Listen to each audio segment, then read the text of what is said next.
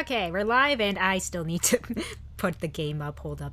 I forgot to do that. Give me a second. Alright, let's get that going. Don't have to take pic. Okay, there we go. Yeah. So I forgot I still need to do like all this shit. So I'm skipping all the dialogue right now.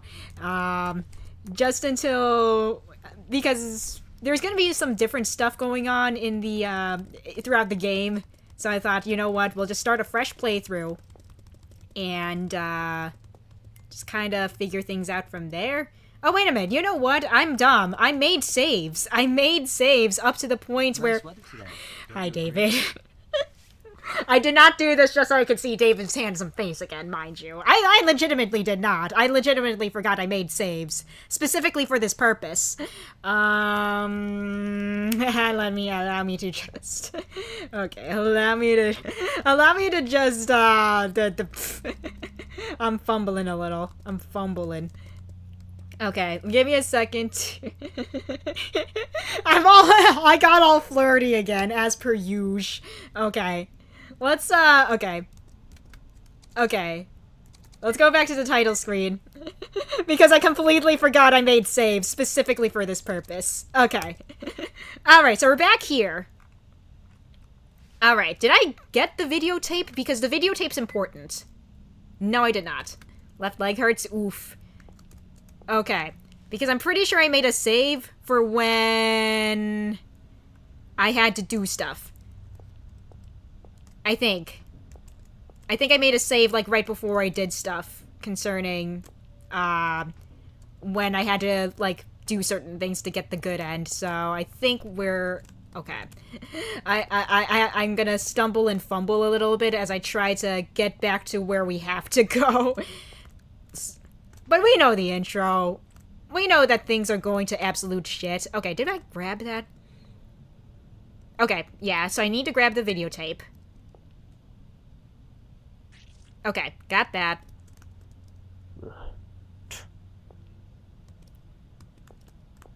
And then body falls. And then we got the videotape. Okay, now that we have the videotape, now we can start getting the first flag for the good ending. So, let's see. Yeah, everyone needs to stay alive. Yeah, that's the first thing. We have to make sure we keep people alive. I fumbled last time. And David died. So I got, like, bad ending number 3. Pretty much just because I had David die. But yeah, we need both David and Sophie to live. To get the good end, and just do a bunch of other shit. So we got so we got that. Okay. So now enter the room on the west side. No, not this one. Oh yeah, that's that. Okay. Enter the room on the west side of the second floor, turn on the lights, and check the fish tank. Okay, so we check the fish tank. Turn on the lights. Okay. So we saw this before during my first playthrough. I'll not be an unlucky fish. I had no idea what that meant. Apparently... I have my costume now? Nice! Let's go! Let's go! Man, I would love to do stuff for Halloween. But last year was our first Halloween here in this new place, and there were no trick-or-treaters, which is kind of sad. But considering the area we're in, I don't think there's hardly any kids living in this area, other than maybe one neighbor off like across the street or some shit. But it's just like, yeah, I have a feeling we're not gonna get trick-or-treaters this year either, so that's not fun. It's a bummer. But anyway. I need to go back to the dining hall, basically, and check out a certain thing there, once I remember how to navigate this castle again, because I legitimately do not remember. Middle door on the first floor. Here we go. So, I'll not be an unlucky fish, that hint says. Here's our unlucky fish. Big mounted fish. Looking closely, there's something in its mouth. We'll take a theater key. Okay, so now we go to the theater on the second floor, apparently. Open the middle door with the... Yeah, you know what? I did not... Okay, so there's all this. We'll go this way. It's locked. Okay. Blue Sakura is my favorite tablet. Okay, so now we go this way. And then we go up here. Okay. Now we did. Okay, it's... Okay, so then we use the key on this, and then we enter here. I'm gonna go ahead and give it another save. Alright. Hey, dead body, what's up? The corpse sits on the sofa. The back of his neck has a big gash. Cool. Brandy and a glass on the table. Nothing on the shelves, nothing on the shelves. Nothing on the shelves, nothing on the shelves. Okay. Then a nice big projector with a screen. Let's go ahead and pop in that videotape. Yeah. Let's see what this is all about.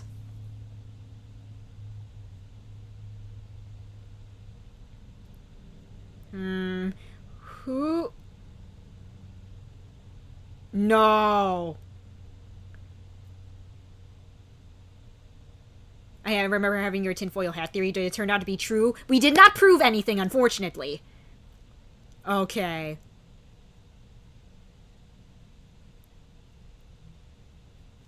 Yeah, the bad ending didn't really reveal anything regarding that, unfortunately. I have a feeling that the good end probably will, though.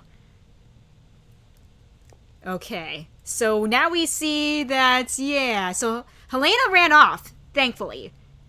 The Boogie Man did not do anything to her. We can rest easy knowing that. So she's fine. Okay. So now... Okay. Let's just go straight into solving this puzzle right off the bat. I don't want to deal with any nonsense today. So we're just gonna breeze through this as much as we can. 5, 3, 2, 4. Okay, cool.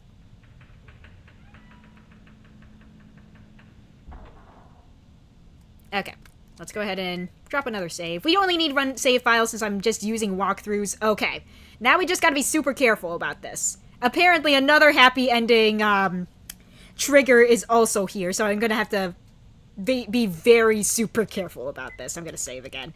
Okay. So, in the armor maze... 1 save file. Hell yeah. Okay. Okay, so we have to do something about that painting in the back, apparently. So, according to the walkthrough, so 3 of the armors surround and face a single tile, and when you step on it, they'll swing their swords. Okay, so you can push the suit of armor just below it to the left to safely reach the... Oh, okay. So I can push this. Haha! Interesting. I don't know why... Okay. Okay, so we got this going on. It's some sort of hint, I'm guessing. Interesting. Alright. After seeing the painting, push those 3 armors forward so they strike that tile. Okay.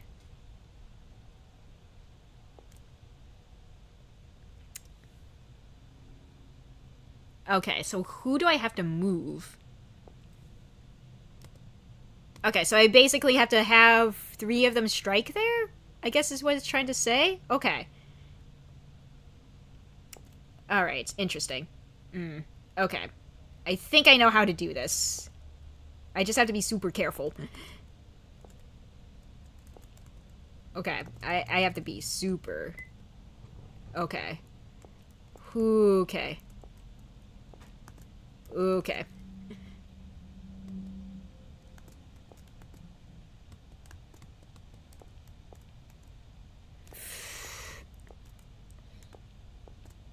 I love how even in live-action movies there's something that cues you into what ending you're seeing. Okay. After seeing the painting, push those 3 armors forward. Okay, hold on. Okay, yeah, you know what? I needed to reset the room anyway. I needed to reset the room anyway, so let's try that again, shall we? Okay. Alright. So we see the hint. Okay. Okay. So we...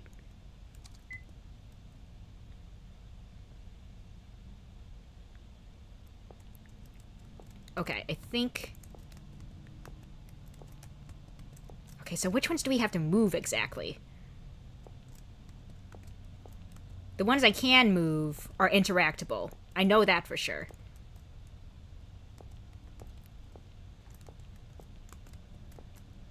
So then... Okay. Oh, I have to... Do I have to? Fuck. Okay, I did not mean to do that. Okay. So I have to interact with the painting first before... Okay, gotcha. Alright. Goodness gracious. But again, it's really hard to see where the hitboxes are at, just because of how they're structured here. Okay. So we're fine here. Okay. And then we... Okay, so we move this guy over. And then we can interact with this. Okay, I'm gonna go ahead and drop another save here. I know I just said I only needed one, but still. Okay. Okay, so we can't interact with this one.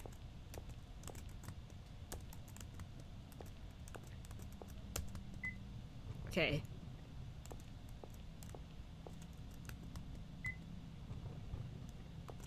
Okay, so we interact with all of these guys then? Aha! I did it! At least the Sandman isn't here, true. There's something in the broken stone. Got a bit key. Okay, so we got a bit key. I'm gonna drop another save here. Okay, so we got a bit key. Open the door to the left of the armor maze with the wrench and hammer and some kicks. Oh, so I can break this? Interesting. Yeah, because I never figured out what this door was for.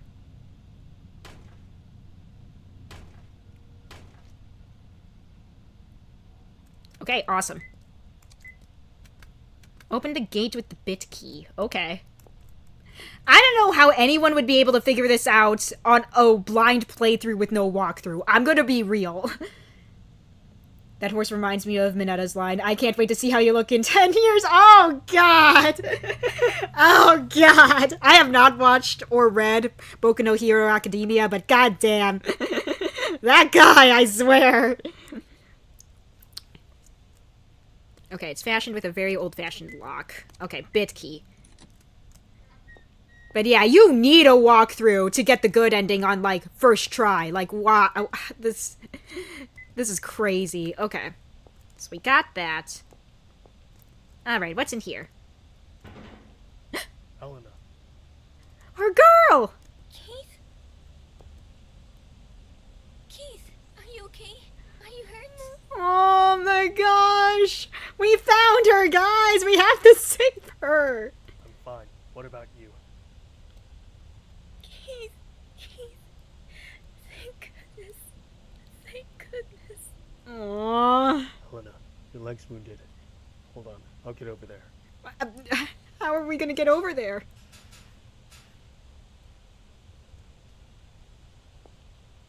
Keith, I'm fine. I'll be fine. There's nothing to worry about. Helena, what's going on? Helena? Wait, Helena, I'll be right there. Don't move from that spot. I'm fine. I swear. I'll be fine. Wait for me, Keith. Don't worry. Helena. Okay, that's fucking weird. Very suspicious indeed. Alright. Okay.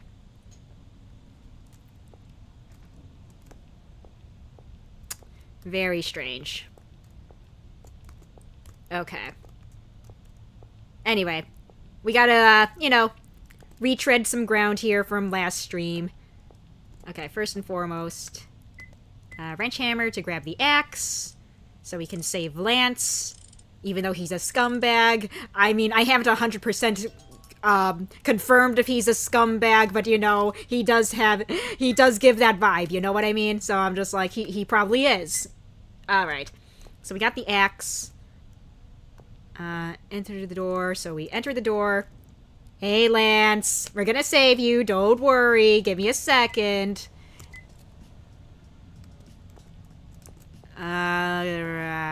Okay, don't worry. I got you. Just give me a second. Okay, so we got that going. Ah.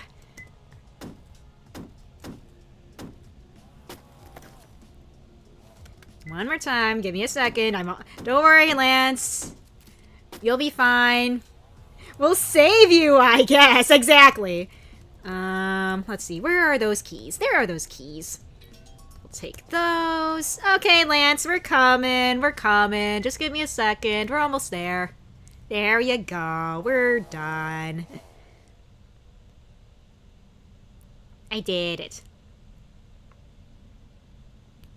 Okay, and then we can skip that. Sweet. Alright, let's go ahead and save.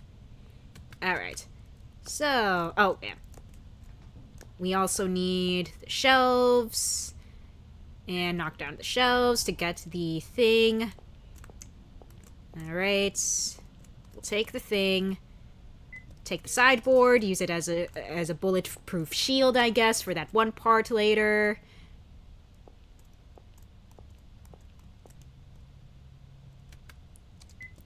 Sophie and the Sandman ending looks like Athena a bit. Yeah. Okay, so we did that. Okay, so we got that. Continue down the halls. Okay. And then table. Okay, we already know about that. Okay.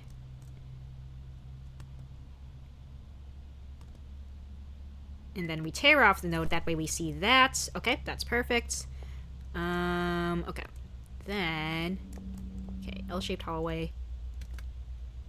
And then, can we just use this right away? Yes, we can. Perfect. Okay. Lance. Okay, and then... Okay, and then we can just skip all the dialogue here. Okay. And then we can... we skip all that. Go. Okay. Lance, I'm counting on you. And gotcha. And gotcha. There we go. Now I got him. Now I got him. Okay. We did it. Alright, cool, cool, cool. Alright, so we did that. Look. Okay.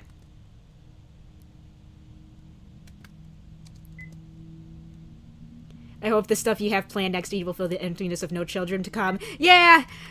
It's gonna be fun. It's gonna be a fun time.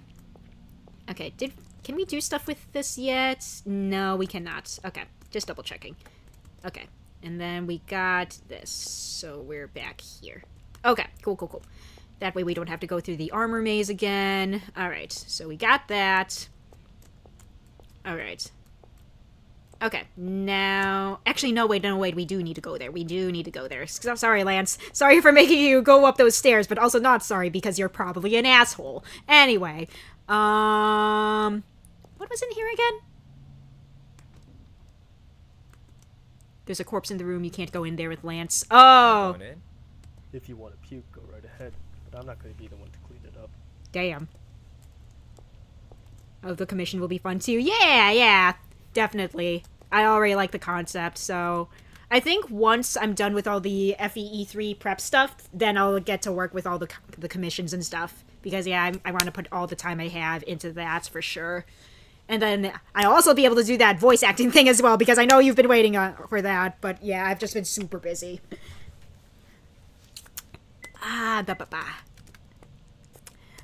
Okay. So now we got this. Okay. Okay, so now we got that. And then... And then we can... Okay, cool. Okay, I just need to look at the answer for this one because I do not remember how it should be. Okay, so... Oh, the sprites are slightly different. Ah, interesting. The sheep statues are actually were actually white in the old version of the game, apparently, which is, the walkthrough is kind of based off of, like, graphics-wise. That's interesting. Anyway.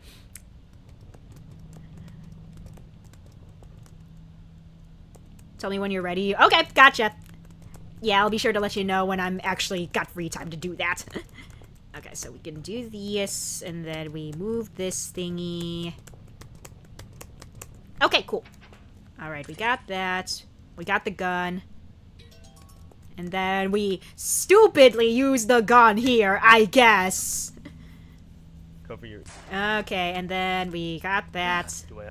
Couldn't... I mean, was that literally the only way to get the gem out of the eagle's head? Like, come on. You have a perfectly good gun right there. Like, bruh. I don't know. Anyway, I will still complain about that one. Alright, but we got that. We got the gem for the thing. Okay, and then we go up the stairs. No, wrong stairs. We go up these stairs? No. As you can see, I can hardly remember how to get through from point A to point B. Let's see. Transition on Monday, Wednesday, and Friday. Not home until 2:15. Gotcha, gotcha. Okay, wait a minute. I know of a way to go through here without having to go through the maze again. There we go. Okay, so now we go up here so that we don't have to deal with the armor maze and having to walk on eggshells with that one. Okay, so we go up here, and then we can go here and do the gem thing with that. And then we place the gem that we found into the thing. Alright, perfect. Okay. Okay, now we're good. Alright, I'm gonna go ahead and drop another save. Okay, so we did that. Okay, and then we have to deal with the stuff. Okay, and then we have to... Okay, so we have to save Sophie and her dad. Sophie, it'll be okay. Stay calm. Okay, we'll take Lance along. Okay. Alright, Lance, let's go. I need your manpower for this next part. Take table. Move table. Yeah. Okay, perfect. She won't. Okay. Alright. So, we got that going. Okay, so then we go up the stairs. Okay. Lance, pull the lever when I say pull. Alright, cool. Sophie, I'm going to lift Richard and drop you. No, Keith.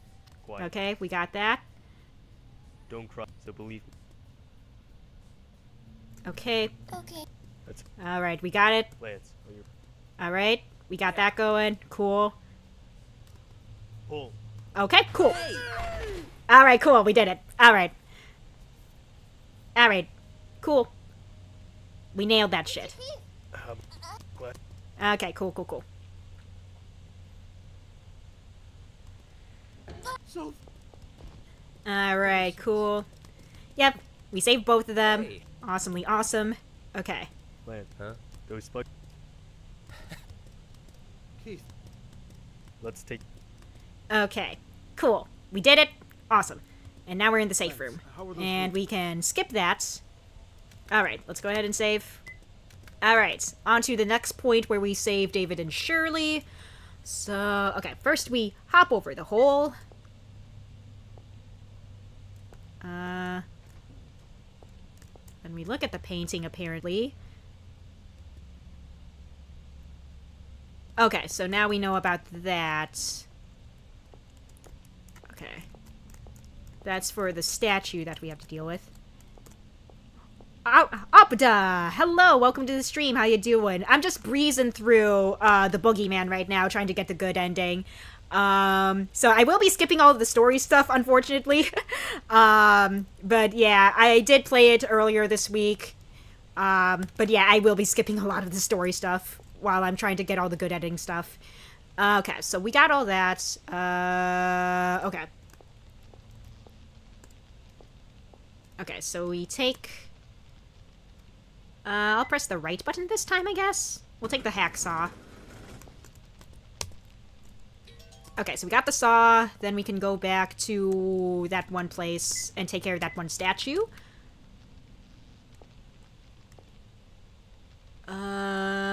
Where is it? Shirley is a mean Canadian. Okay, so now we gotta... Okay, so we gotta backtrack to the part with that one statue, which I believe is this way. Yeah. I think. Yeah, okay, okay. So we got down this way.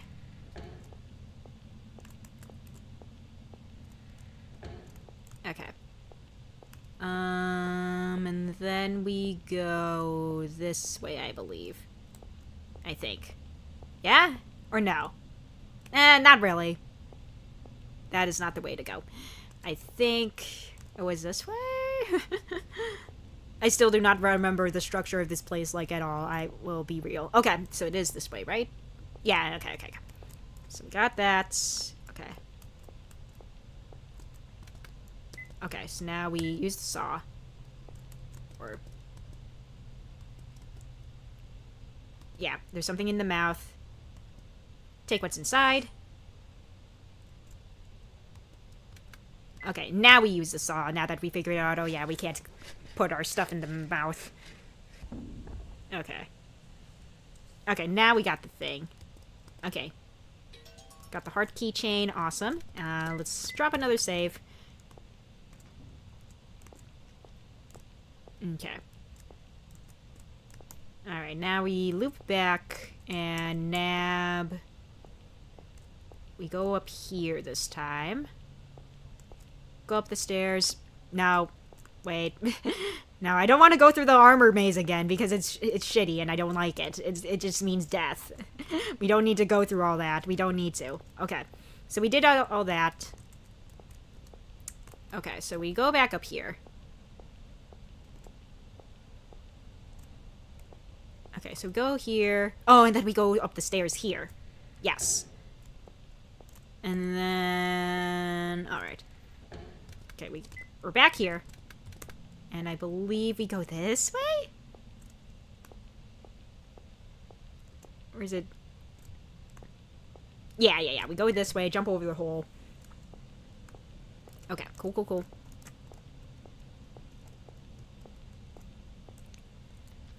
Okay, and then we use the heart key on this. If GNS were here, he'd make fun of the story. Yeah. Okay. We press the switch, turn off the electricity on that. Cool. Okay. Get the rope from the...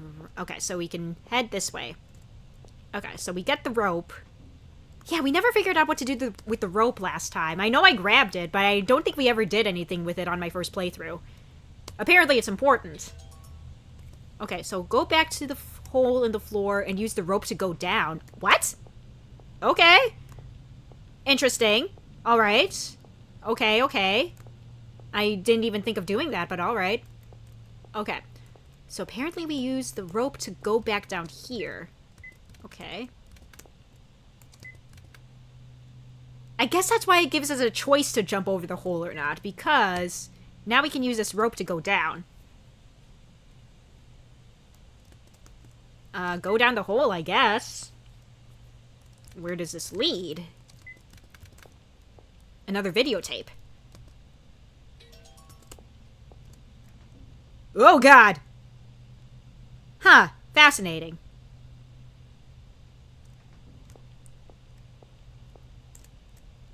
Okay, well, let's go pop it into that video player. Just like Clock Tower the First Fear. Okay. So now that we have another videotape player, we can go ahead and pop that into here. Alright, let's see what this tape shows. Okay, she ran off into the guillotine room.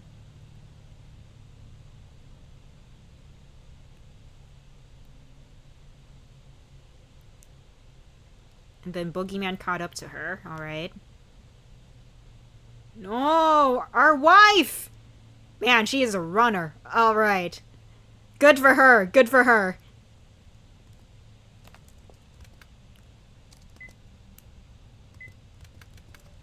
Okay, we did it. At least we have a good idea, have some idea what's going on, I guess. I mean, at least we know that Helena's still, like, safe and not hurt, just fucking terrified, which is understandable. Okay. Okay. Now, this, shall grant your greedy wish if you want to have two, then... So this thing. So this whole thing right here. I think I know what I need to do here. Okay. So that's for up here. Yeah, she's still alive. Okay. So let's go ahead and jump over the hole. Okay, let's go back to that one room where Sophie and Richard were hanging from above, because we're gonna need to do that. It's for this thing. If you want to save two. Yeah, so it's for this.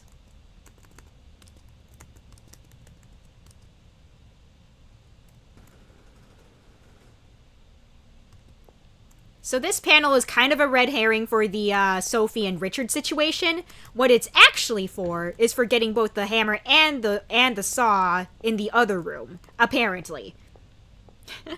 So that's pretty neat, I guess. So we can get both, and I am getting both for this next part, because it would be nice if we had both thingies. So let me grab that hammer. Because it would be nice to grab the hammer. Yes. I will take that sledgehammer, thank you.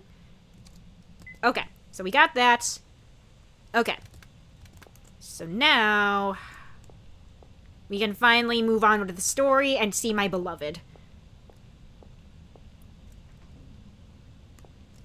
Let me go ahead and drop another save while we're here. Beloved! Hi, David. David. Okay. Let's skip all that dialogue. And then we can just skip all that. Okay, we got our beloved. We got my beloved with us. Everything's gonna be A-okay now. Okay. So we got all that. Okay. And then... That's still cute. You could. Okay. And now we just avoid all the red and green tiles. Okay. Alright, all good. And we stop the thingy. If we save your beloved, can we save Keith's beloved? Yes! That is an important part. We have to keep my beloved to keep Keith's beloved alive. Alive is not a word. Anyway, there's a knife in the case. We take the knife. Okay, we got the knife. Alright, because the knife's important. Alright. Cool. Let's see. Boards are nailed to the wall. Can we... We'll just break this door, like, right away, just to make things easier for the next sequence. Awesome. Alright. Okay, and... Oh, no. And I will take that axe. Yep, we got the fire axe. Pipe water pressure. Okay. And we raise the pressure. We'll just do this, we'll just do all this prep beforehand, that way I have more time to dedicate to the rescue sequence later. Okay, perfect. I don't think there was anything else I really needed to do here. Okay, so that door's locked. Okay. Okay, so we got all that taken care of. And then there's this whole sequence. Oh, no. And then we can skip through all that. We don't need to see it. Okay, David, we're gonna see what's in the box, alright? We're opening the box. What? It's okay, David, it's fine. It's not your wife. It's fine. It's fine. It's fine. It's fine. It's still very morbid, but it's not your wife. It's fine.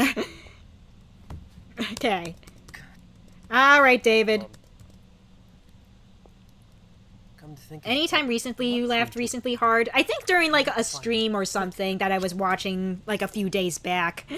I don't remember exactly what happened, but I was just laughing so fucking hard at whatever it was. Okay, so we got that. Now we can go down this way. Chapel key? Okay, perfect. Okay, and then we go save Shirley. Alright. And we can skip that. Okay. Throw knife. David, use this. Okay. Okay, and then we save Shirley. Okay. Okay, now we go... Okay, I think I believe we go this way. Yeah. And then we just go up through here, climb the window. Okay, and then we go down here. David, can you make it? David. Okay. They're good.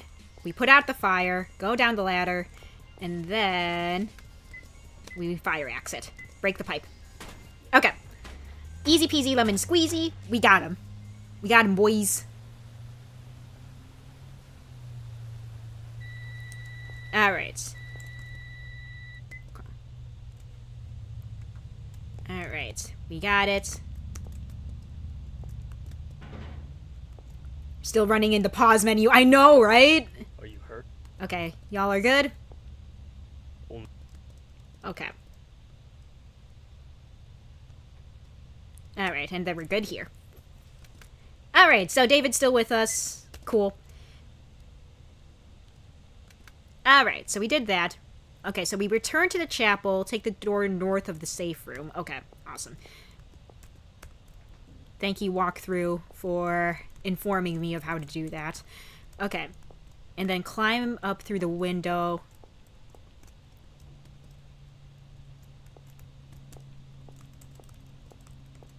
Oh, yeah, we gotta, okay. So we go up through here. Okay, so back through the chapel. Push the cross back. And then we climb up it. And then we go through. Okay, and then we walk across.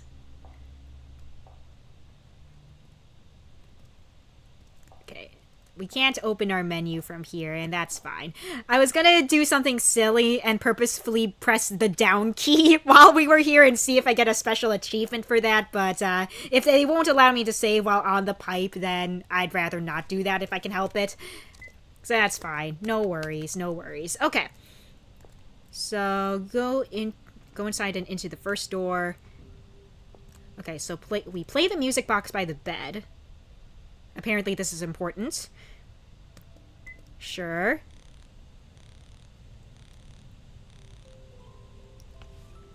I will let this play out. I need to use the bathroom because we do need to wait for the music to kind of play out. So give me a second. I will do a BRB. Give me a second. The game pauses when the window is unfocused, which kind of sucks. But give me a second. I need to use the bathroom. There we go.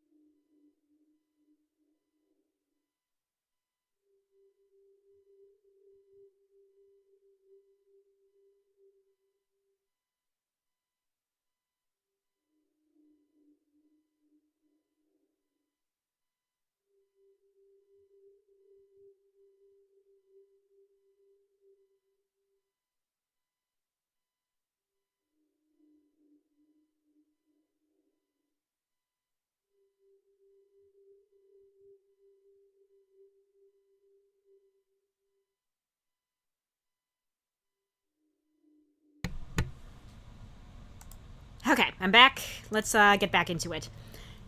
Just like Earthbound and Waiting for Master Belch. Yup, pretty much like that. All right. Okay, the key fell out. Awesome.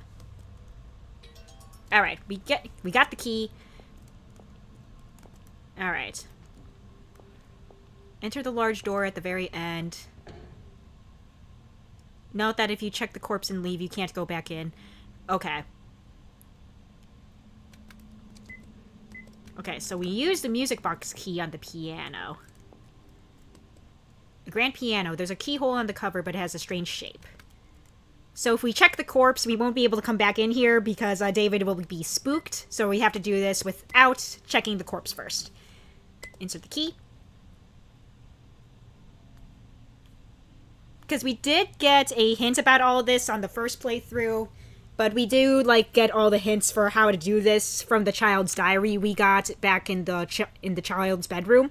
I won't be going over that, but all of that just has to do with this. Open the cover. I think. Check it from the right side and open the top panel. Haha. Okay. There's a switch on the interior frame. Here we go. Press the switch. Sweet. Okay, the painting's open. Let's go check it out. The painting is hanging out to like a door. There seems to be a room inside.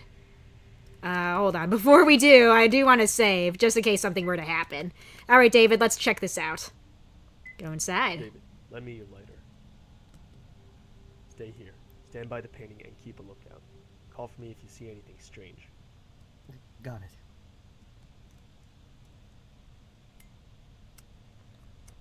Alright, let's take a look. Ooh, spooky. Huh, what's all this? A scrap of paper. After the performance last night, the poor little man strolled out to town to the lonely churchyard. The wreath of flowers on Columbine's grave had already faded. There he sat, and what a study for a painter, with his chin on his hand and his eyes turned towards me. He looked like a grotesque monument, a Punchinello on the grave, strange and comical. If the public had seen their favorite, how they would have applauded and cried, "Bravo, Punchinello! Bravo! Bravissimo!" Hey, detective. Up to your silly profiling, it seems. Say, why don't I try doing the same? You're always carrying a little box with you. A precious little black box. A treasure trove of all you hold dear. Don't you notice the smell from that box? It's, you know what it is, don't you? Do you think you're better than me? Do you want to kill me or befriend me?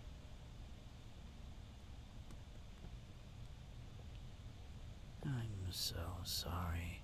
Please forgive me. Who do I pray to straighten out this crooked tongue?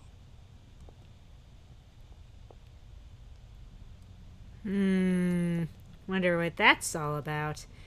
The bookcase is mostly storybooks. Painting hangs on the wall. Poem is written on the frame. Piero lunaire. Piero, my laughter I have I unlearned. The image of radiant dispersed. Black waves, the banner upon the mast. Piero, my laughter I have unlearned. Oh, now return to me, soul's veterinarian, snowman of lyric, your lunar highness. Piero, my laughter. There are old toys on the table, large clown doll, old toys on the shelves. Wonder what this hidden room was for. Alright, David, you good? Alright, let's go ahead and save. Alright, so we did that. What kind of cheesy love poem is that? I don't know, man. But anyway. Let's go, David. We'll just ignore that corpse over there. We don't need to check up on that right now. Okay. So now that we got the pipe going. Now that we walked across the pipe, I mean. That's what I meant. Okay, now on to this situation, which I'm still very peeved about, by the way. I thought I was being smart with this last time, but apparently not. I thought I was being smart about it and putting all the pieces where they were supposed to go when you were initially setting up a chess match, but no. The game wasn't looking for that.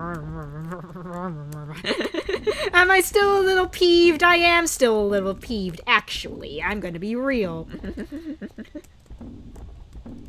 But yeah, we just have to have them all lined up like this. Am I legitimately mad? No. Maybe a little. Well, no, but also yes, but no. Okay, maybe more than just a little. Maybe. Mayhaps. Okay. Okay, let's move you. I thought I was being smart. I want to be smart on my own stream. I am big brain. I am a big brain shark. I have so much brainage. I have a very wrinkly and large brain. But anyway, let's just put all of that.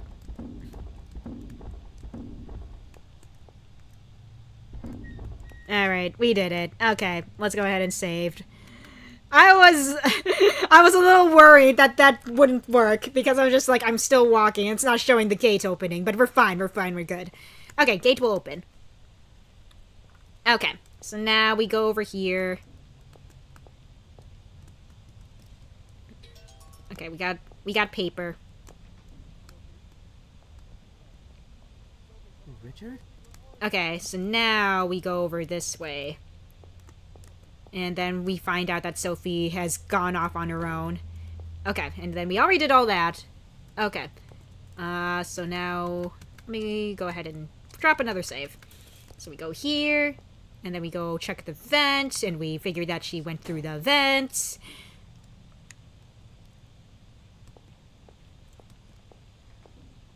Surely. Okay. Wait. So Richard, wait. Please let me go. I wonder what ending you get by just doing it without a Must have been walkthrough. fun. I feel like any of the bad ends would probably be the most likely. I have a feeling that a player is most likely to get bad end 1 without a walkthrough, because both Sophie and David would have to die in order to get bad end 1. And I have a feeling that both of them are very susceptible to dying if you don't know what you're doing. So yeah, I have a feeling that most players would get bad end 1. Bad end 2 or 3 if you're not too careful. I can also see happening. Bad end 3 also seems very likely as well, as I did last stream. Because, yeah, I had David die because I did not do one specific thing during a sequence where I had to play as him. Which is kind of bullshit, but whatever. Okay, so I already did that. Okay. So we head down to the hallway. Okay. Where we heard Richard's voice. So I think that was down this way? Oh god, I gotta do so much. Oh no, wait. Clock Tower 2, the most common ending is Helen ending C. Interesting, okay. Okay, so we go up here, I believe. Yeah, we go up here.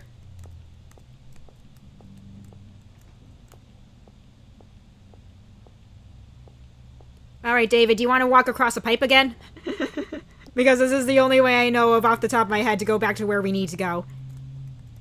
Damn it. He's not he's not in the mood to walk across a pipe again. Alright, that's fine. I need to okay. That's fine. I wouldn't either. Anyway. I just have to oh wait, no. I'm dumb. PS5 Pro has no disc drive. Really? So you can only get digital copies of games on that thing? That sucks, dude. Not gonna lie. Okay.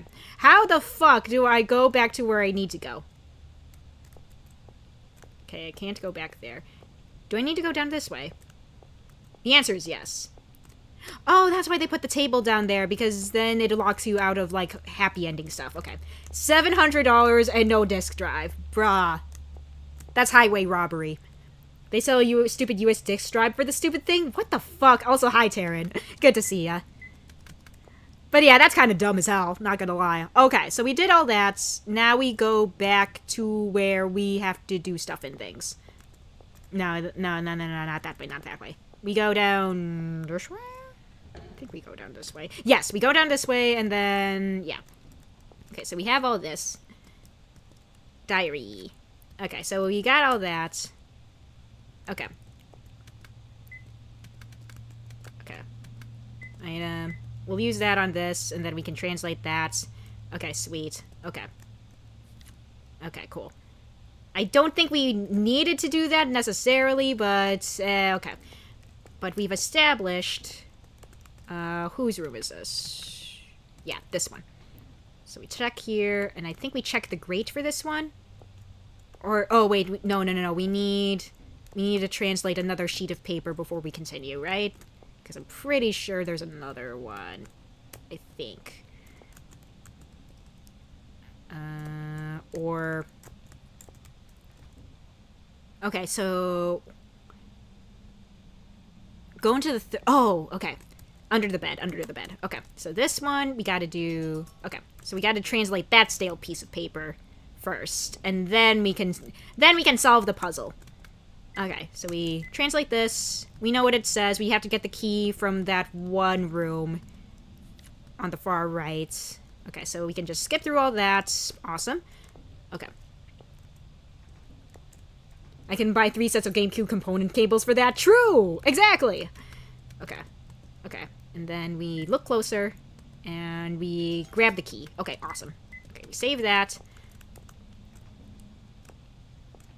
Hey, Zephyr, good to see you. How you doing? Alright, so we did that. Now we go back to the hall with the chessboard. Go back to the room with the chessboard. I can speak today. Okay, so we go there. Okay. Okay, so that was the room for the that was the hint for the last room. We don't need that. We need this. Okay. Now we unlock this room with the key. Where did the pawns go? I don't know. That was like just a partial chessboard. I don't know, man. Didn't have enough money to invest more giant chess pieces, I guess. Okay. Okay. Closed valve. I wonder if we actually need to do anything with that valve. I don't think we do. Anyway.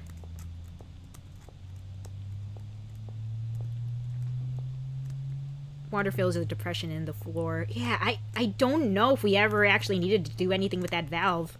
Anyway, I'd say that that's a better offer because you get to play Melee in higher resolution and Soul Calibur 2 in widescreen for real. You know what? Yeah, I think that works perfectly.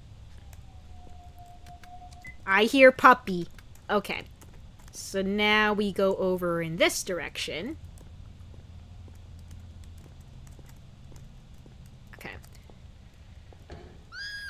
And then we hear Sophie scream, and then we go to her POV.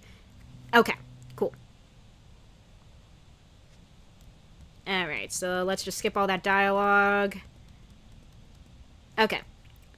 So we play from her POV now, and we can skip all that. Alright. Okay. Alright, Sophie, let's have you escape. That way we can, you know, at least attempt to help save Keith's wife. She's trying. She tried. Alright, so I think the, okay, so we gotta head up this way because I believe the vent that we have to go to is somewhere around here. No, it's that, I think it's that one in the upper left there. I think it's this one, from what I remember. Yeah. Okay, and then we're in. Cool. Okay, cool. Okay, cool. Okay, and then we grab the key. Alright. We save. Okay, so at this point, yeah, Sophie can very, very well die. But as long as we have the shelves key, we'll be able to keep her safe. And then, okay, we can skip. Okay. Hi, puppies. Hi, puppies. No, no, no, no. No, bad puppy, bad puppy. Okay, item, shelves key. And then we just kind of hide out in the shelves, and then that way we can ensure her safety. Okay. Stop it already. Okay. No. Alright. Alright, and then the dogs fall asleep thanks to Sandman. Cool, okay. Now we're out. Okay. Alright, we ensured Sophie's safety. Alright. On to the next part of the... On to the next part. Okay, so head left of the safe room, walking past the room where Sophie and Richard were suspended. Okay, gotcha. You'll hear footsteps. Yep, we'll hear footsteps. And then check the wall. Are those dogs possessed? Who knows? Dave, Okay. Let me ask you. Okay, so we're gonna check out this hole. My neck's gonna break. Hey, quit. Okay. That big.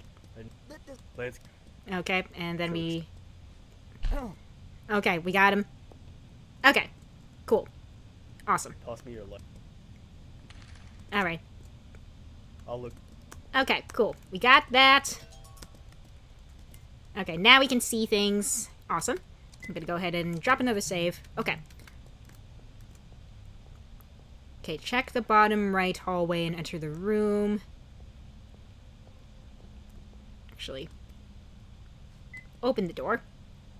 Okay, so now we have this as a shortcut, which is awesome. Okay, and so then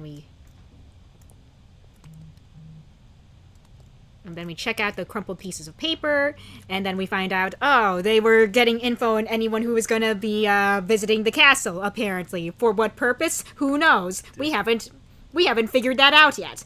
Anyway. Okay. I can't save here. Okay, interesting. You'll hear footsteps. Turn off David's lighter. Turn off the lighter and hide in the top left corner, left of the shelves, so that the Boogie Man won't see you. Okay. Interesting. If he does, he'll run away. Okay, perfect. Hey, buddy, what are you up to? Ooh, yeah, let's go. Get his ass! You're under arrest.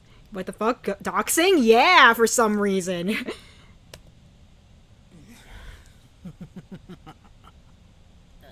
Your wifey's got a good butt on her. Really makes me want to chase after her. Get his ass, Keith! Beat him up! Beat him up right the fuck now! I swear to God! Beat him up! Beat him up! Get his ass! Where? Ah, detective. How careless. Trying to take me on in such close quarters. Man's got a taser! What the fuck?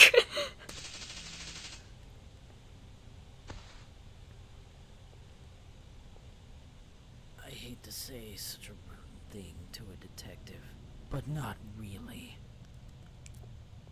Dummy.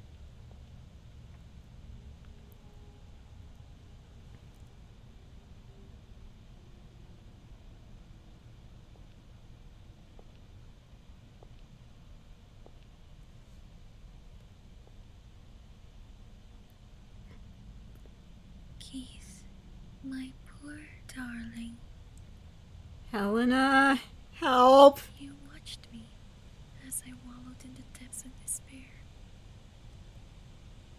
And there you stood, with your back against the edge. Now, it's time that you finally learn. You need pride. You need peace. So go ahead. Take it all. But don't you see? In the end, there will be nothing left of you.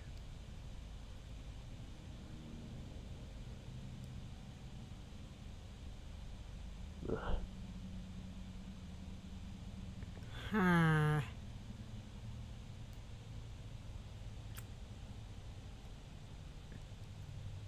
That line still felt like it was supposed to be said in a different way. Yeah, nah, I can agree with that. Boogies hate to say such a thing to a detective line. Yeah, nah, I agree. Okay, I know I said that Brendan and Lance were kind of all in on this whole thing, but I'm just like, what if Helena is too, for some weird reason? Like, I don't know. I'm not. I'm not liking this. Anyway. Okay, we'd better turn my... I'm gonna turn the lighter back on, because I can't see shit. Okay. And then there's this. A scrap of paper and an IC recorder. Something scribbled on the paper. You just want to hear her? Where is this? Did you get another tinfoil hat? Yes, I did! Who are you? What's going on? Hello, Miss Baring. Who? Call me Boogie, ma'am. I'm about to begin a game befitting such a joyful night. I'd appreciate your participation as well. Run from me, miss. I'm sorry. I don't know what you mean. Where's my husband? Where am I? Why is that man tied up? Ah, he's an assistant. He can quickly explain to you how this will all work. He says miss instead when the text says misses. Oh yeah, that's true. I did not pick up that, actually. If I should catch you, this happens. Understand the rules now? Where's my husband? Somewhere you wouldn't know about. Where's my husband? He can't save you. He's in my grasp. It's up to me if he lives or dies. Now run, Miss Baring. The game begins, and I am it.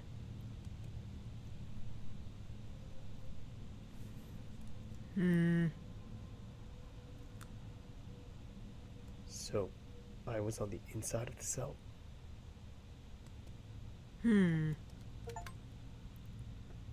Okay, I got all the conditions for the happy ending. Okay, awesome, cool. Now the only thing we really have to worry about is keeping David alive during his segment, and then we're golden. All right, let's fucking go. Thank you, Steam, for spoiling me on whether or not I got all the good ending stuff. Let's fucking go. Okay. The Boogeyman feels like someone with a playful voice. Yeah, for sure. Alright, I will still be depending on the walkthrough just to get past all puzzle stuff, but like, let's fucking go. We just gotta keep David alive. Let's fucking go, bitches. Let's see. David dies again, reset. Honestly, though, yeah! Okay, so now we do all this.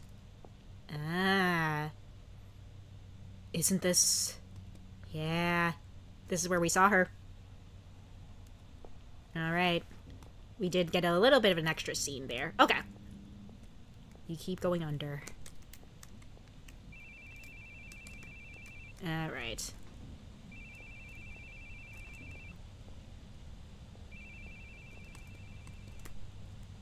Something's next to the corpse. Got a rusted key. Awesome. And then we go up. And then we use the rusted key.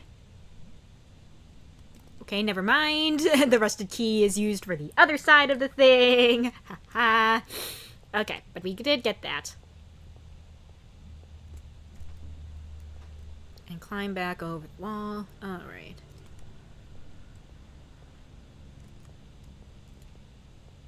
Okay, now we head back. Return to the hallway. Hey, David. Thanks for the lift. Something That happened. big head knocked me out cold. Yeah, I probably shouldn't skip the dialogue because things are slightly different. What? No wonder you took so long. Are you okay? I could have died easily, but more importantly, no. Forget it. There was another corpse. I think one of the servants. Been dead a few months. A few months? Isn't that kind of odd? Yeah, it is. It's not like he got stuck there and couldn't get out. He was clearly murdered with a knife. What a ridiculous place. Never wanted to come somewhere so shady. It's like the Phantom of the Opera movie having the Phantom who is describing having an angelic voice being played by Gerard Butler, an untrained singer. He's rough during the songs. Ooh, that sucks. What about it is shady? Since when are there castles in this country? I thought something was up the moment my boss told me about the castle tour. Then I found out it's the mansion of some European guy from the colonial era. It's got a history of Native American persecution to boot. You can't open this kind of place to the public. You wouldn't get a tourist trap, you'd get a lawsuit. What was that Brendan guy even thinking? Guess we'll never know now. If you were suspicious, then why did you come? Because Helena wanted to. But had I known it was this bad, no way. I wouldn't want her to learn this kind of bloody history. Caitlin Raymond, hello, welcome to the stream. How ya With a doing? month off, I could've Right now figured we're out just trying to go for the good end in the Boogie Man. And then this happened. Because I did want to show it off for today. So, this for Helena. You never seemed to pay her much mind, so I thought you didn't even like her, honestly. I wanted to pay her more attention, but I couldn't. My subordinate kept calling so much, I couldn't catch a break. Detectives have it rough. They're still cool, though. I'm on vacation, so I'm just a plain old guy right now. Come on, let's go. I don't know if you're here for the Boogie Man or for the game dev stuff I plan on doing after this, but hey, welcome, welcome. But yeah, feel free to stick around. Feel free to stick around for the story. Okay, now that we did that, I have to go back to... I'm just consulting walkthrough right now. Okay, so I did that. Okay, head back to the garden. Alright, let's go. Nope, wait. I did not mean to do that. Alright, alright, alright. I think this way is the fastest way to go there. I think. Right? Or no? I'm a friend. Nice, nice. Let's go. Alright. I do not remember how to go back to the garden. Okay. Let's see. I think I go this way. Okay. Maybe it is this way. I forgot what he used to describe Kai's voice, but I remember you saying Aaron would be fitting for him. Yeah, yeah. Oh, okay. Do I go this way? No, that is not the way I should be going. Fuck. No, we already checked there. Sam, good to see ya. How you doing, my lovely, lovely husband? Okay. Okay, yeah, yeah. We go through here, and then we go this way, I think? Okay. Yeah, we go through here. And then we go through here? Yes. Okay, we go through here. I think. Right? Yes. Yeah, Sam's my husband. Alright. Let's see. So we go through here. And then we go through here.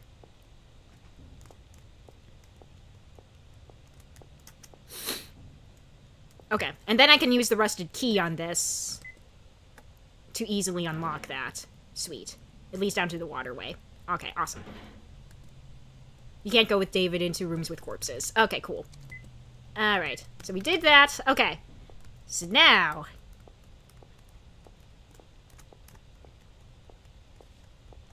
Okay. Now I have to be really focused right now because the upcoming segment is where David can die. So I have to be super focused to make sure my beloved does not die. I know I just said that Sam is my husband, and he's literally right in chat. However, David, my beloved, I need to make sure he lives. Anyway. Okay. Alright, alright, alright. I'm ready, I'm ready, I'm ready. Okay, so we're here. And I know we can't go into that room with David. And then we... It won't open. Seems to be caught on something on the other side. Okay. Okay, so we open that. Okay. And then we have to be super careful. Fuck! I knew that was coming! I knew that was coming! PK, do we not have to talk? No! I forgot that happened. Okay, okay. That was like an instant game over. Hold on.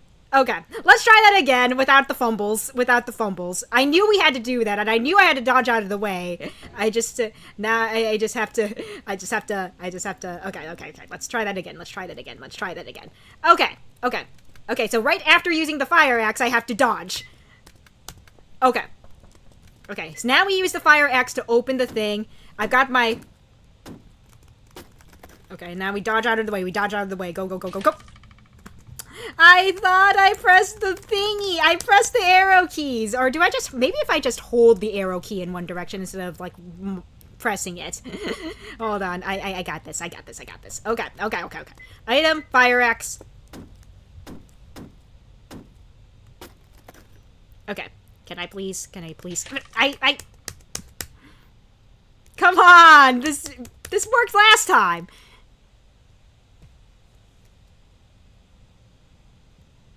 Head pats for shark, thank you.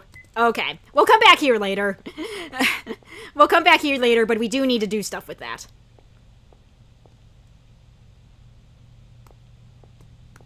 Okay, so we just turn around after using the door. Okay. So we check the door, and then we turn around. Okay. I'm not reading the walkthrough. More heartless than I thought. Okay, and then we can skip the dialogue. It's fine. Okay. Now we save. Okay, so we got that part of the cutscene done. At the scene, yep. And now... Okay, after the scene, open the door with the fire axe. Okay, now we use it to open the fire axe, and then I can dodge out of the way. Now I can dodge out of the way after opening the door. There we go. I did it. Okay, now we're good. Now we're good. Okay, spawns a pool for shark. Thank you. Okay, let's see here. We got the key. Awesome. All right. We got that. Okay. Let's go ahead and do another save. Okay. Now we can use the key on the door in the other side. Okay. Okay. Now we can do all this. And then... Okay. Now we use the key. Okay, cool. And we can skip all that dialogue. Okay. Alright, David. Curtain. Tear down the curtain. Okay. Come on, David. It's okay. It's okay. Break the window. Item. Wear the torn curtain. Yep, that way we can give ourselves some breathing room. Literal breathing room. Okay. Okay, come on, David. Come on, David. Okay, it's okay, buddy. It's okay. Come on. Come on, David. Come on. Come on, David. Come on. It's okay. It's okay. Okay. Out the door. Out the door. Out the door. Out the door. Come on, David. Come on, David. Okay. I'm gonna plop a save down here. Okay. Now we have to save the David. Let's go. Let's go. Let's go. Okay, now we head out. We head out. Okay, we head to the other room. Oh, if you turn on the valve, it'll give the hint of what to do. Okay, gotcha. But we don't need the hint. Open the trapdoor with the rusted key. Or, no, wait. Yeah, no, we go up, we go. Yeah, David dies of poisoning. Okay, so we go down here. Go down. Okay. Now I remember what I need to do. Okay. We go down this way. Okay. We go down here. We check the grate. We do not attempt to reach the key just yet. We go back. Because if we attempt to reach the key, we fucking die of blood loss. So we go down this way. We go here. We grab the towel. Before we forget, you use the towel, we wrap the towel around our arm. And we go down here. Okay. And then we do this. And then now, we reach for the key. It hurts still, but we got our towel wrapped around our arm. It's okay. It's fine. We won't die of blood loss. We use the bronze key. And we save David. David! Stand up, David. He's still alive. Don't touch me. What are you doing? Hurry. David! You can do this. Just walk. Once you're out of here, you'll be fine. Hey, come on, walk. It's okay. We got this. We got this. Come on. David. David, open up. David. David. David. David.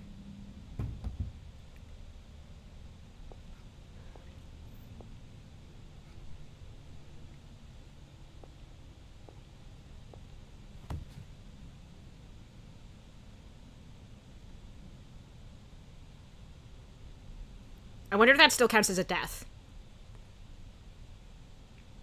I want an enemy. I'm gonna try something. Hold on. Whoa. Hold on. I think... Hold on. System. He still dies. I think I did something wrong, though, is the thing. I think I know what I need to do. Return to title. Okay.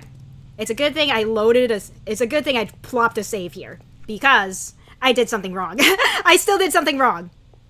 Almost got a... I did almost everything right. Almost. Almost.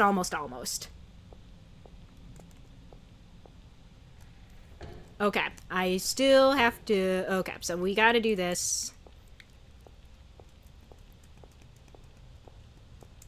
Okay. I'm gonna save right here. That way we can just go straight into it with the small key. Okay. Okay, let's skip that. Okay. Okay. My problem was that I just, like, touched one of the puddles, like, right away. Okay, so we rear the curtain. And then we break the window. Okay, the walkthrough specifically stated to not step on any of the puddles we might come across. I stepped on a puddle during the escape. So, that was on me. Go over the drum. There we go. Okay, now we're good. Let's go, David. Let's go. Away from the inky, stinky puddles. Okay.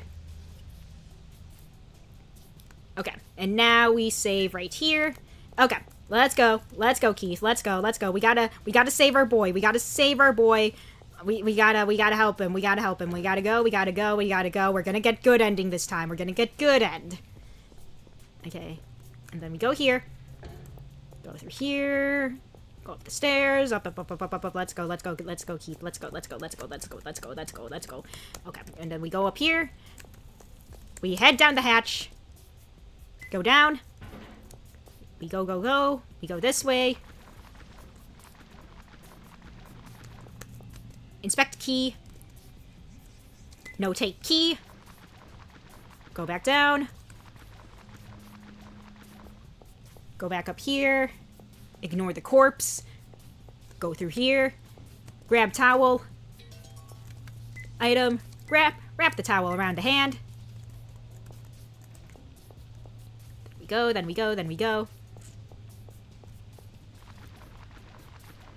Okay. I think we did everything right this time. Item. Nope, we go get it. I'm just like, I'm going. Okay, we grab that. Okay, perfect. We got the bronze key. Let's go. And then we use the bronze key. I always forget that step. Okay, now we save David this fucking time. Please tell me. Okay, we did it! Let's fucking go! You good? Oh, God.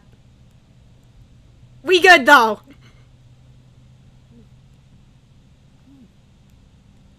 Keith!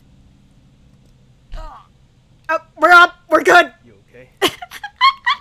Keith, did you hit him in the face as you were cutting off? God damn it. Yeah, I guess. But I think I got a bump on my head just now. Good. You go back to the room. If this happens again, I can't afford to save you. Sorry. It's my own stupidity to blame. That's not the problem. If anything happens to you, I'm the one left with a crying Shirley. Yeah, we saw that in the bad end on the first playthrough, and that was very depressing. We don't have to go through that again. Isn't there anyone who'd cry for you?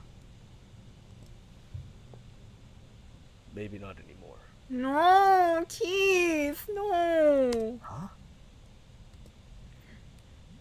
Still want to tag along? Yeah. Well, at the very least, she looked very depressed. Do what you like. I'm exhausted. Alright, cool. We did it. Okay. We got all the conditions for the good end now. It's easy street from here, boys and girls. Let's go. Alright. Let's go. Let's get out of here. Alright. Okay, come on. Come on, Keith. It's okay.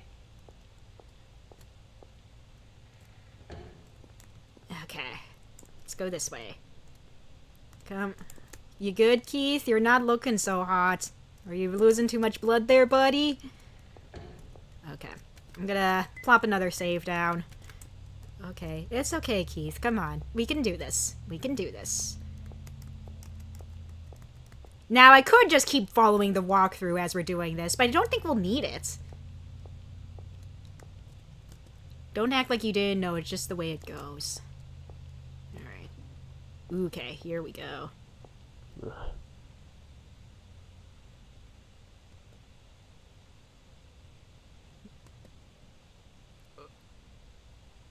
Keith, let's rest a little. If you don't take a break, you're going to... Shut up. This isn't the time. I'm tired, okay? Let me rest. Or are you gonna drag around an exhausted citizen, detective? Lend me your lighter. We've got one smoke to rest.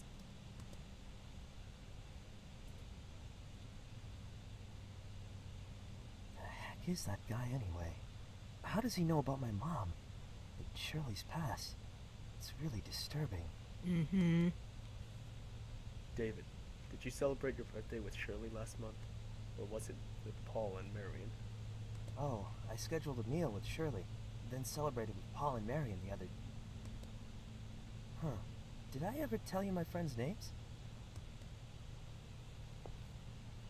Sorry about your mother. Rangemers are like a landmine. One misstep means trouble. But I guess they don't teach you how to dodge landmines in flight school, huh? Damn, Keith! What? Oh, and you ought to toughen your stomach for anchovies and liver. I mean, unless you want younger girls thinking that's cute or whatever. Bruh! Hold on a second. What do you know about my mom, too? And my friends in school? I never told you any of that, right? Keep this between us. But working as a detective for 15 years, get to know stuff. Like what someone's done in the past, just by looking at their faces. Maybe that big-headed freak is the same way. Hmm. You're kidding, right? You think I'm kidding? You're a real sucker. Take care you don't get swindled someday. What's this about? What do you know all about me? You were taken to the police after the incident with your mother. Remember the detective who questioned you? Oh? I was pretty dazed at the time, so I don't really remember. But it wasn't you, was it? Eric Simpson, my subordinate. It was only an attempted crime, so he was the only one to handle you. Hmm. Interesting. David's voice actor's kind of flat. A little bit, yeah. And you know, he's got a real messy desk. He lets case files and the like pile up so high they even topple over onto my desk. I saw some files on you among them. Your history, your family, that kind of info. And your mother's diagnosis. Oh, and the ones who verified your identity were your friends Paul and Mary and Martin. I remember them well, especially because that Paul guy made a huge ruckus at the station. He was the one that ate too many chili dogs too, right? And the anchovies. Oh yeah, I mentioned that at dinner. But I didn't tell you I hated liver, did I? I think it's more like me and Blade have a trained ear for this sort of thing because we do voice acting stuff a lot, so you're not stupid. Don't call yourself stupid. I hate anchovies myself, and I hate liver. That's all. Why did you make a guess for that one? I will not stand for anyone calling themselves stupid. Only I will call myself stupid, and even then I will also regret that. Because you're stupid enough that I thought I'd fool you.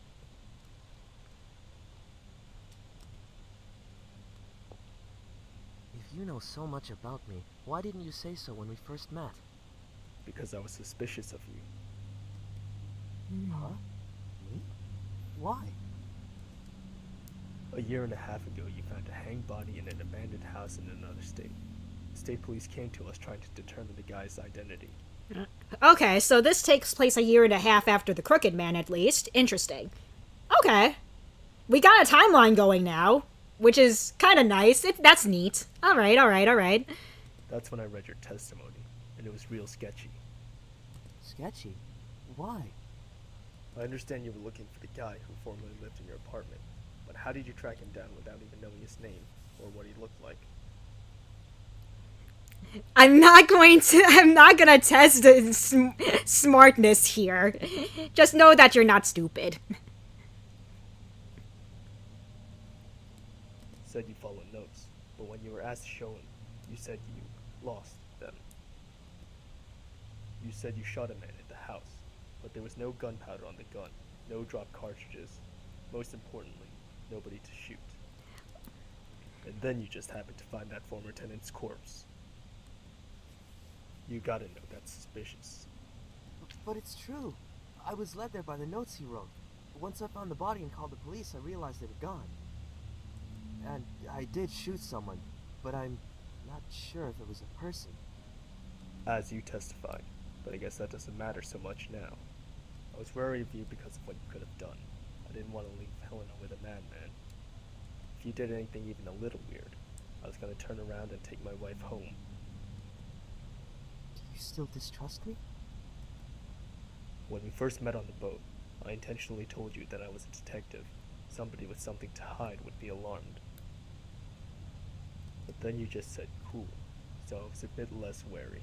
You might be crazy for all I know, but you haven't shown any sign of being dangerous.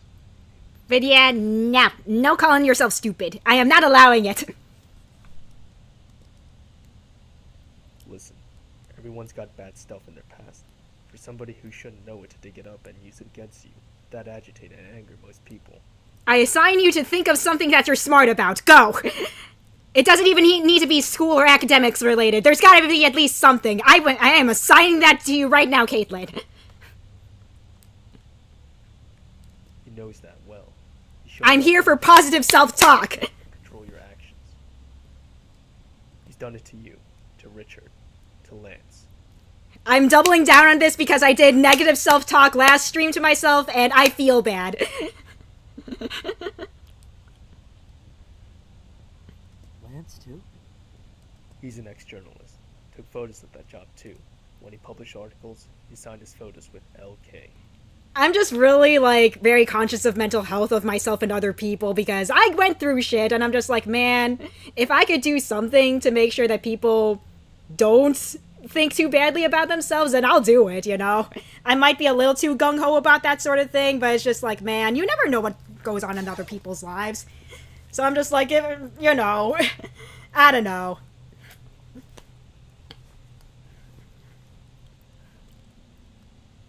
He investigated the state police during a sexual assault and murder case 3 years back, but went too far.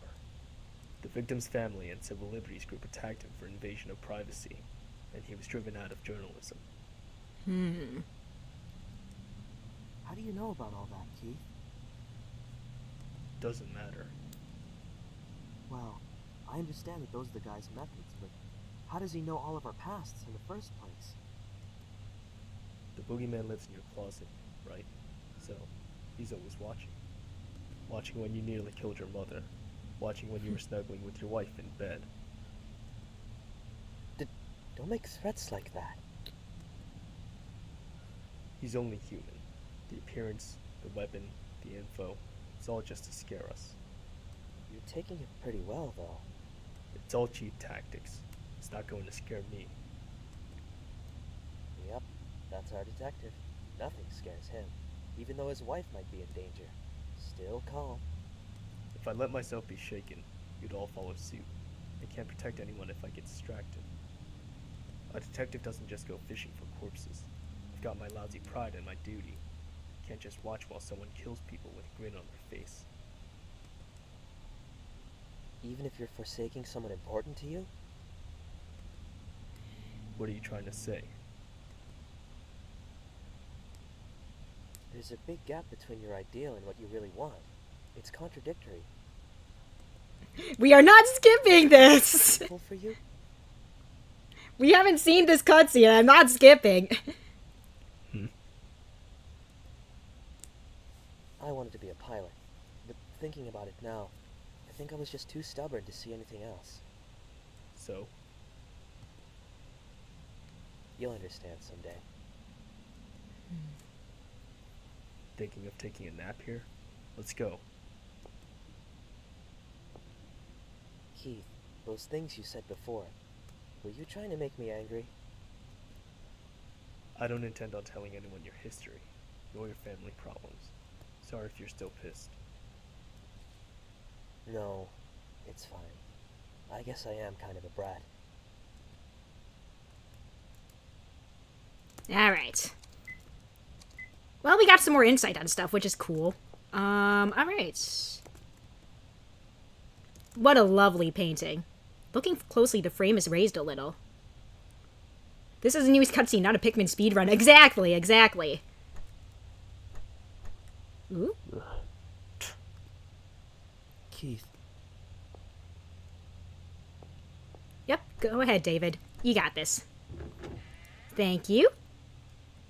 Alright, so we really did need David for this part, huh? Okay. Interesting. Wonder what's in here. Huh. What's all this, then? There's a dial lock on the door. I have no idea what the code is. We'll come back to it. Painting. What's in here? Okay, that's locked. Ooh, what is all this? Bookshelves loaded with books. A statue of the Virgin Mary. We already saved him, though. That's the thing. Let's see. The Bible. Chapter 1. In the beginning, God created the heavens and the earth. Now the earth was formless and empty. Darkness was over the surface of the deep, and the Spirit of God was hovering over the waters. Now the Lord God has planted a garden in the east in Eden, where he put the man he had formed. So the Lord God said to the serpent, because you have done this, cursed are you above all livestock and all wild animals. Chapter 4. Cain said to his brother Abel, let's go out into the field. While they were in the field, Cain attacked his brother, and Abel had killed him. This is a written account of Adam's family line. When God created mankind, he made them all in the likeness of God. The Lord saw how great the wicked of the human race had become on earth, and that every inclination of the thoughts of the human heart was only evil all the time. Let's see, the Lord said to Noah, go to the ark and you and your whole family. And then Noah built an altar to the Lord and said, taking some of all the clean animals and clean birds, he sacrificed and burnt offerings on it. After the flood, Noah lived 350 years. Noah lived a total of 950, and then he died. This is the account of Shem, Ham, and Japheth, Noah's sons, who themselves had sons after the flood. Come, let us go down and confuse their language, so they will not understand each other. The Lord said to Abram, go from your country, your people, and your father's household to the land I will show you. That's probably for a puzzle. I'm not sure what sort of puzzle, but it is for a puzzle, I can almost imagine. Ooh, what's this? There's a scrap from a notebook on the table. Notebook scrap. Let's see what this says. Code for the secret room. The genealogy of Adam, Noah's Ark, and Tower of Babel. Yep, like I said, that was for a puzzle. I need to write this down. Alright, let's see here. Haha. Okay. This is why I always keep a notebook on my person. For this sort of thing. So, let's see. So... genealogy of Adam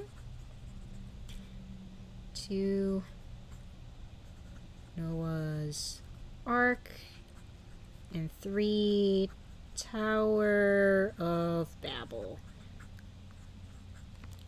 I want to do a puzzle. Alright, let's see what else we got here. Bible passages that look like they were written by a kid. Something's written in the margins. There can't be anything like limbo. Mom and Dad say that since I haven't been baptized yet, I'll die. If I die, I'll go to limbo. But there can't be a limbo. I don't want to go to limbo. I hate this meditation room too, and I really hate these Bible passages. But it's much better than the closet. I really, really hate the closet. It's what I think. That's what I think every time I'm yelled at and go in there. But I just do the same things again and go back in there. When I'm in the dark, cramped closet, I wonder, if I stay here forever, I wonder if I'll turn into a monster. Like a movie monster who kills his mom and dad and messes up this whole house. But when I leave the closet, I'm just me. I couldn't become a monster. I couldn't. So I always apologize to Mom and Dad. I'm sorry I was bad. I love you more than anyone in the world. Oh. Hey, stop that, would you? Huh? Stop that thing. It's hurting my ears. What does? Your phone! I hate hearing phones ring. It's yours, right? Make it stop already! Calm down. Make it stop! calm down, please. Where are you hearing a phone ringing? Is the killer that that lives here? Again, I have a feeling it's Brendan. I even though we saw him die, quote unquote, I have a feeling it's him. He must have faked that death somehow. There's no phone ringing. In fact, I think I lost my cell phone earlier. So please, calm down. I hate it. I hate the sounds of phones. Why? Because it always brings bad news. So, for context, because I know that neither Caitlin nor Blade were here during this first part of the playthrough, we did get a flashback earlier on where Keith got a call from the hospital about his son dying, basically. Just for context about why he's kind of has this trauma over cell phone rings. But anyway, that's the more or less of it.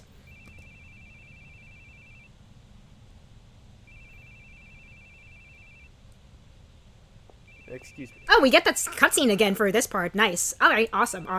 I don't remember if this was like during the branch or whatever, but cool. We do still get that cutscene. Here? Yes, that's right. I'll be there. But cool, we get to see that cutscene. Let's go. Mr. Baring, sorry to have called you. Your wife said she couldn't look, but we need you to confirm. He's distant from his wife because of it? Mm-hmm. Yeah, that too. It all links together, baby. It's my son. Are you sure? He's wearing the clothes from this morning. My wife sewed his name on then. Todd Baring. Check behind the neck.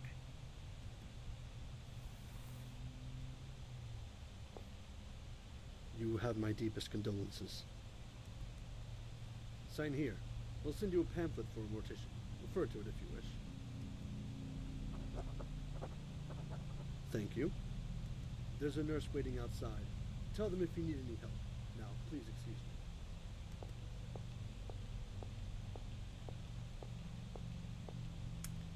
I think it was implied that it was like maybe some sort of traffic accident, I think. I don't think it ever outright said the cause of death, though. It's me. Hey, Keith, you off loitering somewhere? You gotta hurry. The suspect's on the move. Head for Wellington Street. Got it?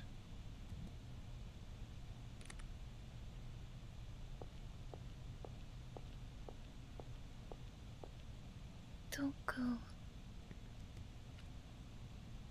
Stay with me.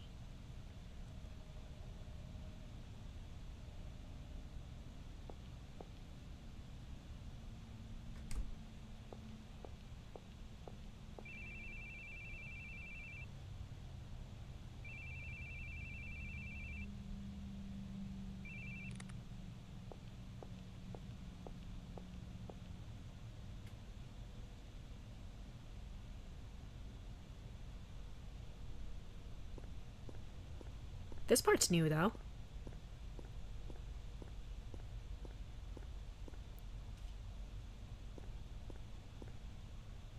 Helena. Please don't leave without telling me. It makes me worry. It's been a year now. You always stayed with me. You always supported me. But I can't do it.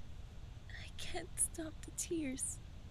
You got back on your feet, but I can't do anything but cling to you. But I can't drag you down with my weakness anymore. So You know what I thought when I saw his body? I thought I failed. Can you believe that? That a parent would think that after losing a child? But it's true.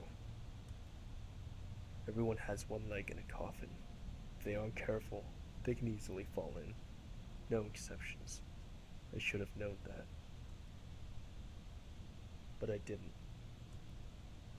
I prayed that my family would be an exception. I wanted them to be there smiling at me forever. When I saw them in the hospital, something died in me. I wanted to kill the one who took my son from me. And you know, some people smile about the deaths of others. I lost all hesitation to punish those people. I thought if they were gone, it would all end. But it'll never end. I still hear someone scoffing at me, saying, "You couldn't even protect your own son." It's not your fault. That's what they all say. No! It's what I really think. Then what should I have done? I always felt like such a clown.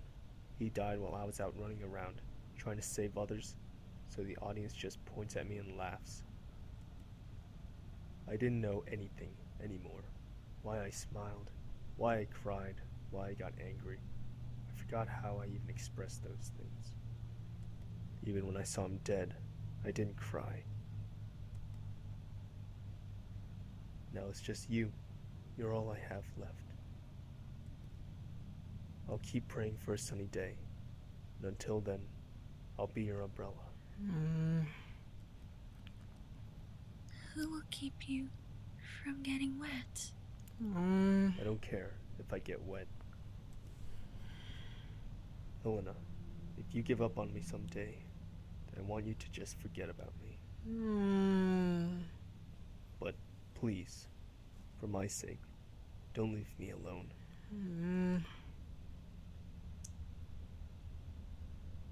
Don't cry, Keith. I never cry. No, you're crying. You've always been crying. I'm sorry for pushing my complaints on you. I'll get stronger so I can protect you. Whatever happens, you're someone I never want to lose. Man.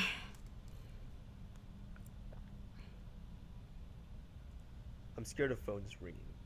I feel like someone's going to tell me about a death in the family again. Ever since then, I haven't been able to answer calls.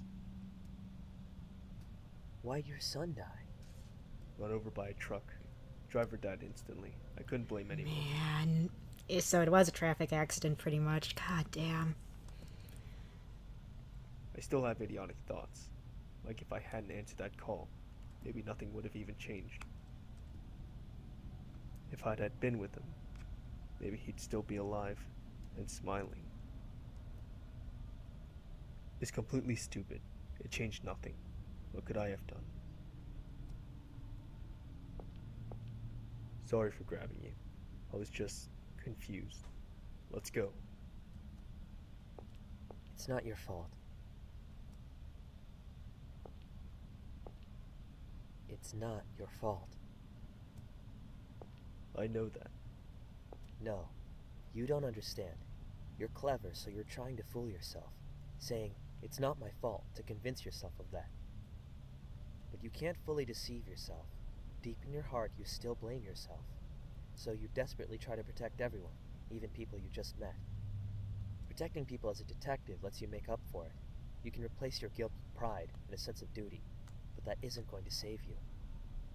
Even if you only protect what you really feel is important, no one will blame you for it. Don't act like you know so much. I'm only doing what I should be doing. And you're deceiving yourself with it. Man, don't be mean to him. He's going through it. Why are you being so mean? You're wrong. I'm not wrong. Then why's my son dead? David, you tend to not be a good motivational It's not speaker. your fault. Everyone has things they're powerless to help. So stop lying to yourself, please. Just forgive yourself.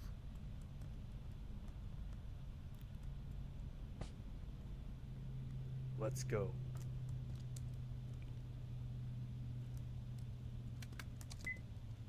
Alright. Goddamn. Alright. Painting. What else do we got here? What's up here? Ooh. Spooky. Alright. Let's see, that's locked, so we can't really do anything there.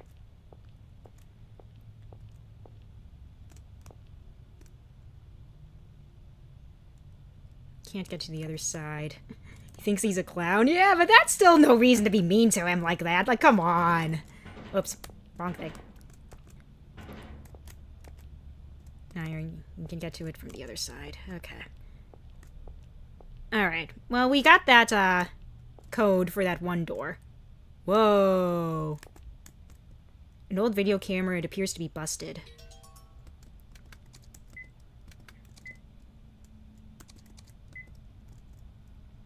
It's broken and has no power. There's a tape inside. Interesting. Cupboards. Stone oven. Shelves. They're filled with miscellaneous items. Alright. Painting. Alright. I'm gonna take a look at that Bible one more time because we need it for that one puzzle. Okay. Let's see here. Okay. So the genealogy of Adam is the first one. Okay. So that is chapter 5, verse 1. And then Noah's Ark comes into play. Chapter 8, verse 20. And then the Tower of Babel comes into play. Chapter 11, verse 7. Okay. We're locked in now, that's good. Alright, let's see here.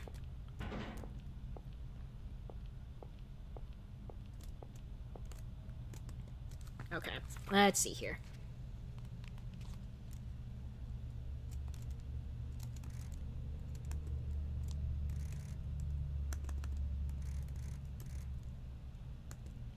Okay, so that wasn't it. Is it more like chapter 5? You know what? Okay. Okay. Oh, it's looking for chapter 7 specifically. Okay. Okay. There we go. Alright. I'm gonna do another save.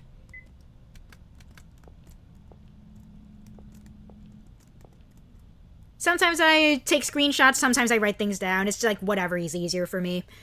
A magazine from about 10 years ago.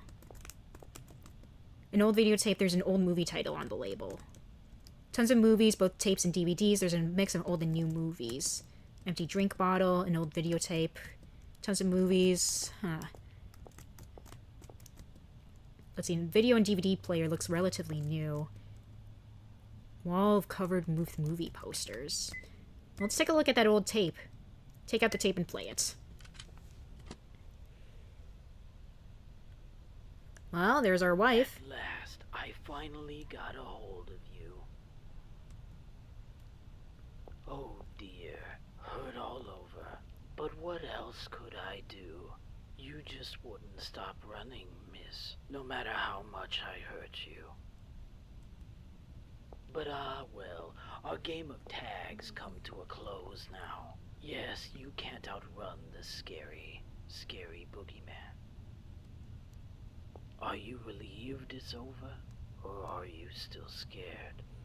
Well, madam, do you want to run? You're an unbelievable idiot. Say again. I called you an idiot. You thought I was running because I was scared? You think I'm scared of you? Get his ass, Helena. Get his ass. Maybe you've spent too long in your little closet world to understand. You've convinced yourself that women and children are all scared of you. What were you planning once you caught me? Kill me?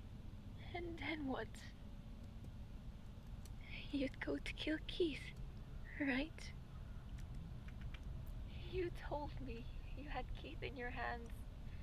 Whether he'd live or die was up to me. I guess that was true. And all this time you've been foolishly chasing after me. You could never kill him. I'm weak. I can't be as strong as Keith is. But there is something I can do in all my weakness. If I can keep your attention away from Keith by running all the time, I'll run to the ends of the earth. You poor, stupid little Boogie Man. You really are such a child. You just love bullying anyone weaker than you. Go ahead. Have fun in your little world. Call yourself a villain, a monster. But I'll never let you bring my husband into it. Man, why are you, like, on Keith's ass, Caitlin? Like, for real, though. The man has done nothing. Like, for real, though. Lay a hand on him! You talk too much, madam. Oh, whoop. That's a little bug there. That's supposed to say that the boogeyman was saying that line. Whoop. Oh, well. That's terrible. Let's hurry and look for Helena. She must be nearby. Keith? Keith, what are you doing? We have to hurry. Keith, are you listening? Hey, what are you staring at? Are you asleep? Get a grip! Come on!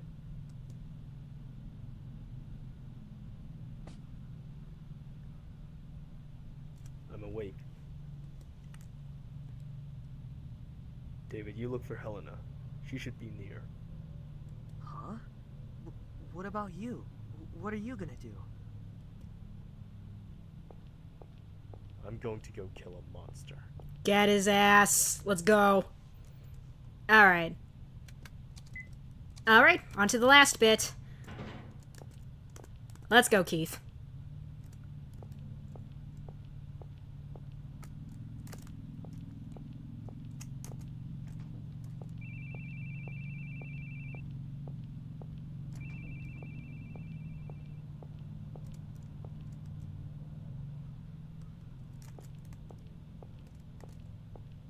This is unnecessarily mean. No, I agree. Like, bruh.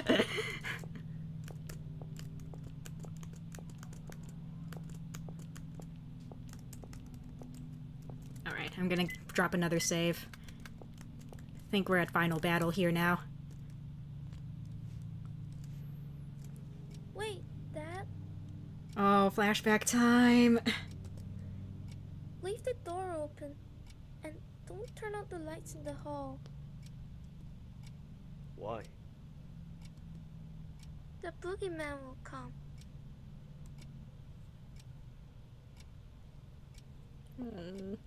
What kind of guy is this Boogeyman? He has long nails and kidnaps kids. He lives in the closet. Todd sounds like Helena? Yeah, he kinda does now that you mention it. A kidnapper? Well, can't leave a guy like that on the loose. Kind of like a similar accent, too. I wonder if they share a voice actor. I'm gonna have to look through the credits. I'm gonna have to keep an eye out on those credits when they roll. Alright, that'll give him a good beating. Hey, Boogie, you in there? Hey, let go.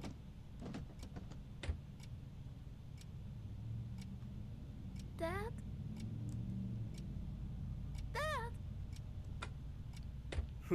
It was a little tough, but I got him good. Aww. Keith was a good dad. Don't worry, son. Old Boogie won't come for you anymore. Aww. Really? Would I lie? Me and Mom are in the bedroom right there, you know. You still scared? Oh, need your stuffed bunny, do you? Or should I read you a bedtime story? Maybe the ones with the fairies. No way. I'm not a wuss, Dad. I can sleep by myself. That's the spirit. Listen, Todd. If the boogeyman comes to get you again, Dad'll beat him up. I'm not gonna let anyone mess with you or Mom. Aww. And now I'm imagining to older Todd having Keith's voice actor. Oh, that would have been cool, actually. Yeah, a nice little what if. You're a police officer? 'Cause I'm Dad. Good night, son. Oh, that's so cute. That's so cute. Should I leave the light on? It's okay. I've got you a mom. Good night. I love you. That's so nice. That's real sweet.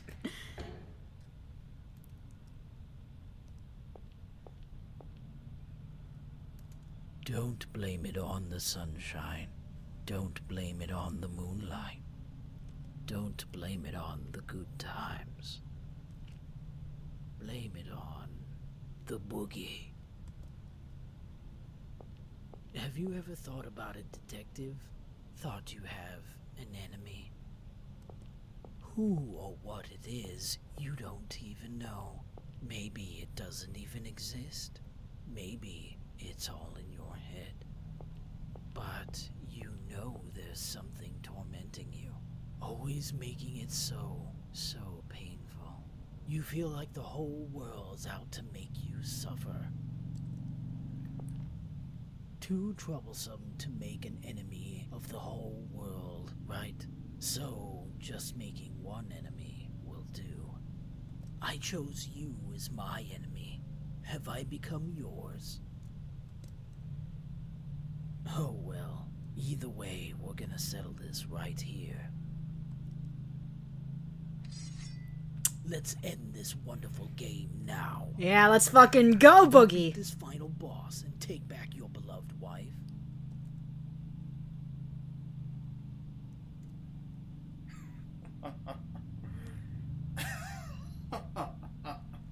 What's so funny?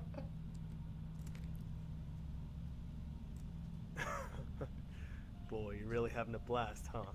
What's so funny that you can be all smiles all the time? Total opposite of me. I don't remember the last time I laughed. But I guess we were pretty similar after all.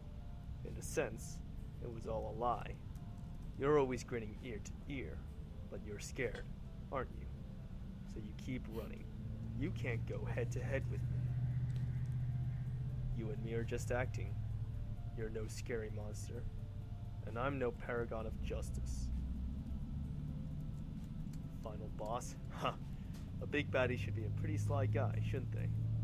But taking hostages, always on the run, the only thing you can chase after is girls' rumps. Get his ass! You know, I wasn't planning to do anything with you. As long as the others were safe, I was fine leaving you be. I'd secure your hostages and scram, then just leave you to the local police. Because I'm not chasing you. You just keep running from me. What I'm really chasing after, sorry, but it ain't you. That's right, it's not you. You're my enemy. Spare me the sleep talk. Why would I make my enemy a dunce who just sneaks away? A coward who hides in the closet and threatens kids. Yeah, get his fucking ass, Keith! And your enemy? Not me either. You've got a lot more enemies. If you go to the slammer, you're gonna be a real popular guy. I can tell. But this is a great chance. No hostages to get in the way. No one watching. This is like the ending of Nightmare on Elm Street. So I can do whatever I like with you. Detective, criminal, that doesn't matter now. You've done the #1 thing to get on my bad side.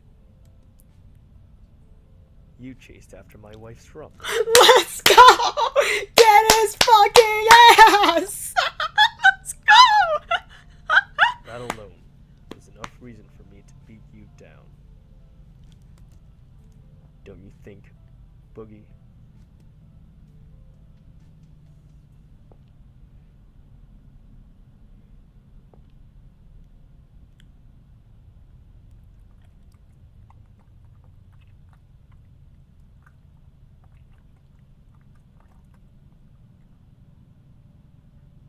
Can't afford to laugh anymore, can you?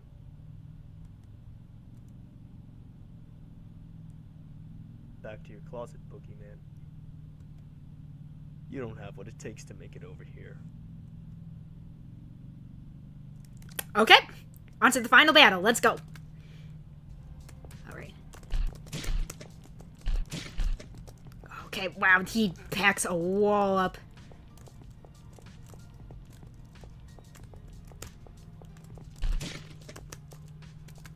Ooh. He packs a fucking wall up.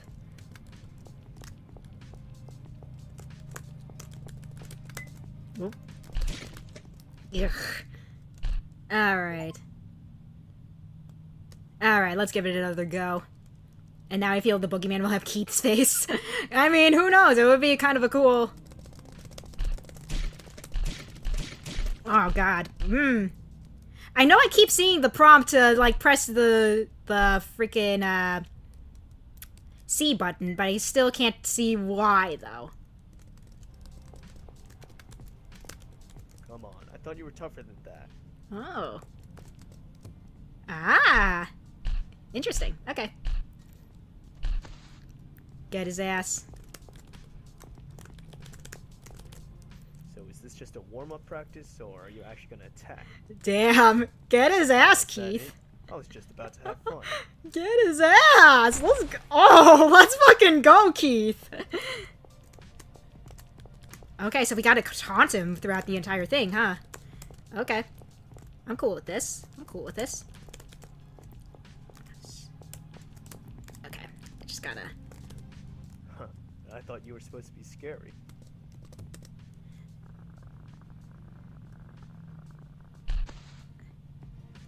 Okay, just a little bit more. Huh. I thought you were supposed to be scary. Let's fucking go. Easy peasy. Just a little bit more, and then we got... Okay, just gotta... Man, those prompts are not... Okay. Have practice at detective training? Yeah, pretty much. I thought you were supposed to be scary. Okay. Awesome. We did it. I think that was the last bit. Let's go! We did it!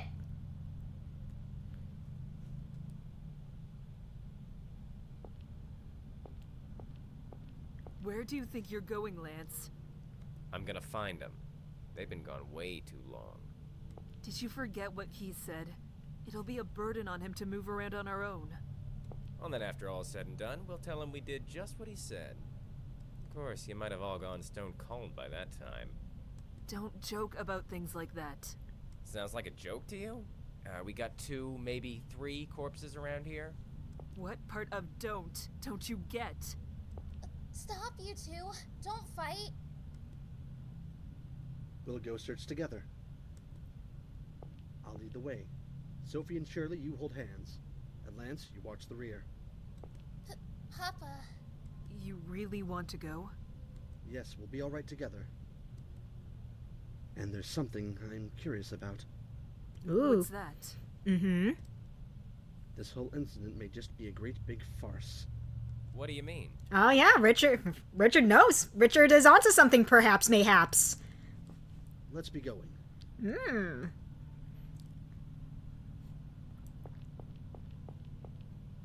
Helena, where are you? Helena?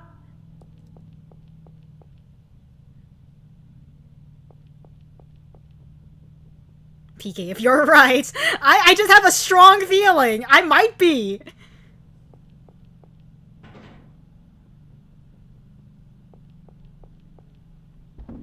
Alright. Ooh, okay, so there was something under that statue, huh? Helena, David! are you okay? That man knocked me out. I woke up here. I was unconscious the whole time. Keith!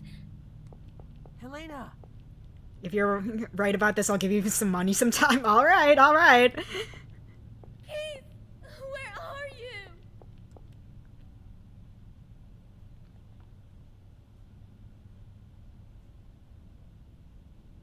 Always on the run, huh? but marijuana addicts can move better than you. Damn, alright, Keith. Get his ass, I guess. You didn't have to go after him like What's that. in that big head of yours? We unmask him.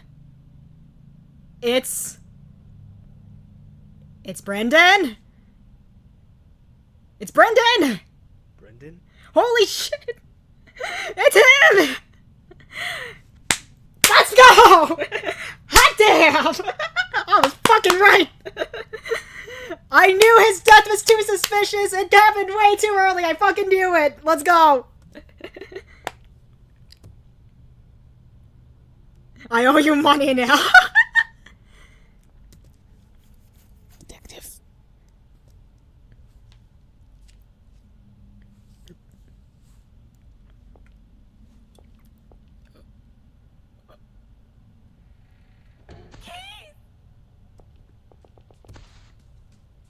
You're Brendan?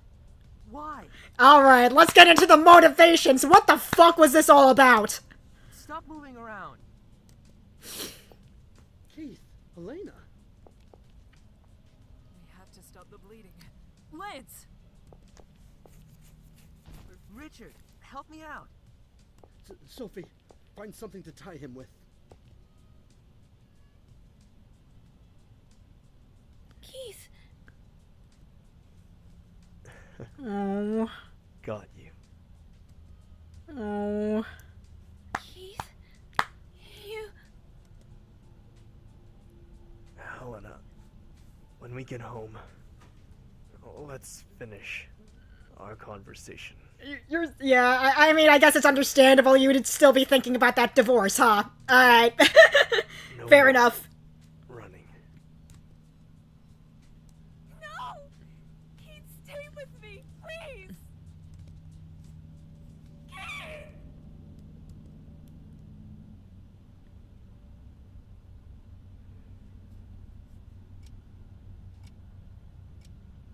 The servants and Stevie. 10 people died all told. And I would have gotten away with it too, if it weren't for you meddling adults and kid. Basically, though. I'm sure glad to be alive now. Feeling glad to even have air to breathe. Listen, don't you say a word about all this, especially not to your coworkers. If it takes money to shut your yap, I'll pay any price. Oh, bribery. Where's that money coming from? My own pockets. Listen, you guys can distort the truth all you want, and I won't say a peep, because that's freedom of the press. But this is different. I've got no tolerance for people pointing and laughing at a wounded friend.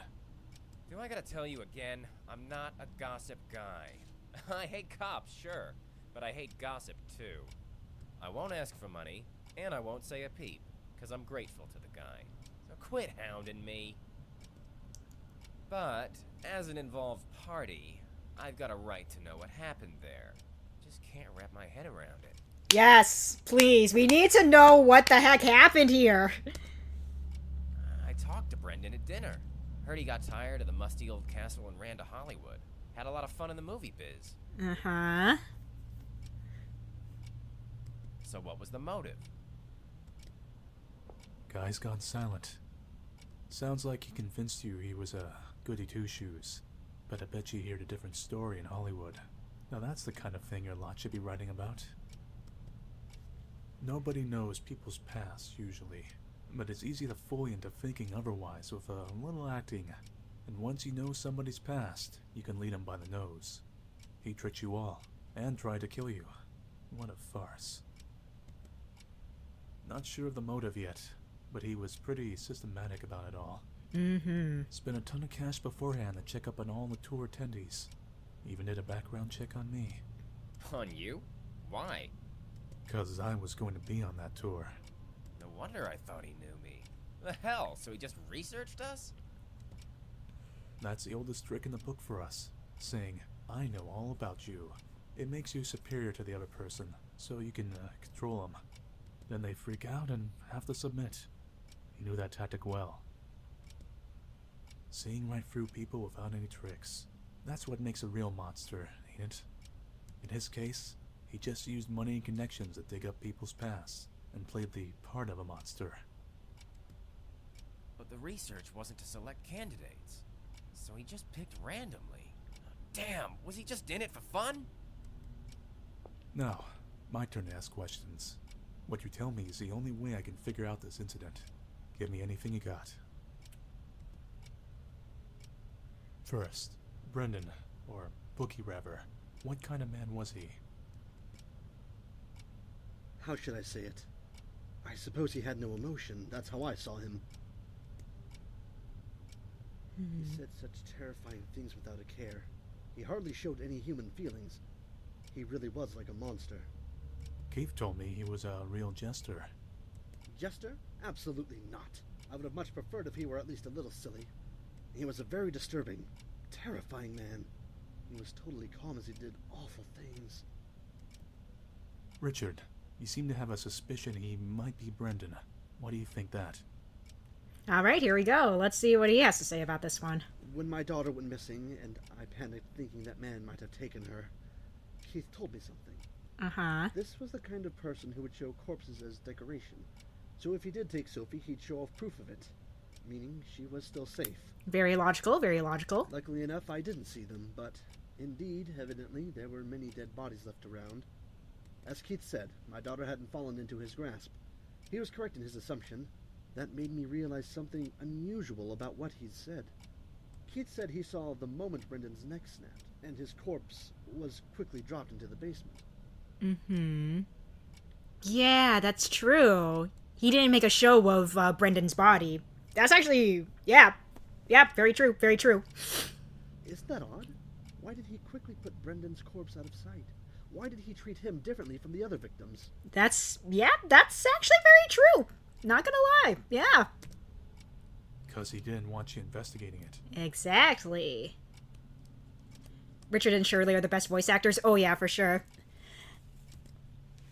He's got some keen insight, I'll give him that.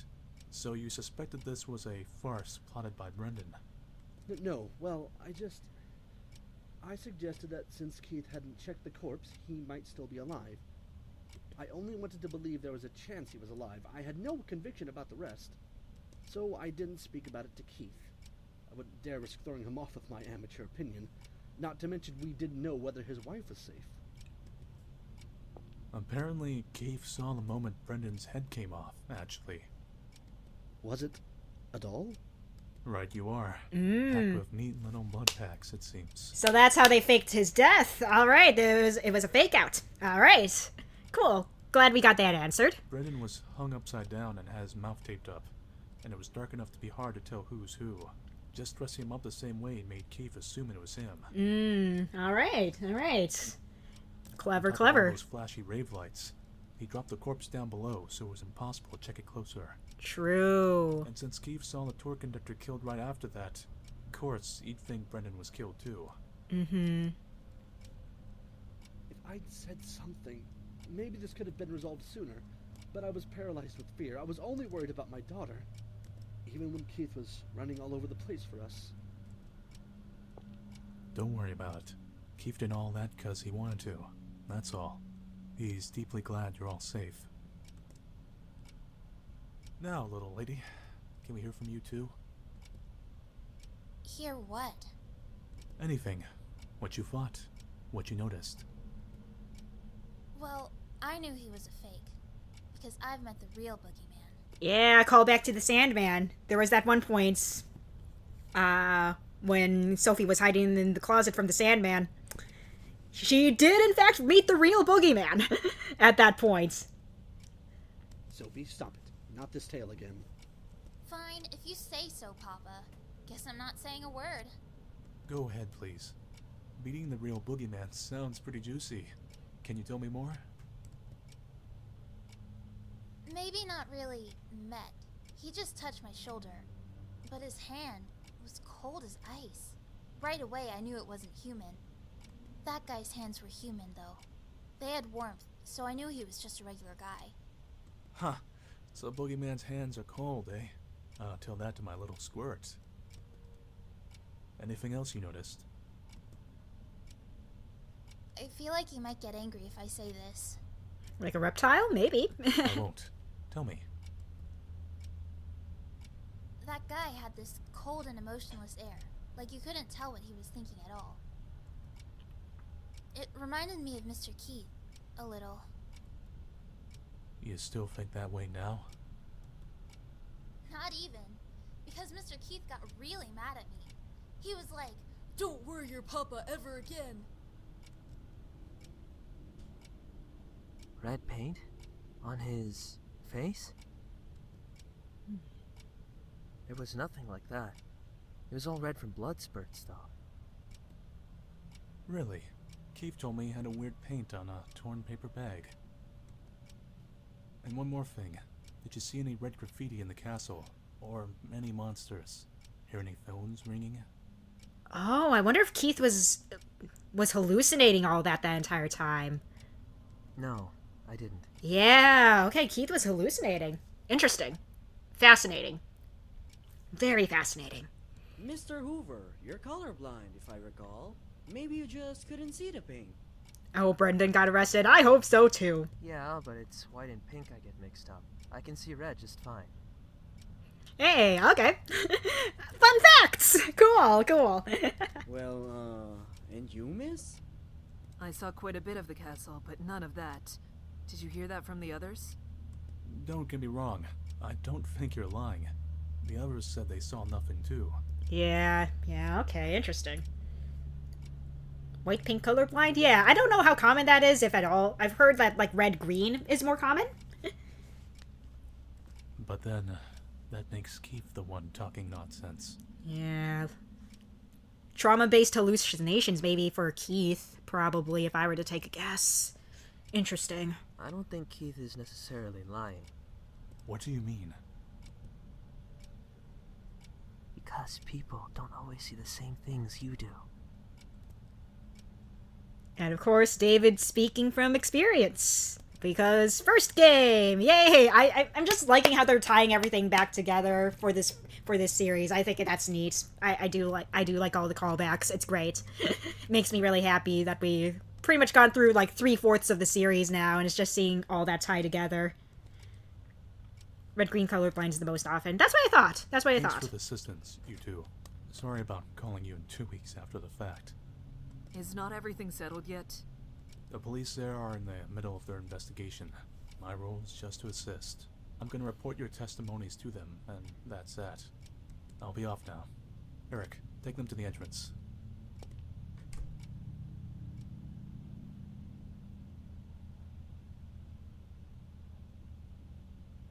When our son died, I thought my own life was over too. I couldn't think about anything. Nothing had any taste. But tears would suddenly come anyway. I don't remember anything about what I did back then. But I do remember one thing. That Keith was always at my side. When I wailed and shouted, he'd hug me, stroke my hair, say it was okay. Eventually, I adjusted to life without our son. I found I could laugh again. I'm colorblind, black and yellow. Are you saying that for real or as a joke? Because I can't really tell with you, Caitlin, at this point anymore. I'm just like, If you pull off a D's nuts choke in my chat, it makes me question. But when I got my own emotions back, I realized Keith had stopped laughing. I had been broken, and so had Keith. Over time, I was able to heal, but he didn't. He was still stuck in the moment of Todd's death. He was always supporting me, so he never faced up to himself. I struggled to be at least a little stronger. Next time, I would protect him, since I wanted him to laugh again. But I couldn't. I couldn't repay anything to Keith. And I realized I was a burden on him that would keep him from ever walking again. Oh. So, even if we're far apart, as long as he can laugh again, then that's the best choice I can make. My wife always brings me warm milk before I go to bed. And last Father's Day, my little squirt tried cooking me a meal. I don't know. I don't feel like I got gotten, to be perfectly honest with you.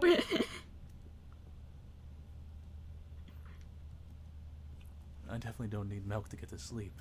And the kids cooking, I'll be blunt, it ain't good.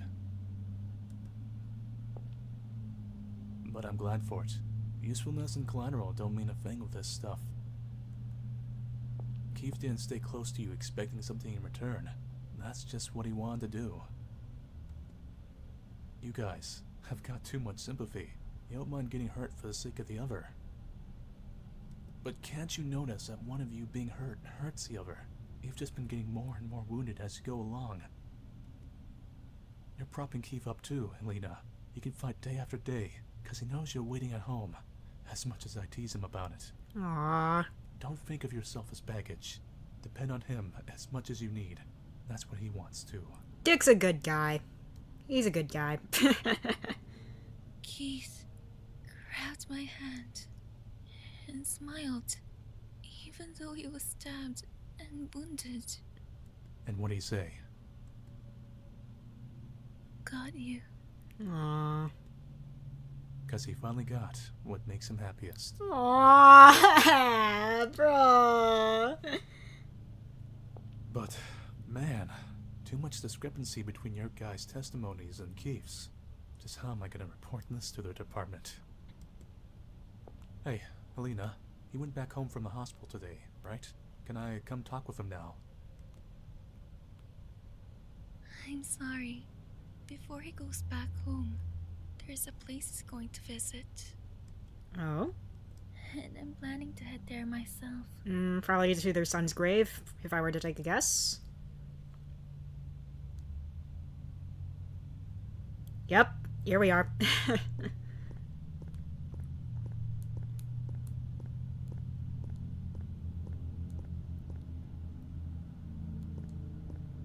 Keith.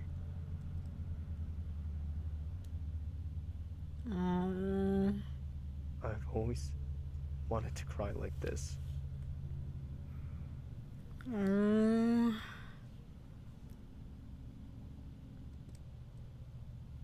I never forgot about him.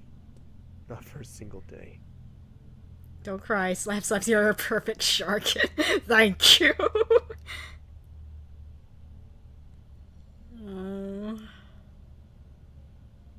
Ever since he died, I was scared. I felt like even the slightest sign of weakness would make it all crumble. I acted like I felt nothing, like nothing disturbed me. I thought then I might be able to fool everyone, even myself. Yeah, Helena's name has not been pronounced, like, with any consistency, so I'm also sitting here like, oh god, how is her name actually pronounced? It was so stupid. I was broken a long time ago. It was all garbage, but I acted like a champion of justice. It always felt off. Whoever I was working for, I never felt repaid. And I saw you were safe, and you came up to me. Finally, I felt happy again. Acting strong just made me weak. It was pointless. Todd would never forgive his father staying broken forever, because I promised I'd protect his mom. I'll take off the blindfold. I'm gonna laugh, even if it's at a stupid TV show. If I'm pissed, I'll get mad. And if I'm sad, I'll cry. First, I guess there'll have to be counseling. There's something seriously wrong with my head, seems like. It's gonna be a busy time. It's gonna be so busy, I won't be able to do it alone. Helena, I don't think I can deal with just being a good loser. I want a chance. Let me chase after you. Let me get down on my knees. You're the only one I want waiting for me.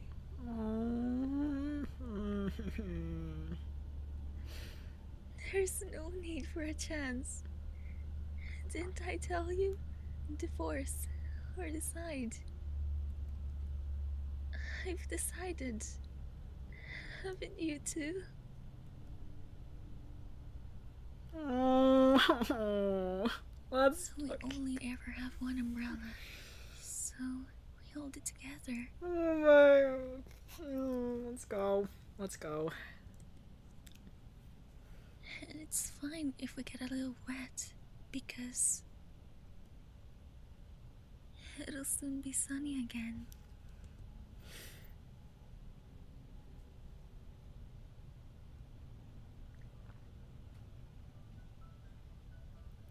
Happy end. Come rain, come shine. Let's fucking go. Let's go. Okay. Alright, Keith Baring, voiced by Neon. Helena Bearings, voiced by Serene Harper. Boogie Man, voiced by Davosity. David Hoover, voiced by Ro.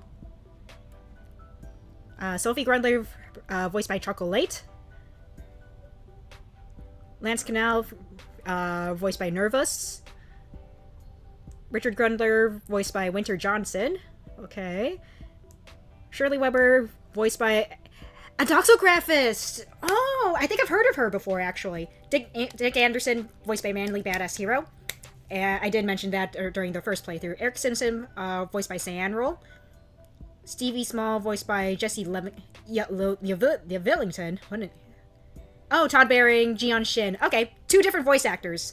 Interesting. Okay. Brendan Dumont, Overlord Bear.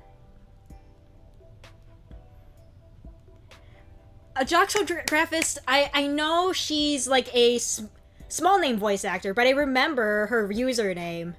I don't remember from where, but I know she's voiced in like other stuff.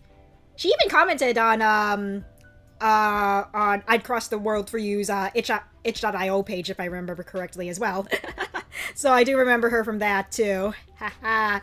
But yeah, okay, cool. But yeah, okay, we'll let the credits roll. I am so happy that we got that. Let's fucking go. Helena and Todd sound so similar, though. I know, right? Yeah. Very convincing that they might have shared a voice actor, but turns out they did not. That was fairly actually pretty cool.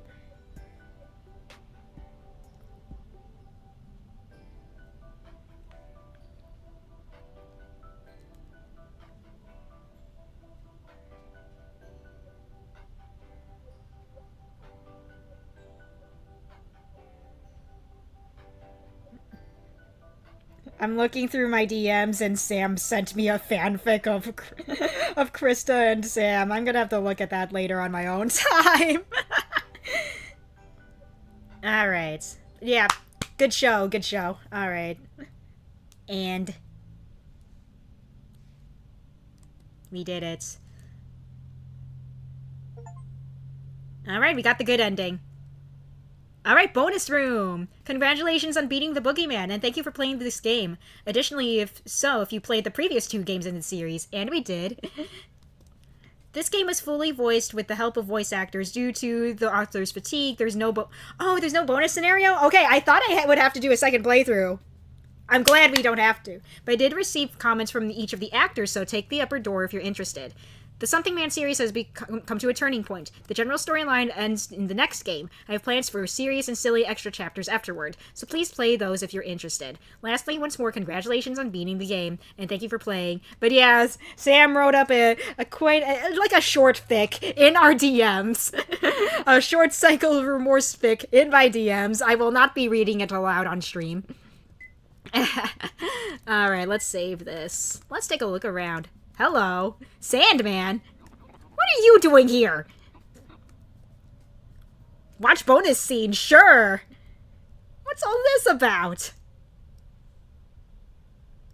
How many times have we come here again? Oh, 5, I think. Ugh, I can't stand it. We've told them the same story over and over. There's gonna be rumors at school about Sophie frequenting the police station. Now, Sophie, don't complain. The police are doing their best. And it's been a month now. This must be the last time. I'm sure of it. Does my princess require a beverage to quell her temper? What shall it be, your majesty? God, I love Richard's voice actor. His line reads are so good. Orange juice. Aww. Very well. I'll go buy some. Thanks.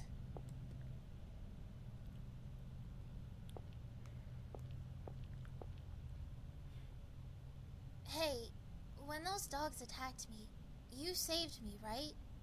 I can't imagine any other reason those dogs would fall asleep so quickly. Thanks. I'm having a great time lately. I'm getting along great with Papa and Anne, and Reagan, well, if she wants to get along, I'll give her a chance. Things are so much better than when I carried all my burden myself. Now I know there's someone always looking out for me. That's so nice. Richard and Sophie's voice actors actually feel like father and daughter. Yeah, they have a really good chemistry going on, which is really nice. Sometimes I really miss you. You're doing okay, right? How about the other fairies? You know, Wait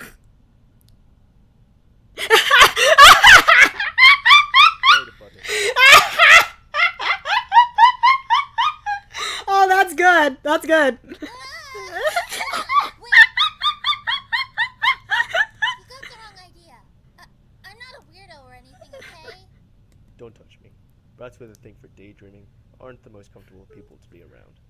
I'm not daydreaming. Keep it between us, but I've met some fairies. It's obvious they haven't recorded in the same room but still have good chemistry. Yeah, it's really cool. So you don't believe me? No, I do. I met one when I was a kid, too. Really?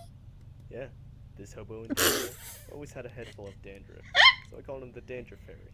Damn, alright, Keith. Oh yeah, and I've got a coworker who eats non-stop cup noodles, the Cup Noodle Fairy. Want to be introduced? Why won't you believe me? A 37-year-old who believes in fairies ain't exactly socially adjusted, don't you think? But hey, if they do exist, put in a request to one of your fairy friends to get me some wings. Big, fluffy, pink ones. What do you use those for? Just want some wings. Why not? Mr. Detective wanna fly away. Huh. You angry? Phew, better step off. One of your friends might cast a spell to turn me into a fluffy white kitty. Maybe instead of filling your head with stupid fantasies, fill in that chest a little. It's so pathetic I can't even look at it. Keith, you can't just say that! Damn! Oh my god! Keith! Bruh! Damn! What's wrong? Haven't been able to sleep since last night, even though I'm sleeping. It's weird. That's what you get for fucking messing with the Sandman's friend, you bitch. Damn, Keith, alright. Did you take any medicine? Yep. Anxiolytics. Sleeping pills. Guess they're not working. Let's talk to each other then. Before you know it, you'll be sound asleep. And it'll be morning. Don't you need to sleep? You don't have to stay up for me. It's fine. I'll stay with you until you're snoozing away. Oh, man.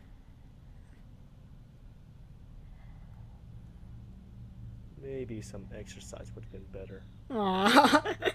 Oh, Keith. Oh, boy. That was great. Alright, what else do we got? Strange Man series number 1, The Crooked Man. I'm pretty sure this is just showing off all the stuff. Series Man, then Sandman. Okay, what else is around here? Oh, yes, character bios. Let's go. Keith Baring, age 37. God, I thought he was a little younger than that, but hey, what can you do? 6'1", type AB. Local police inspector, rank detective 3, cold and unfazed but determined. He has an obsession with protecting people out of guilt over his son's death. Didn't want to become a detective at first, but met Helena while finding a college and ended up joining the force to win her over. Sharp-tongued, he often lets things slip in front of his son, which his son would later imitate. Dick is his boss, but also like an undesired friend who gets along with the whole family. After the incident, he goes for counseling at Dick's suggestion. He hates liver. Helena Baring, age 33. 5'3", type AB. Keith's wife, a gentle, lovable woman. Appears carefree, but is strong at her core. She's highly expressive, laughing and crying often. She met Keith as a student and quickly married him after graduating college. A year later, they had a son. She suffered emotionally for years after her son's death, but has recovered by now. She doesn't eat meat, not because she's vegetarian, just because she hates it. Her hobby is collecting tea from all over the world. Okay. David Hoover, my beloved. Let's see, 27 years old. How old was he in The Crooked Man? He had to have been like 26-ish, right? I'm gonna have to look at that character bio again. The Crooked Man's hero. Works for a trading company. He's made a complete turn from his previous moodiness. Married to Shirley for 3 months now.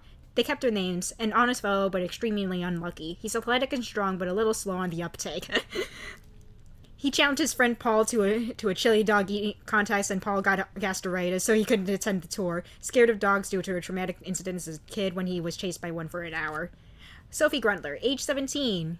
Okay, so not too much time passed between Sandman and Boogie Man. Maybe just like a few months at most, seems like.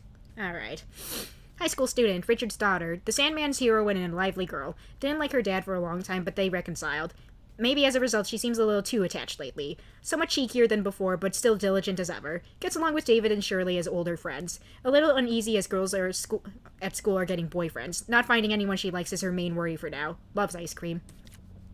Lance Canal, age 31.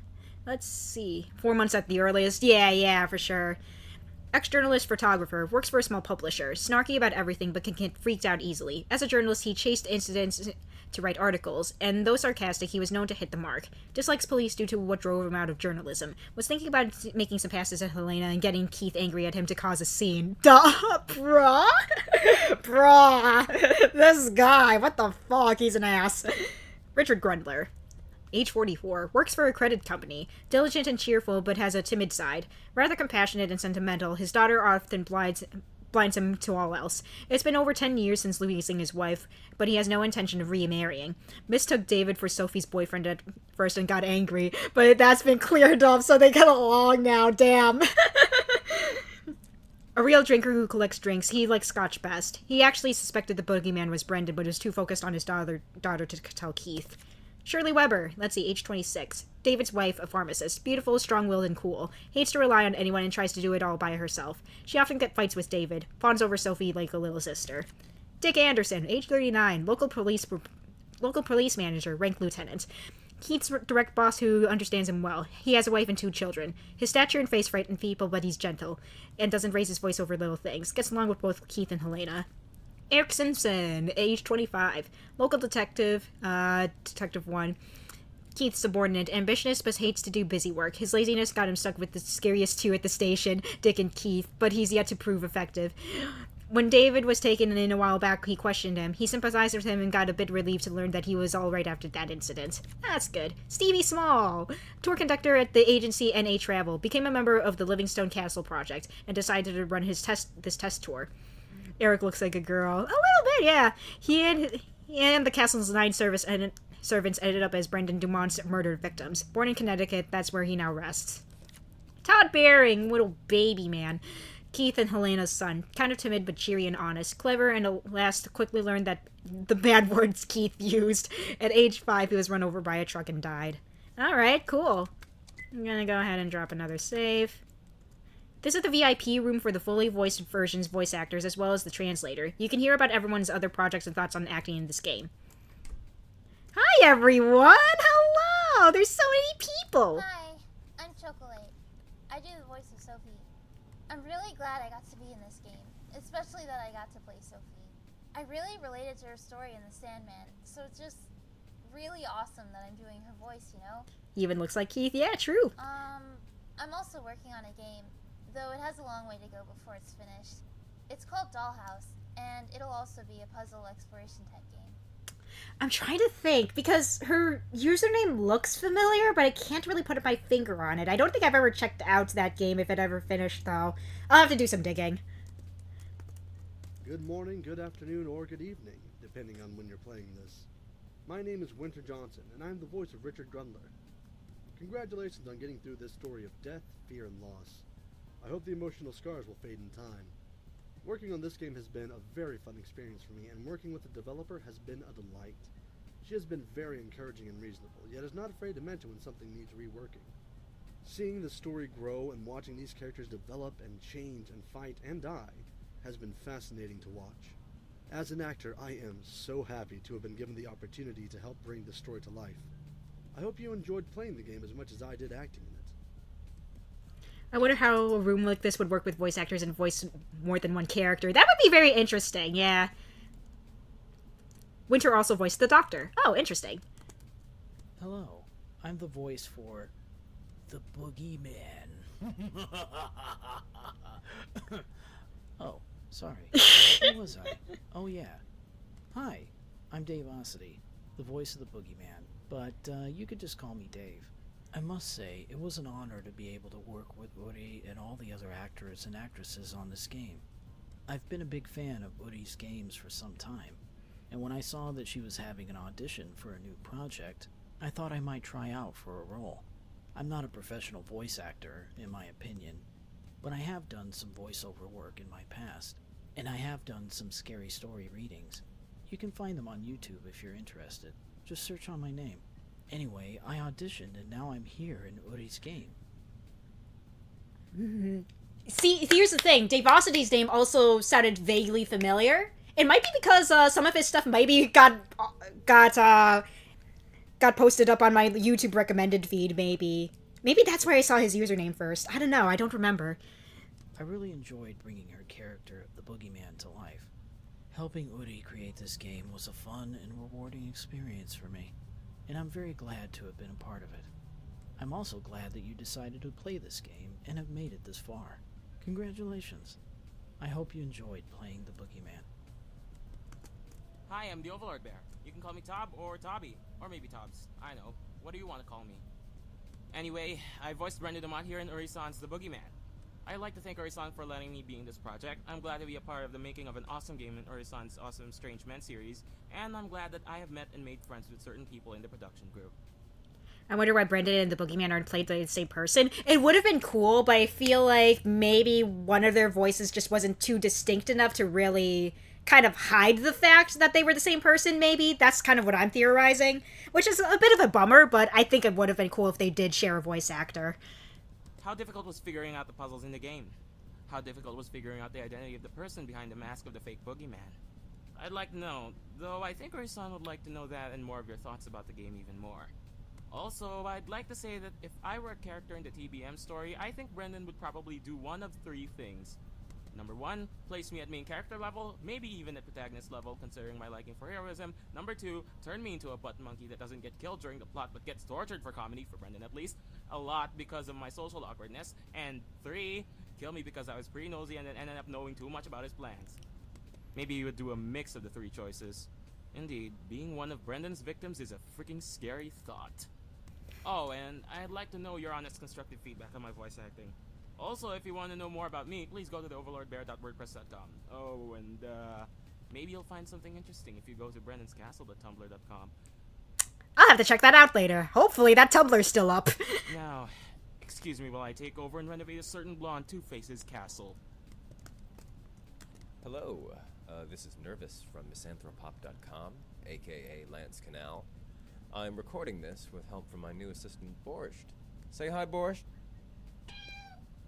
Meow meow. He's a good cat. I've been a fan of both Uri and VG Person's output for a couple of years now, so it really was a pleasure and an honor to spend the last year working on the Boogeyman alongside them. I've also met a lot of interesting and lovely people from all over the world in the form of my fellow actors and actresses. I suppose Lance would say, "What do you want from me? I've done my job already. Give me a break." But I'd really like to thank Uri and VG Person for the wonderful opportunity that they gave me, and I hope we can all work together again someday. I'd also like to thank you for playing the game, and I hope you enjoyed it as much as I did. Thanks. Hey everyone, this is Jesse, aka Stevie, and thanks for playing the Boogie Man. I've had a fantastic time working on this project, and I hope you all enjoyed it as much as I did. As a last note, I just want to give you all a recommendation to look out for future titles from Electric Pop Studios, the game designing group I'm a part of. We're in the beginning stages, so we haven't released anything yet, but hopefully we'll be getting started on that soon. Hope you all enjoyed listening to me die. Have a good one.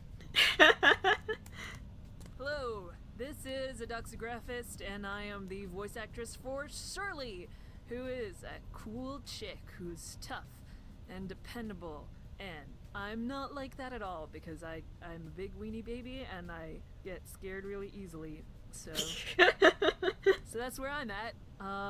Either way, it's been a lot of fun doing voice work for this project. I'm sad that I don't have anything more to record, but I am also happy to see it all come together beautifully, Voltron-like. I'd also use Mr. Johnson for more than one character. I don't know what Voltron is in Japanese. Never mind. Yeah. Author's note. Apparently it's Beast King Go Lion. Yeah. So I guess a bit about me. I'm a doxographist. I'm from Canada. I speak English and I speak French as well. I don't really do voice acting in French though. But she's not sure like Shirley at all. No, apparently not. Bonjour, ça c'est mon français. Je suis bilingue. Français-anglais, mais mon anglais est supérieur que mon français. Meilleur, peux-je dire. I've been voice acting for maybe about 3 to 4 years, around that ballpark. And mostly I voice deeper women, tough chicks.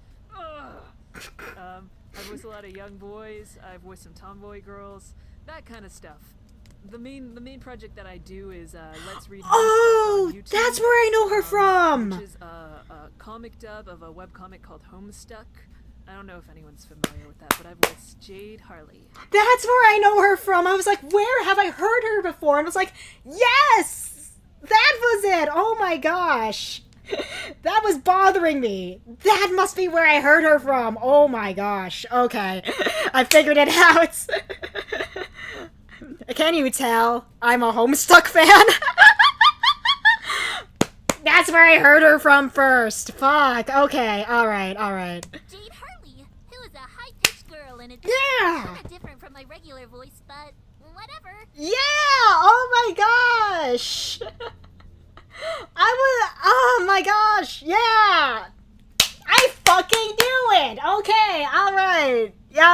Yeah, I knew I heard her before. Oh my gosh. Okay, alright. I do a lot of comic dubs with the group that produces Let's Read Homestuck. It's called Collab HQ if you want to look it up. And yeah, I don't know if I have much to add. I've done voice work for a couple of games, but mostly what I do is I do motion comics and I do comic dubs. Yeah, alright. Yeah, either way, I hope you enjoyed playing the game. I hope you got spooked, you got your willies jimmy, castled, scared, you know, expressions meaning you got frightened. And yeah, sorry, this is I'm not great at talking about myself, but either way, yeah, I hope you enjoyed it. Later. I am wondering how Uri wrote up her message in Japanese, because a lot of this, I don't know how this got translated into Japanese subtitles. I'm gonna be real here. Anyway. Hello everyone, I'm Ro, the voice of David Hoover. First, thank you for playing the Boogie Man. I hope you had as much fun playing as I did voicing in it. Thank you Uri for making this game, and thank you VG Person for translating it, helping Uri, and making some 2D Japanese indie horror games available for English speakers to play. So I initially came upon Uri's games on VG Person's website. The first of these that I played was The Crooked Man. On my first playthrough, I spoke out all of David's lines to myself, just for fun. Let's see, he's British, he is British! He hid his accent kinda well, honestly. I never would have guessed. I quite like David's everyman character. He was someone we could all relate to because of the things he'd done and seen. He's also really kind and loves to help. His North American accent is good. It really is, though. I never would have guessed he was British. He's the kind of soft-spoken protagonist that everyone loves or loves to hate, which you see often in anime and manga. Despite being an avid fan of anime and manga, I found it hard to capture that kind of character with my voice. I'm just gonna say right now, I know that none of the voice actors for this game are ever going to watch this, but like, Ro, if you're out there, I love your voice. I really like it a lot. You did so good as David. Holy shit. Oh my god. Okay, anyway, I gotta calm down. I gotta calm When down. I auditioned for a role in the Boogie Man, I had no idea it would be a game that ties together all the characters of Uri's previous other games. So when I learned that I would be the voice of my favorite character, I was very thrilled. Now I am David Hoover. I have a very, very old YouTube channel that I've never uploaded to before, but I'm going to start uploading voice acting clips, games, and whatever I can think of there. It is youtube.com/Rokuro. That's R-O-U... Hold up. Not me looking up his YouTube channel right away. Not me looking it up right away. I will get back to it. K-U-R-O. And yes, I know I spelled that particular name wrong. It won't have much for now, but I'll be uploading more as time passes, and hopefully people will like it. Oh, and if you want me to voice act for your game or project, feel free to send me a message at that channel. Cool, thanks. I will, yeah. Okay, anyway. Hello everyone, my name is Max. To most people on the internet, I'm known as Blue Neon Light Show. On YouTube, I go by Epsilon, and I voice Keith for this game. Yeah, I know. Lots of names. This was the first time I tried voice acting, so yeah. Sorry if I didn't do as good of a job as I could have. It's really been an honor doing this for Yuri. I honestly didn't expect getting the part. Honestly, you know what? For his first time, he wasn't like bad, honestly. Good first attempt. I'm not gonna lie. Some friends on Skype said that they were trying out for the Boogie Man, and I thought it would be fun to try. Turns out, Yuri liked my voice, so imagine my surprise when I actually got the part. I really like playing the role as Keith. I always like the cold-hearted characters that work on the side of justice, and is willing to do anything to save the day. Kinda like Jack Bauer, I guess. Or Batman. Anyway, please try out the other games whenever you get the chance. There's the Sandman, the Crooked Man. I mean, go and check them out if you haven't yet. Thank you for playing through the game, keeping me alive, and more importantly, thank you for saving my life. I'm sure Suri will be happy that you saved Helena too.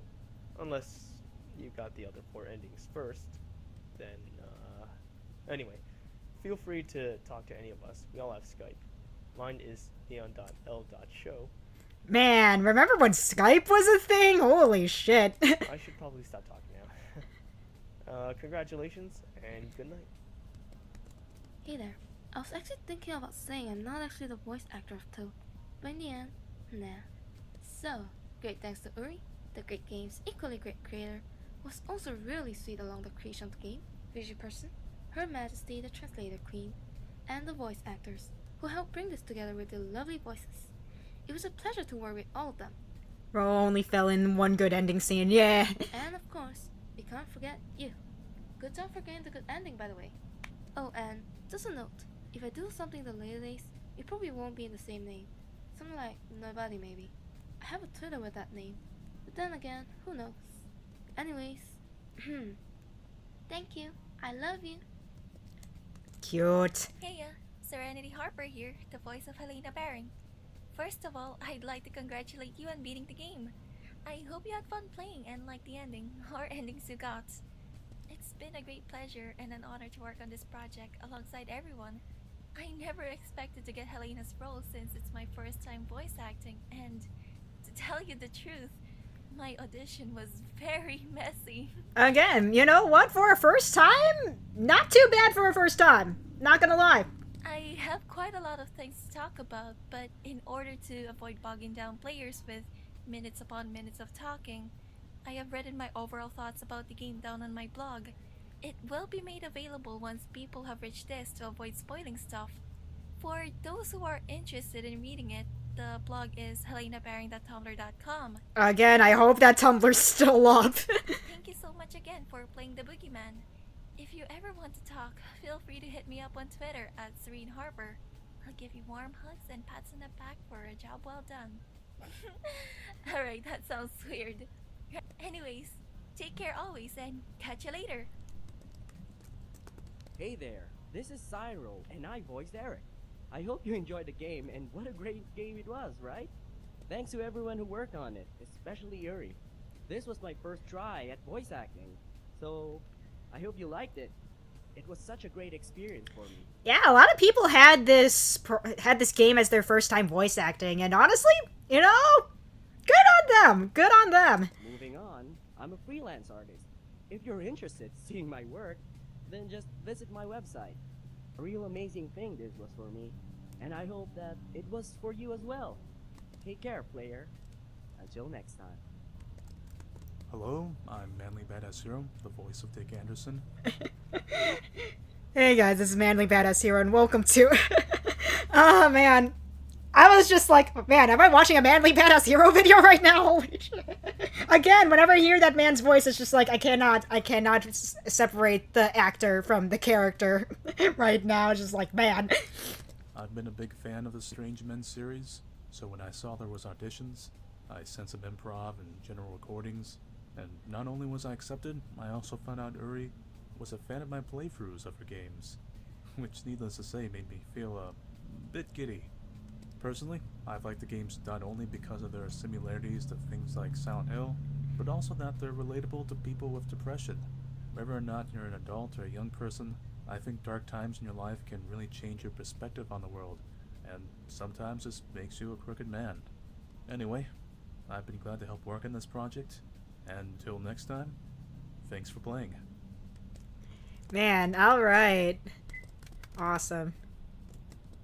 Notice, the full text of the voice actor's messages is on the author's website. Cool. Okay, sweet. Okay, so that's gonna be it for the Boogie Man. Alright, I think we're gonna transition over. I recently found out how he made a terrible restaurant go out of business. Oh yeah, I watched that clip too, yeah. That was crazy. Anyway, I think we're gonna go ahead and open up LT Maker and start working on Cycle of Remorse. This took a lot longer than I thought it would. I thought it would be like maybe an hour, maybe 2 hours at most to get through everything and go through the good ending. But man, that took like 3 hours. But it's okay. I only needed to do a little bit of work anyway with Cycle of Remorse, so let me get all that kind of going. Yeah, it's gonna take me a bit of a second while I do stuff on my end, so give me a second while I... let's see. So I'm gonna need this. Okay.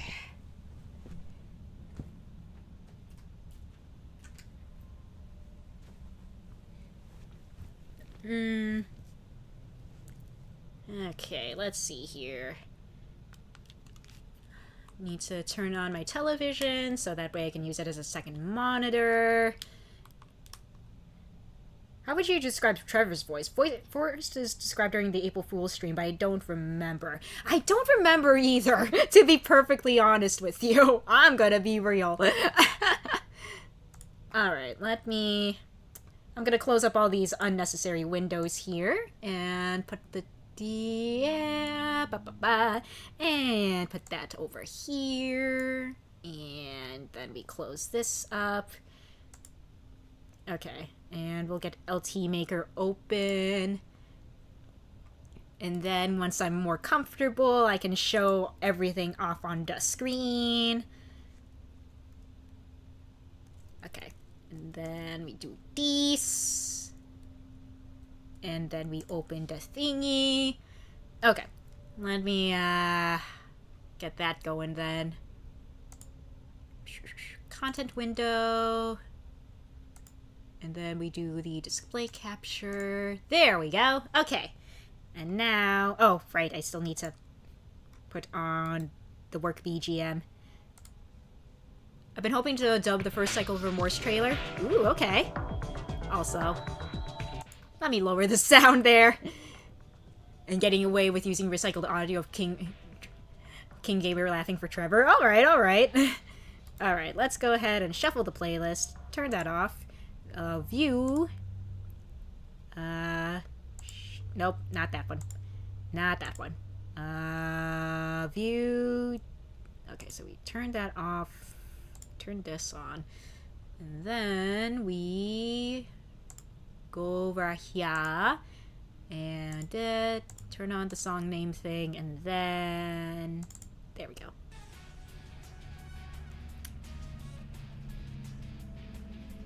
Okay. I'm gonna remove some stuff from the playlist. Selected. Okay. Okay. There we go. Did you get new songs? No, I haven't gotten around to getting new songs, so we're still working with the same playlist. I really should get some new material here, though. Okay, let's see here. I did make notes on stuff that I left off on. No, I already did that. So for this, it's really just kind of going through script stuff and making sure that the writing is still consistent and all that. From what I could tell, it all seemed okay. I think the only thing I really wanted to do was also put in an extra bit of dialogue for Chapter 15.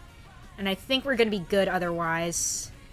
And I think I also put down a note for adding in another base convo in Chapter 20, maybe? That's not, like, really a requirement, but I do know I want something for Chapter 15 added, so I think I'm going to do that real quick. Okay, let's see.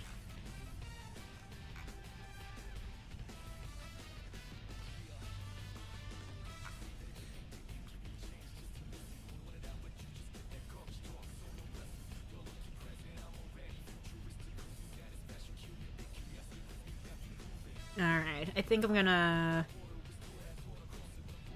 Okay, let's cut that and...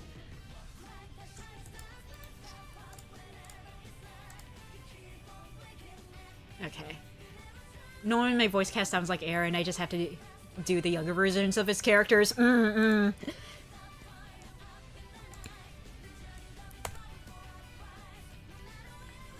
see. Alright, so now we move cursor. Okay.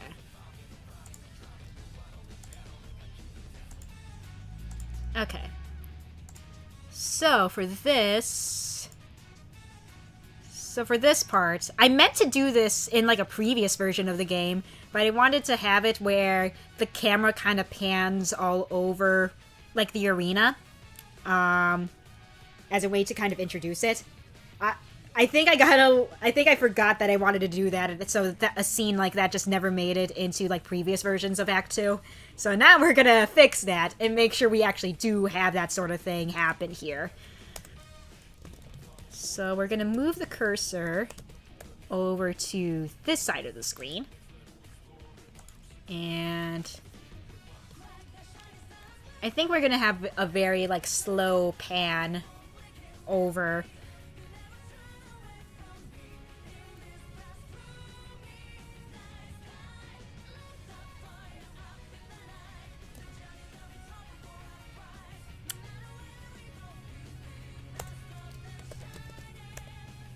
I voice younger versions of my characters for better vocal consistency. Only exception if it can't do any higher. Okay, okay. Cool, cool.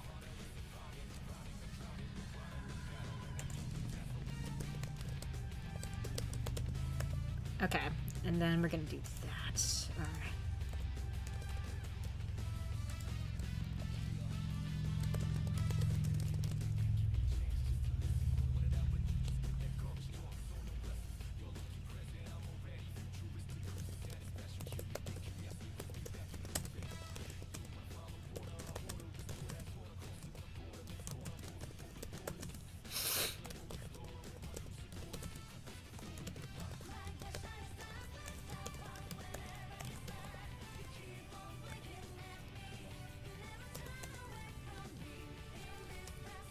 see. How long is that?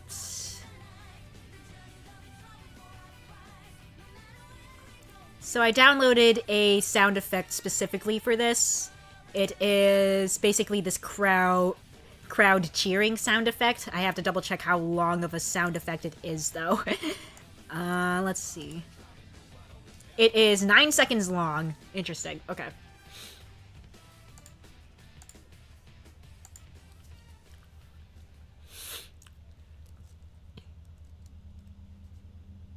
I'm just gonna double check something. So live action movies are kind of interesting for cast because the casting has to be more realistic. Yeah. Okay, and then there is a stop sound command. Okay, interesting. That's actually good to know.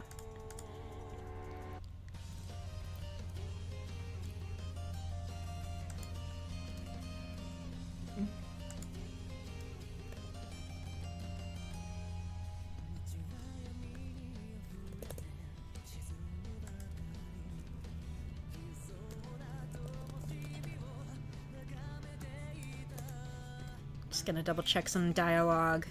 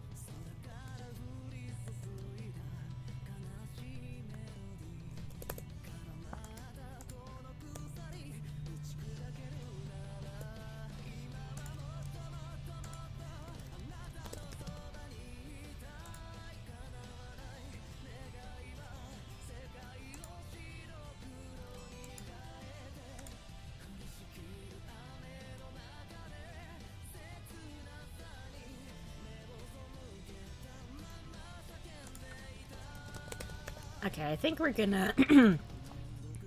We'll probably let this sound play out for like a second, so we'll do 1,000 milliseconds worth of wait time. Okay.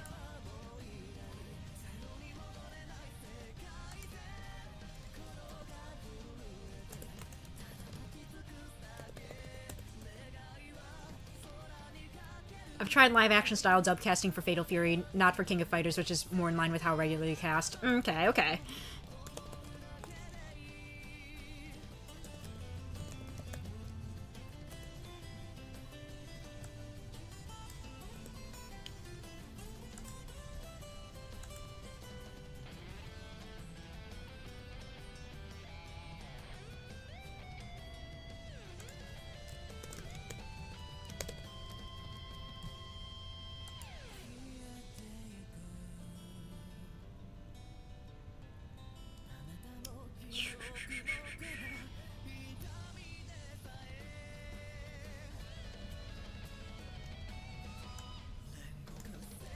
Let's see. Text position, that's going to be at the bottom.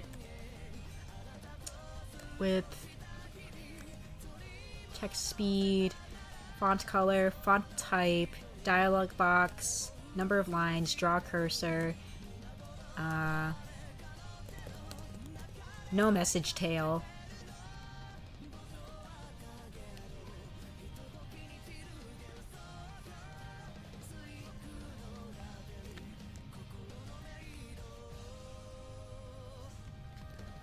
Let's see. No message tail, transparency. No name tag.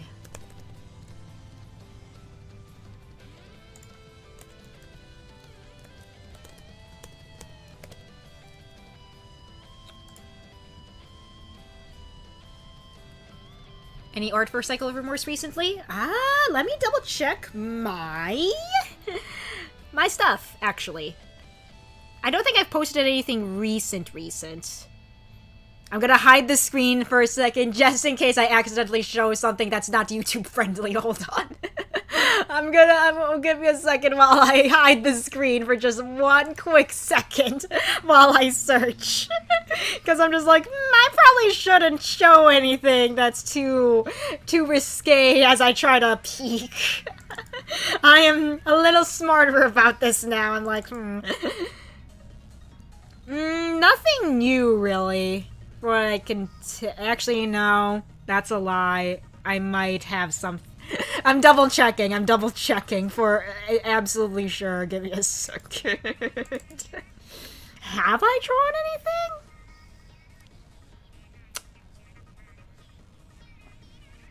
Okay, what about in this folder? Have I added anything new to this folder? No, I have not. Okay. Ever since showing a penis on stream. Yeah, that was... Yeah. Alright, let's turn that back on. Okay, but yeah, no, nothing really new.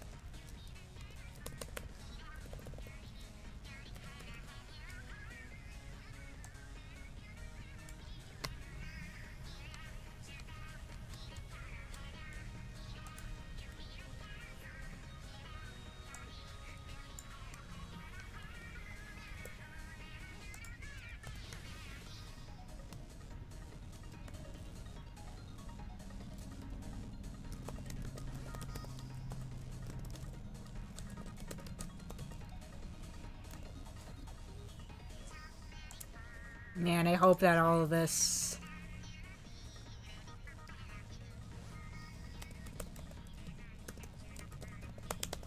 I hope all this camera choreographing kind of works.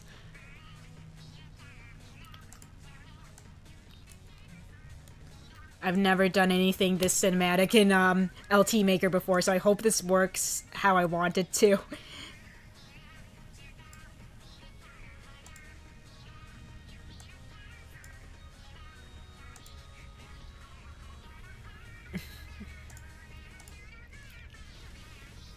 Yeah, I'm just like... Alright, there we go. Okay, I think we're good.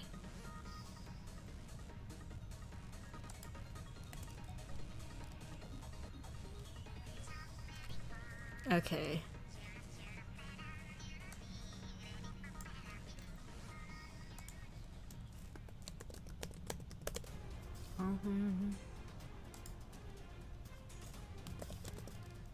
Okay.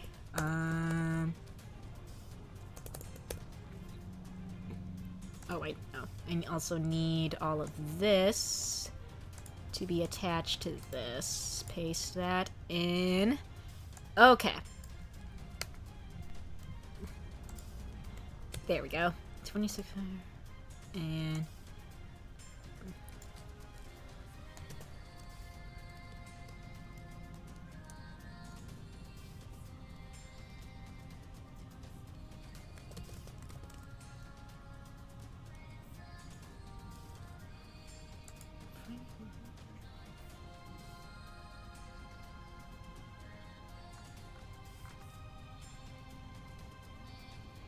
Actually, now we can stop that here.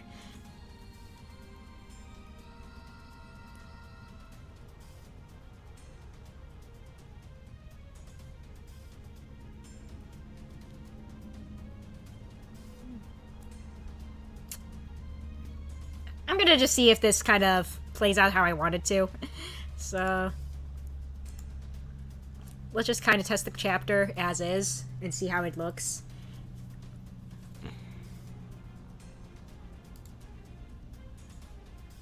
Actually, there is one thing I kind of want to change up here.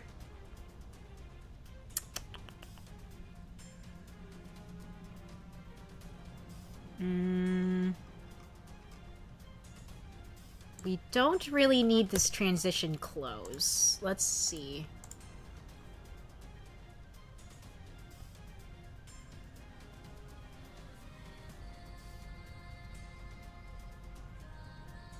Okay, so it needs to load in everything. Okay, yeah, that works, that works. Okay, so we can skip all that. Okay. So I do need to fix up that part of the...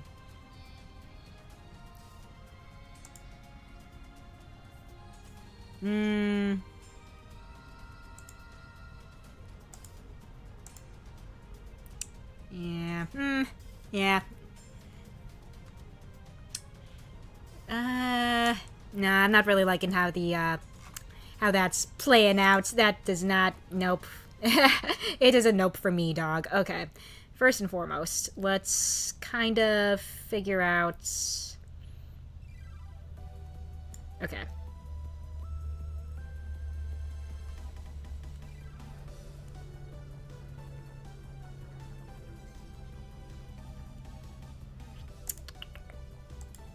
Because I would like the camera to move while things are happening.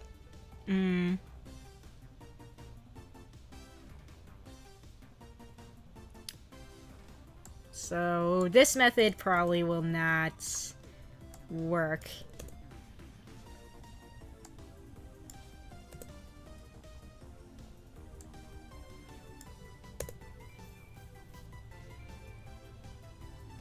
Just remember that art piece of Felicity wearing a witch costume.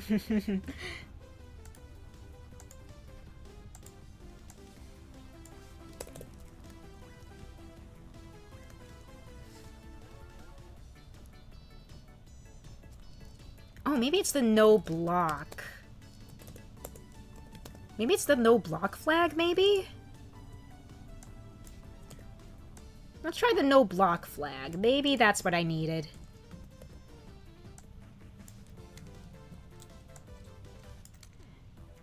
Seeing the title reminds me of Fever X.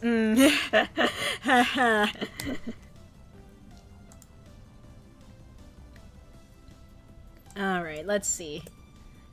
Okay, so we can do that.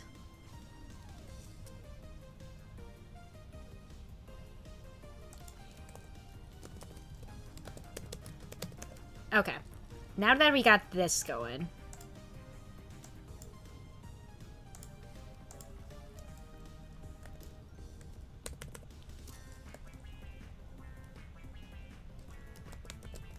Let's try this. Okay. I'm gonna try this and see how that goes.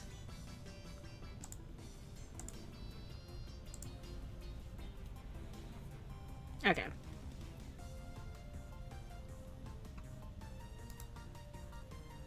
Okay, and then we can continue. Okay.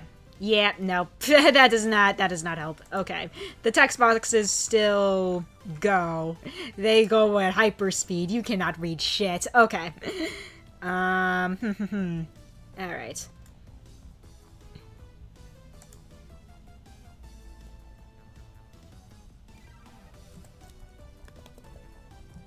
Let's see. Show commands. Let's see what we got here in terms of commands, because that might actually help the situation.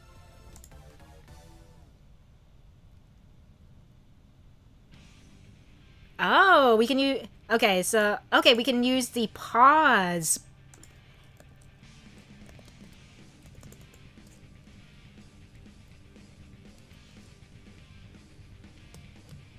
Okay, so we use the pause thingy. Okay. So let's do this. And then we unpause? Okay. Let's try this. Let's try this. P for pause. Whoops. I never learned an important lesson. Never spend more than you earn. It is a very important lesson to learn, not gonna lie.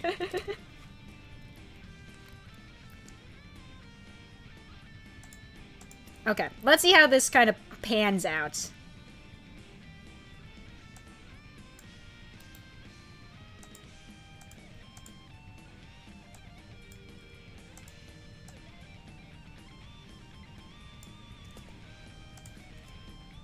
Okay, now that we have that, show map.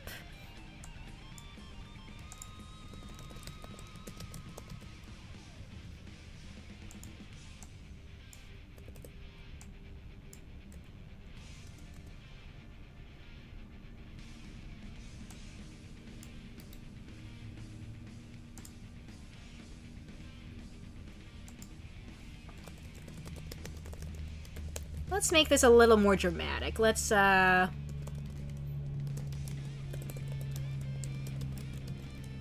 move the cursor down here.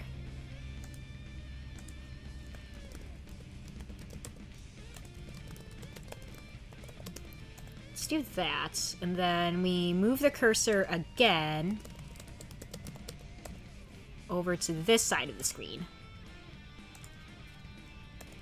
And then we'll make this speed 1,000. Okay. And while we're at it, we're gonna...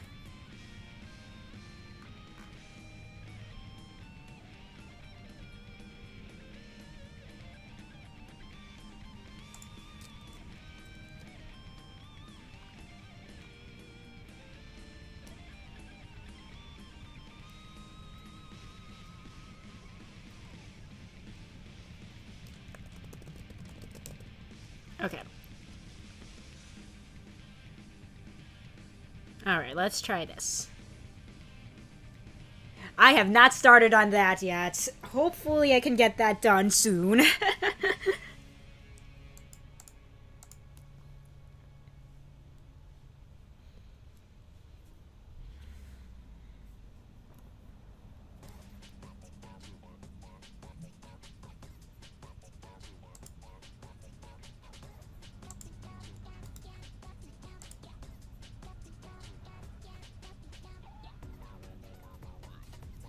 Okay.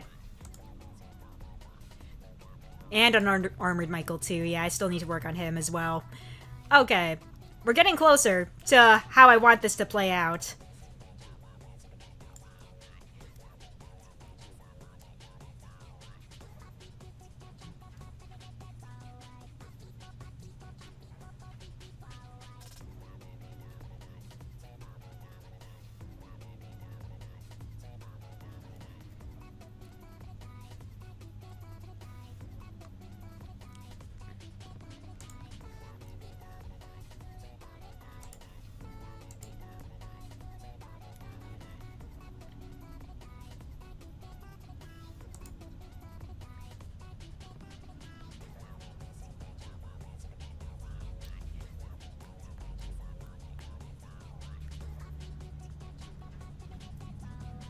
Show commands.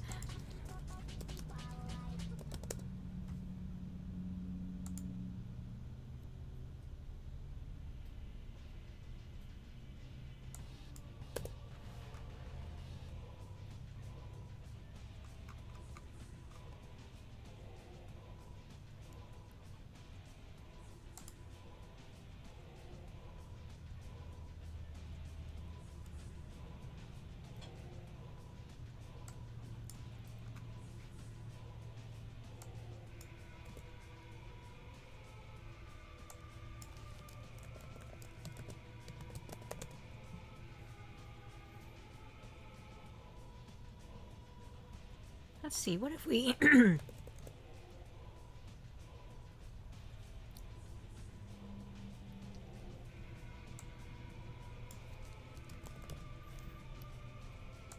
What if we use the hold command and then pop dialogue?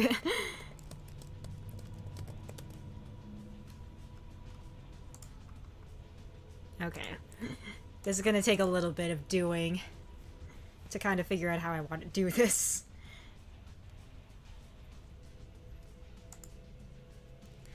One of the pros of not having supports allowed on that field. Exactly, yeah.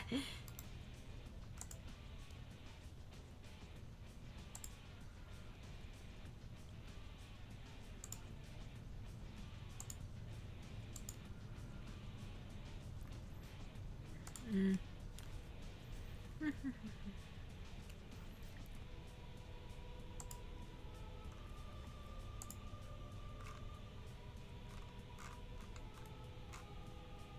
Okay, so it's a little better. The cinematics are a lot better, I feel.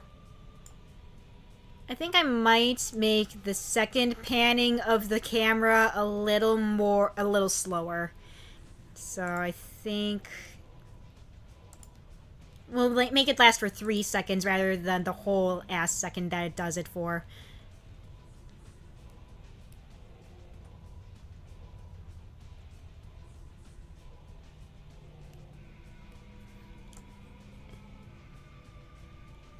And you know what? I think I'm gonna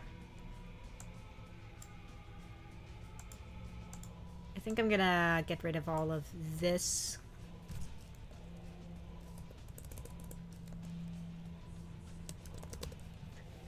Do you ever get so fed up with doing a scene you just decide to voice a character yourself?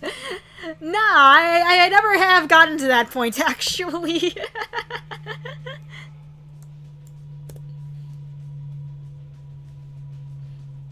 Okay, some...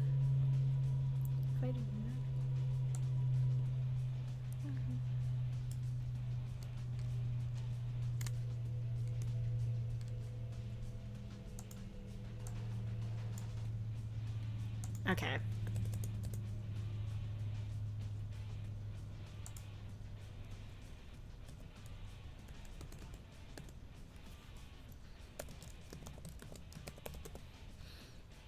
Okay.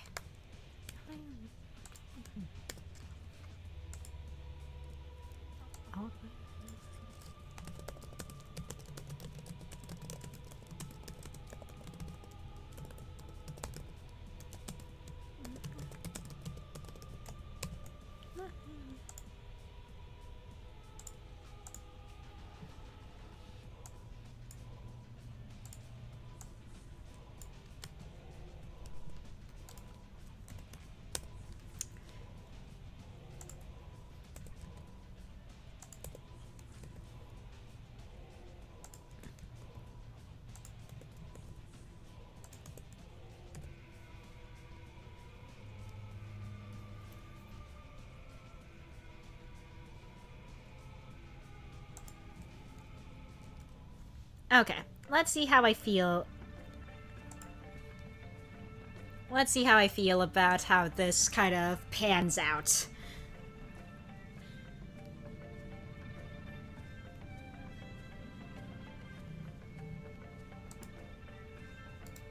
Okay, continue.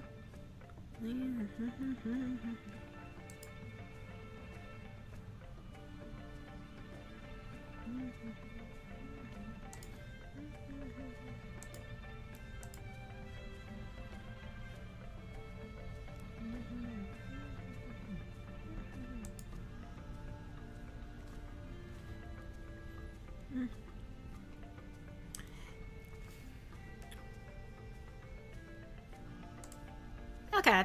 More or less how I kind of want it to look. More or less.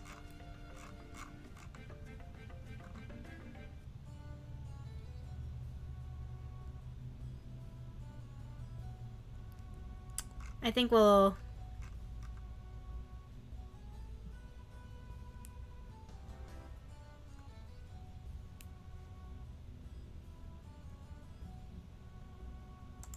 Actually, before we do that, let me...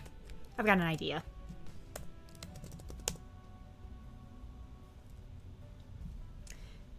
I was sick dealing with the line I struggled to put down, so I just decided to voice the character so I don't have to worry about another character fucking it up. Another actor fucking it up? Gotcha, gotcha.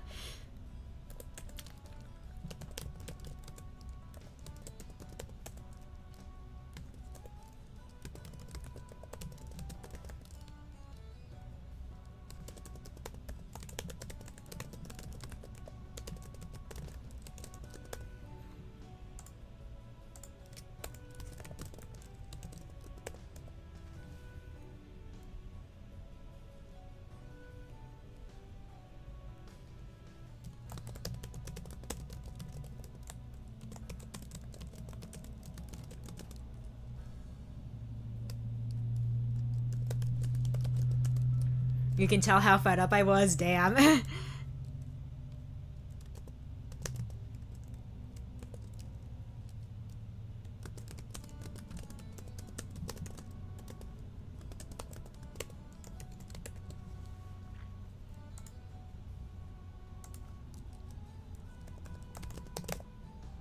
Okay.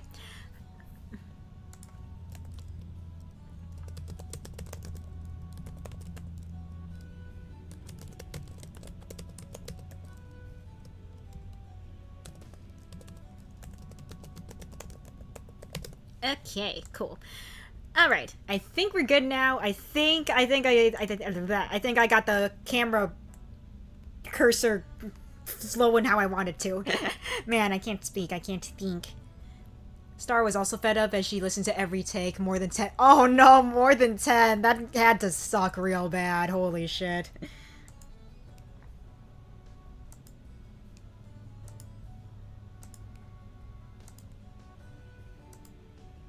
All right, we can.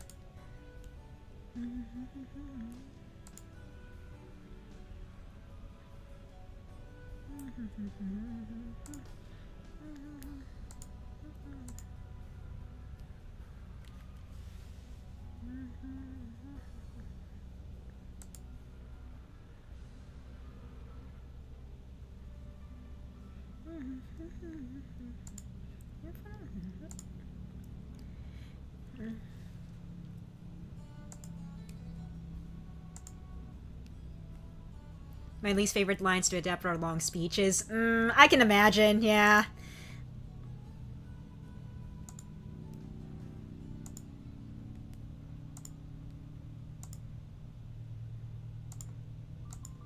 Alright, cool. Alright, that's all good. So that can be checked off my list now, finally. Something like that should have been there to begin with for Act 2, but hey, at least it's there now. Okay. Now I could add in an extra base conversation like I wanted to here, but I think I'll wait on that for a bit. I do want to check out the intro cutscenes for basically all of the chapters. Because there is stuff I want to do with all that. I'm hoping for Sam getting the bolt axe. It would be funny, though. It would be very, very funny.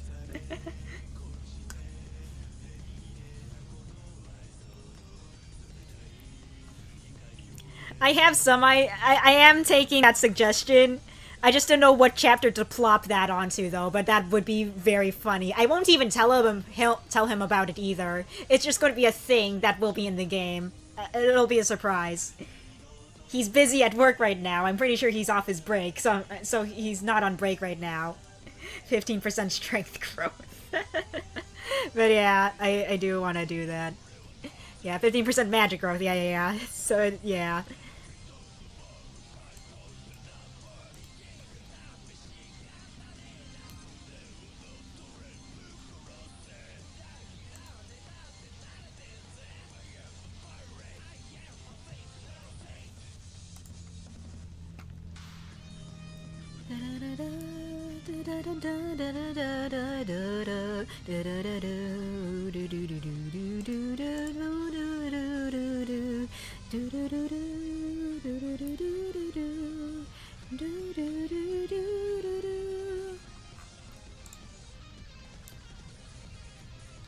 I wish there were throwable swords. That would be cool, though, yeah.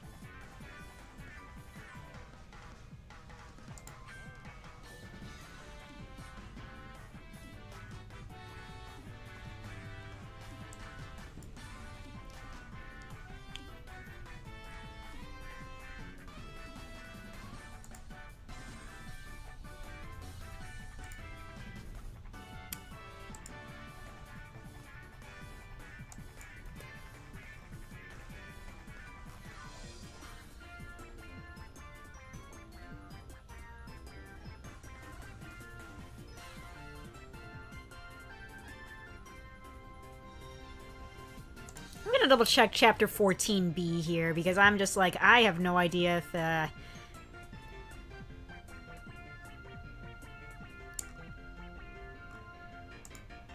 gonna double check something real quick.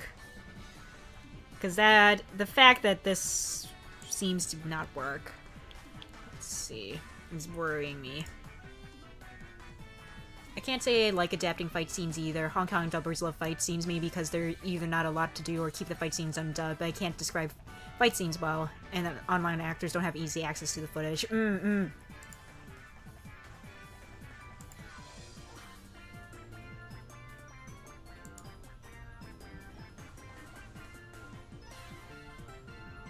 Oh wait, no, not test full game. I wanted to just check that. I just wanted to test the chapter. Goodness gracious. Okay.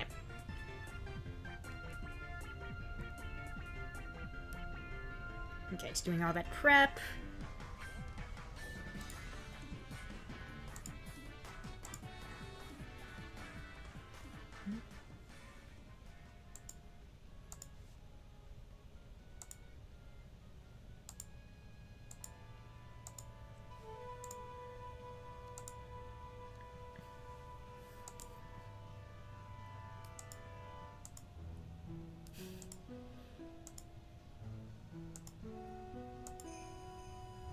I do love crowd noises. I may never participate in them. A lot of fun hearing the actors come up with stuff. Oh, yeah, I can imagine.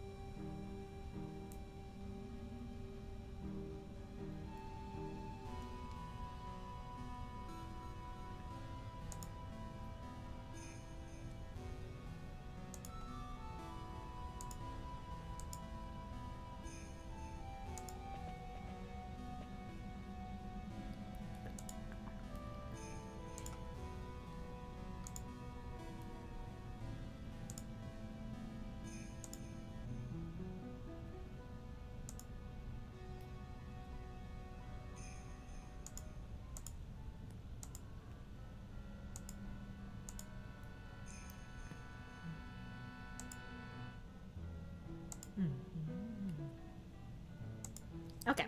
I will do a debug, give skill.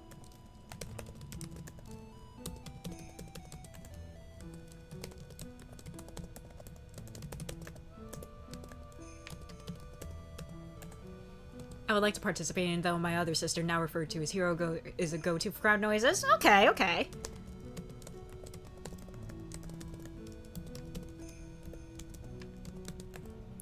But for anyone curious about what this debug skill is, it basically makes units invincible, as well as just give them an insta-kill move, basically. So, again, this is totally just for debugging purposes. You only get access to it if you have access to the debug console, like I do right now.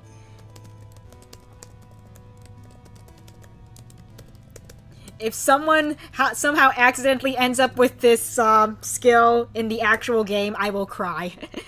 Yeah, nice super weapon to do a lot of, just to make sure things go smooth. Alright, let's go ahead and just rescue this. I just want to make sure that we're good to go. Okay.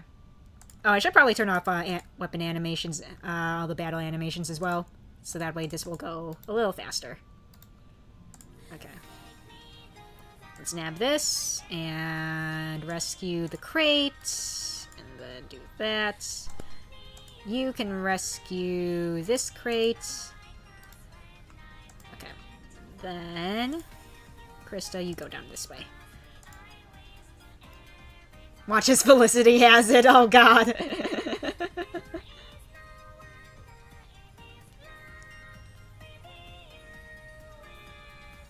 Maybe I should have given the stuff to the crates as well, but it's okay. It's fine. Yeah, okay.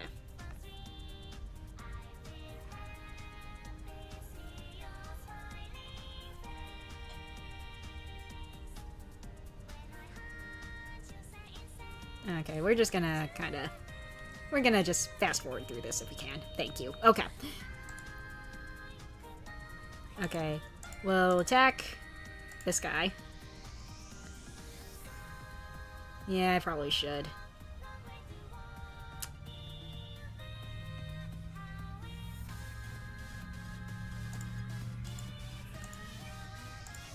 Okay, so now we can drop this off.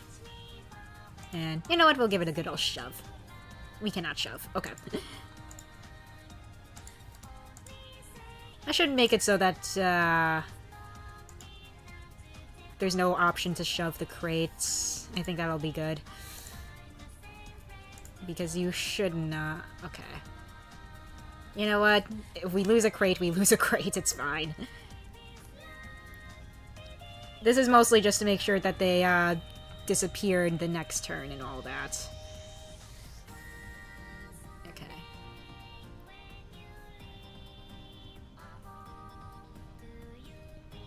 Wait, the crates face the enemies when they're... they face the enemies when they get... It's like they have a mind of their own. Wait. I'm keeping that, but... Okay. Okay, the crate is still there. 1, 2, 3, 4. Okay. Alright. I'm gonna fix up some things. First and foremost...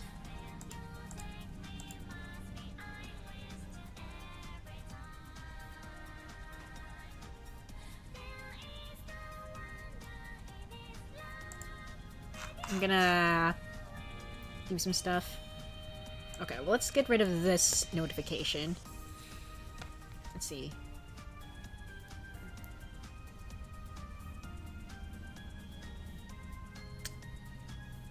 I don't know if I should have this tip that you will get rewards based on how many crates you drop off. I don't know yet. But I think I should just kind of pop that in there. The rule I keyword try to abide is, if you aren't voicing a character in a scene, you will be doing crowd noises, not an Ace Attorney where it's just who's already there. Okay, fair enough, fair enough. Okay, we can probably remove this line of code, no problem. It doesn't look like it actually does anything, so I can get rid of that. Awesome. Okay.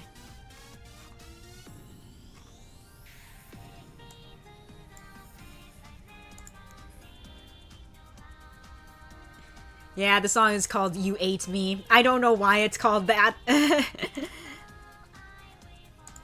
What kind of song is that? I don't know, man. Let's see.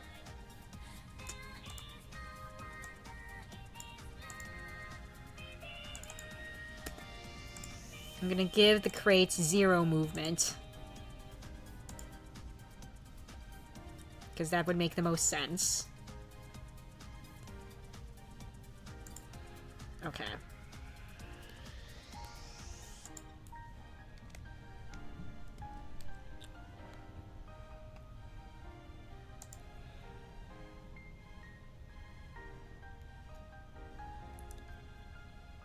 What is the Latin word for bad? I actually do not know.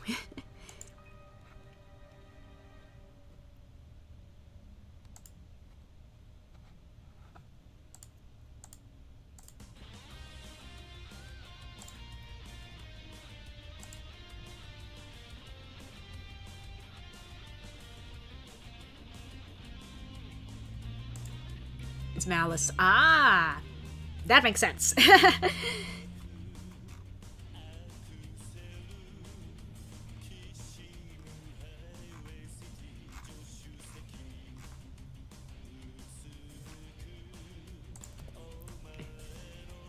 I spoiled Castlevania 64 for you now.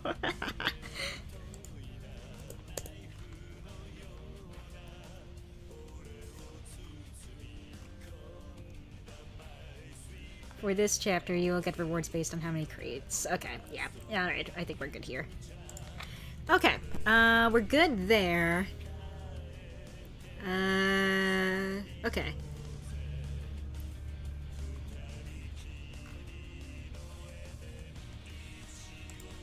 I'm gonna just kind of go over some other things here.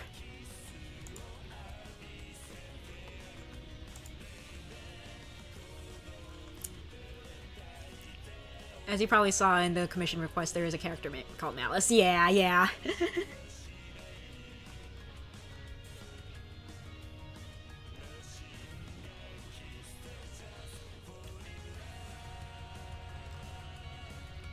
Okay.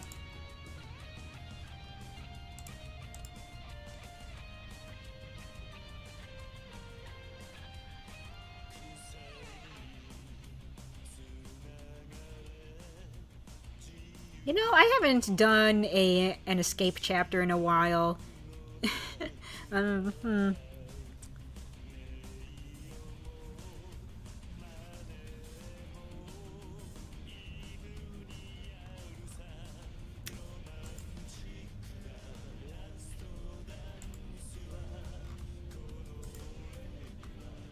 I do have at least one escape chapter in mind for Act 3. But other than that, it's just like, I don't know if I'll add any more. Let's see, in the bad ending, he asks Carrie to be his bride. Oh! Oh!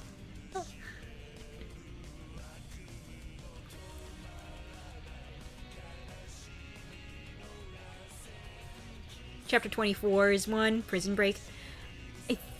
I'm gonna have to see what I want to do for chapter 24. I have, like, some idea of what I want to do with it.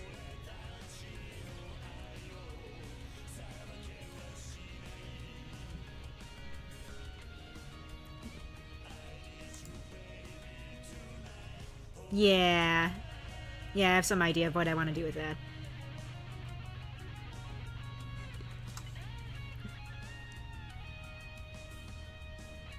Let's see here. Did I say disturb you? Nah, I am good. Also, I am getting hungry. I'll probably get a snack after stream. 4 years younger? Okay, that's not, like, bad. I forgot what their, age difference was. That's not, like, bad.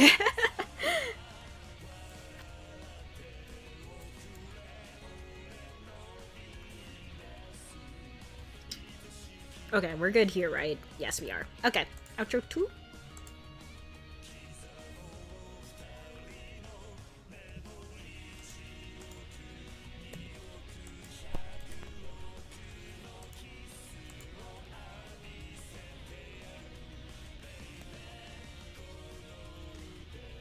But I wanted them to age them up, so... Yeah, fair enough. Okay. Cool. Let's see.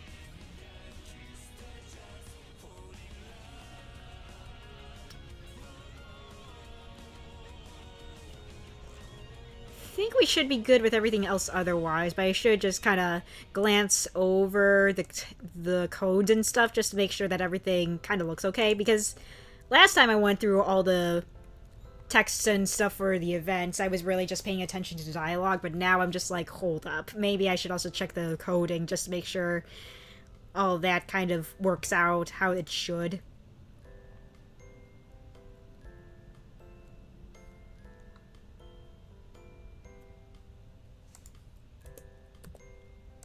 There's just little bits of the dialogue here and there. I'm like, yeah, I should probably just do all that.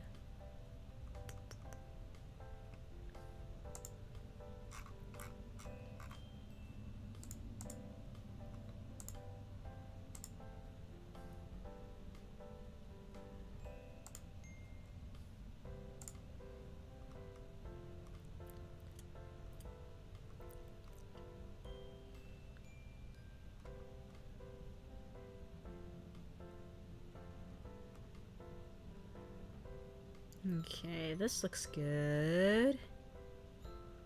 Looking good so far.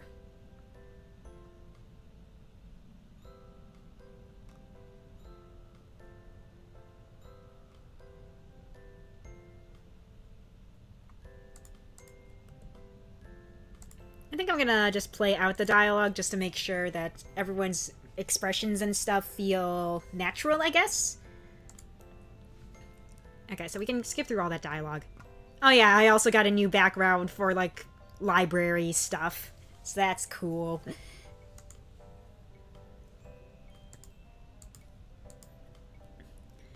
The ending you get in Castlevania 64 is dependent on how many days it takes or how many Sun and Moon cards you use. Interesting, okay.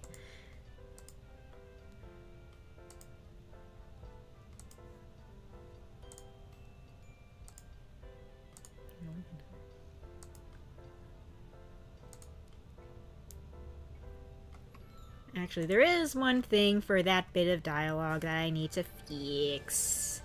Everything else seemed fine, but it was just like one little thingy thing. Yeah, right there. Okay. Okay. And then we can check this.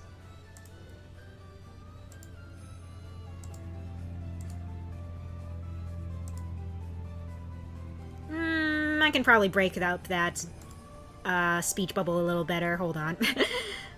I kind of like it if we split it up at the comma.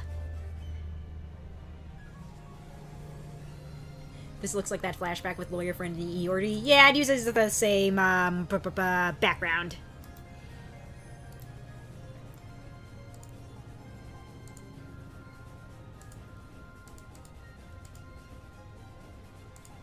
Yeah, I do like how that splits up better.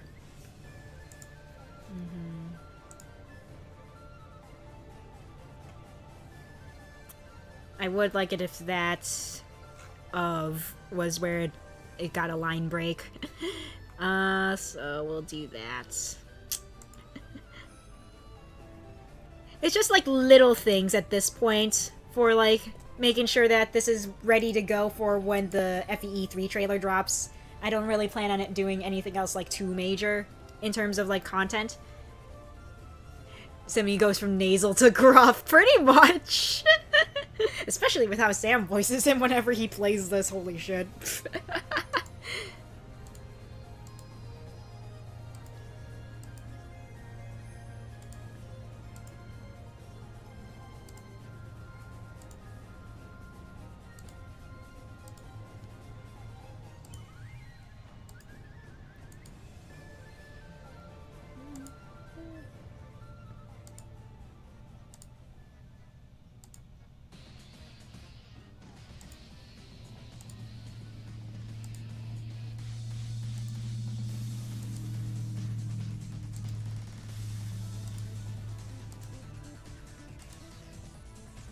Actually, I'm gonna change up the dialogue slightly here. Just because of some different dialogue things that I changed up in earlier chapters, there's a little tweaking I want to do here. Achoo! Pardon me.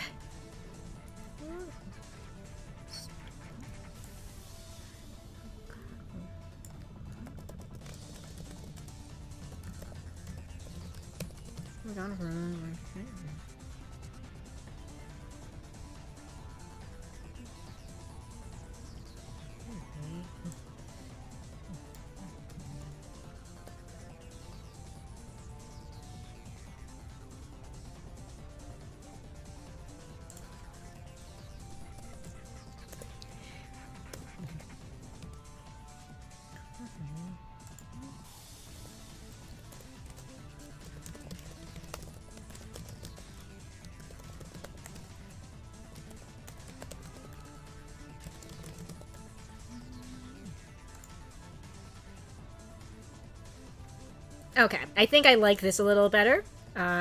Just with how things sort of play out and how things are kind of implied to happen. Okay, so let's go to this one. You were gone for longer than expected.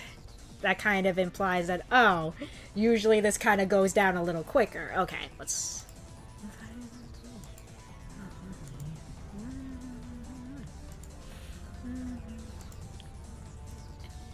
The dialogue still kind of plays out the same, though.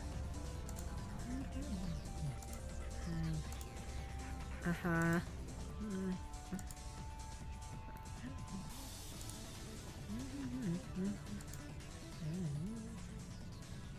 She keeps a stopwatch.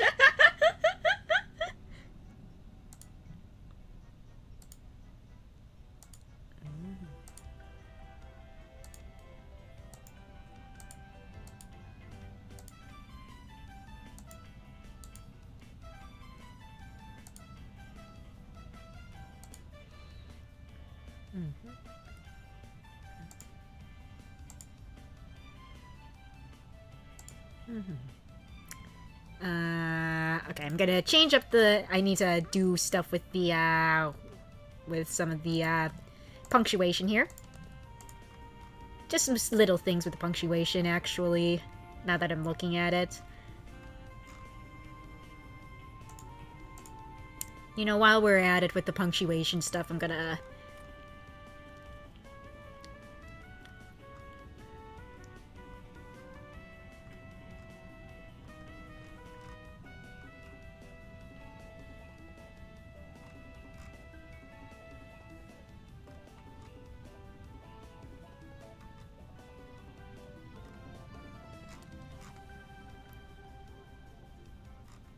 Okay, yeah, that looks good. Okay, let's see how this looks. Okay, we'll move forward this part of the scene. Which most likely will. There's one applies on the forest. So that means you see it's doesn't make it happen.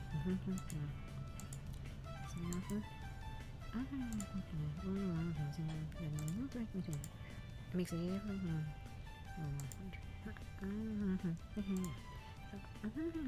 and four. Let's be there for like a word. Perfect.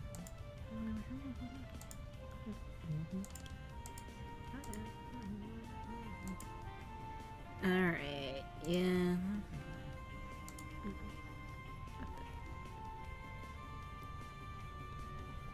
Kai's portrait looks very good for a shirtless version. Hell yeah! I'm so ready to make that shirtless version.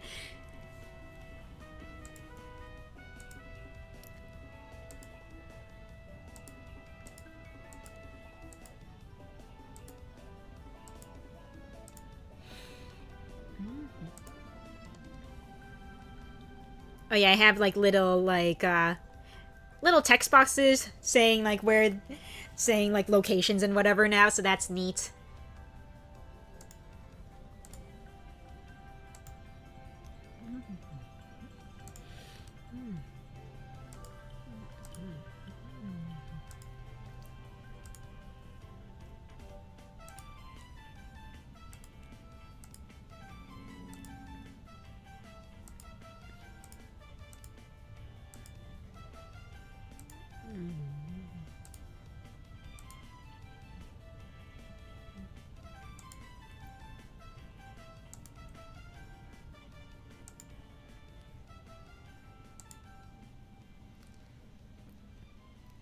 Let's see, my favorite hentai is a yaoi series called Sensitive Pornograph, and now I will note that down. Because I'm gonna have to look at it myself.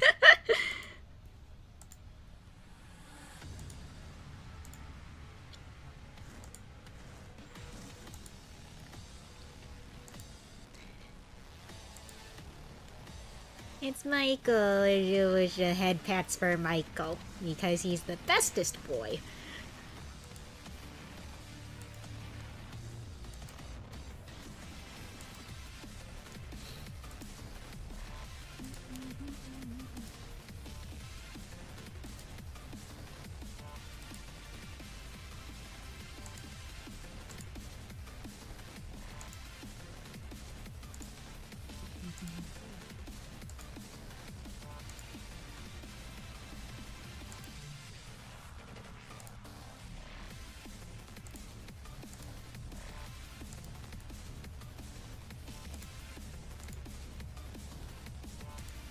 Okay, yeah. Alright, that all looks good.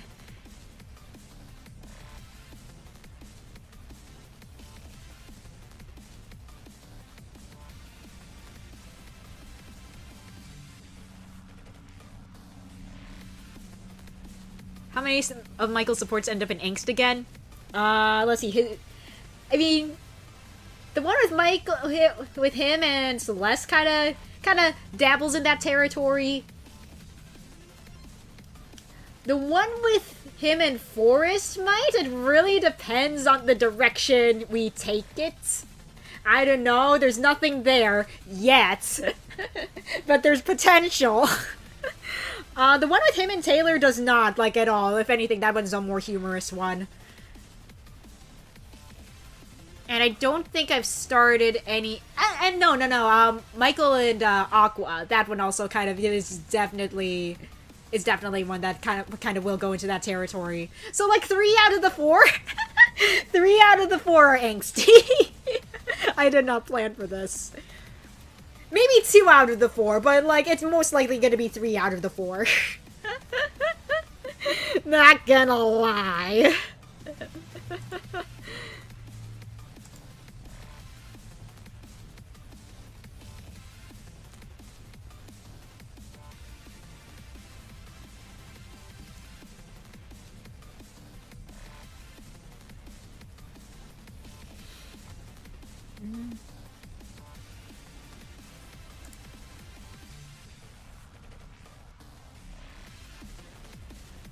I wanted to make it heartwarming. You know what? Fair enough. Fair enough.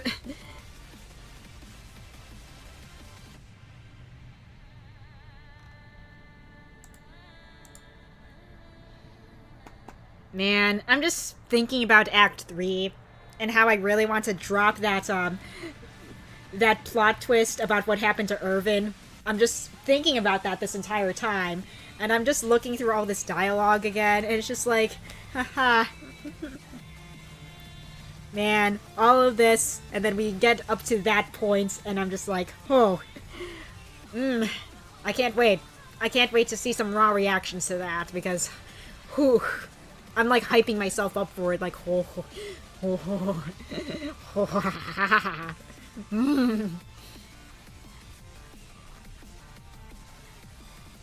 His mother wouldn't be happy he joined the Knights. Yeah, no.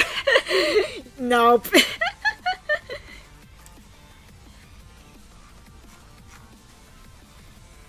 Alright, so that's all good. Chapter 6. Anything going on with Chapter 6?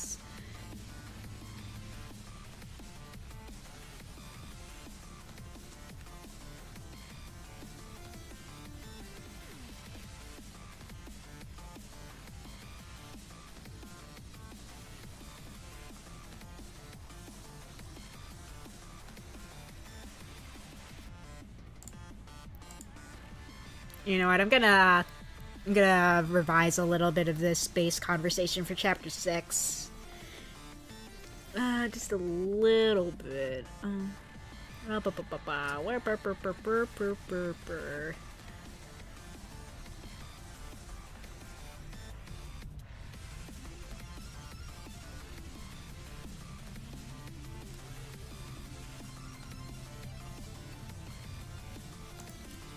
I feel like Michael would be very polite here and call Echo Miss Echo. I think that would make the most sense for him. So let's just save that. I feel like that would make the most sense. She's dead though. Yeah, true.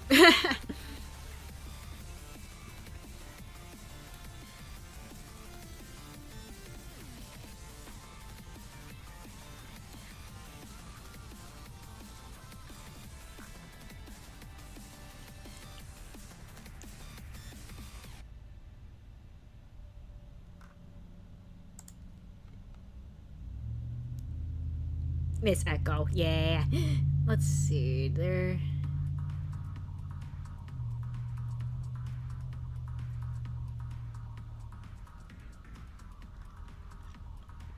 So I'm looking at this base conversation, and that just reminds me, man, I kind of want to fully voice Krista and Forrest's whole support chain at some point. But I can't exactly upload that to YouTube just yet because it is very spoilery for, like, the S support. So I'm just like, I should wait till Act 3 is out before I do that. Here you go. I could do, like, C through A and then just do the S support as a separate video, but, like, still. I think it's better if I have that all in one video, you know what I mean?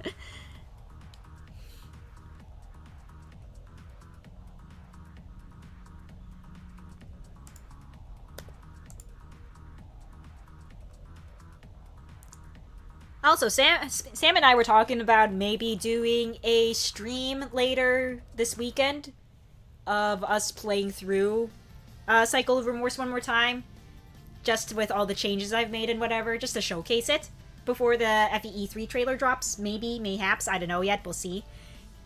Let's see. She taught him to be kind, but she was strict. Yeah, exactly.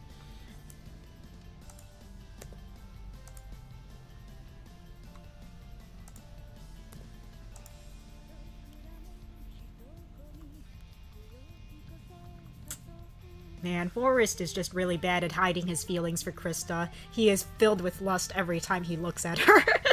And I'm saying this jokingly, but at the same time, like, Krista, how do you not know? How do you not know at this point that Forrest wants to fuck you? I say this as the person who's writing this, but nah, Krista has so much other shit on her mind that I think dealing with Forrest's feelings for her is just, like, not on the priority list.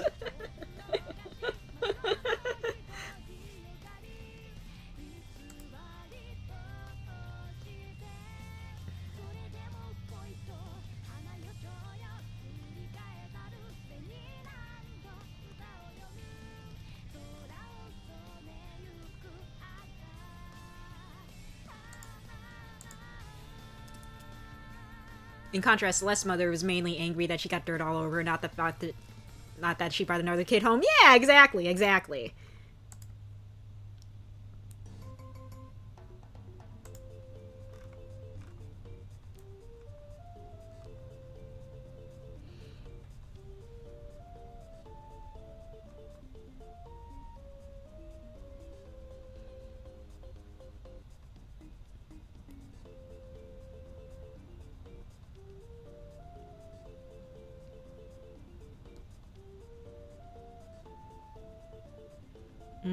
You know what, I'm gonna just let this play in-game, just to see how I feel about it.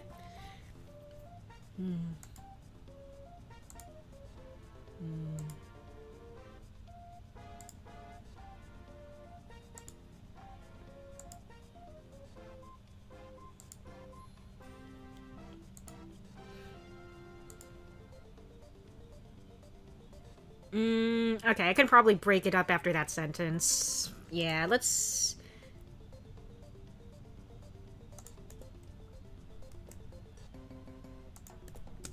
Okay, let's do that.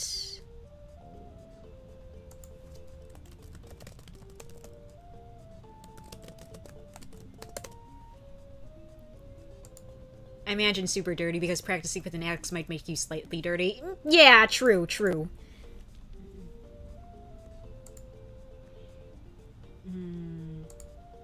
Alright, let's kind of skip through the dialogue a little bit.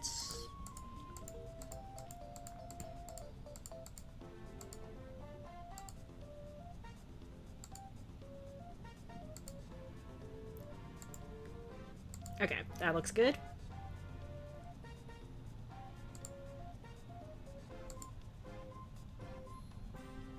So, redoing, like, the boss portraits isn't, like, a high priority, but it is still something I want to do. Because I think that would just be kind of neat. And, of course, NPCs are also very, very low priority, even lower than, doing bosses. But I think it would be also cool to redraw the NPCs as well.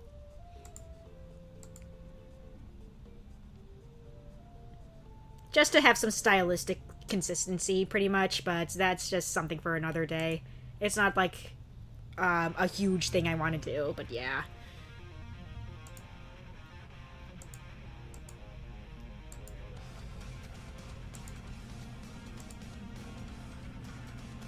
Okay, so that looked good. I don't think I really needed to do anything different with that. Pardon me. Okay.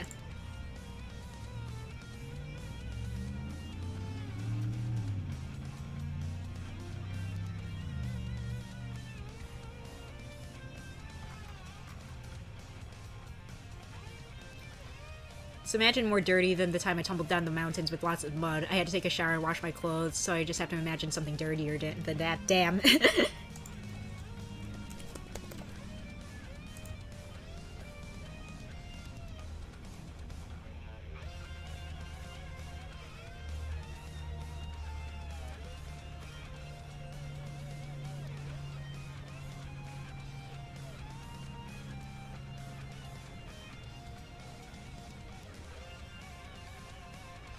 I'm gonna break up this dialogue box real quick.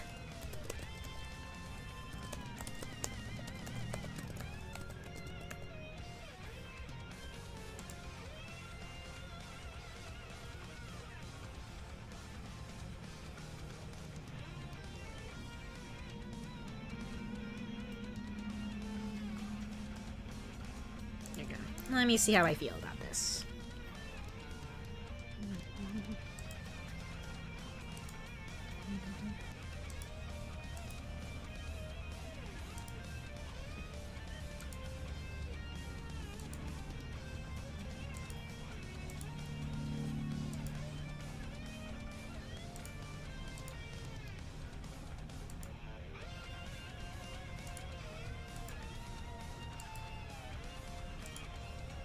Okay, so that's all good. Although that reminds me, there was something in Chapter 5 I wanted to do real quick. There was one bit in the intro to Chapter 5 that I wanted to change. Yeah, it's right here. That was an old bit of code that can be shortened to one simple command. There we go.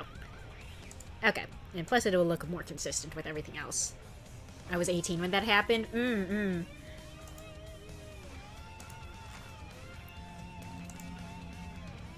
so that's all good. We got...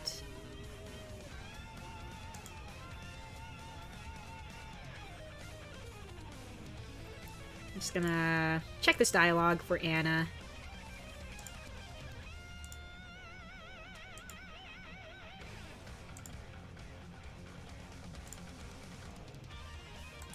Okay, yeah. Alright, that works. I'm cool with that.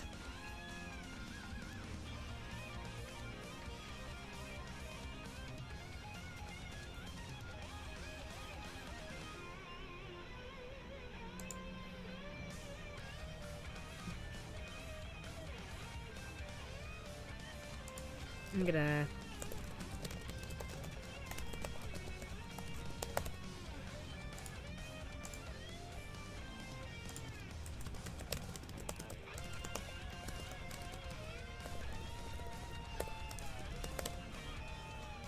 I want to see their children colored in. Yeah, I really need to color that thing in, for sure. Because I do like how I designed them, for sure.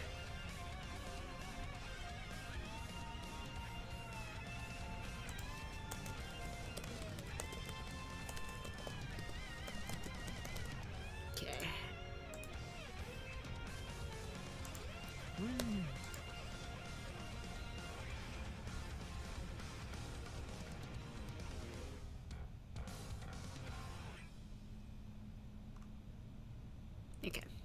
Alright, that should be good. Let's go on to level 7A. Part of me wonders if I should go into this chapter and check if the arena works. But I think I've done enough testing of the arena to know that, yeah, I think it still works.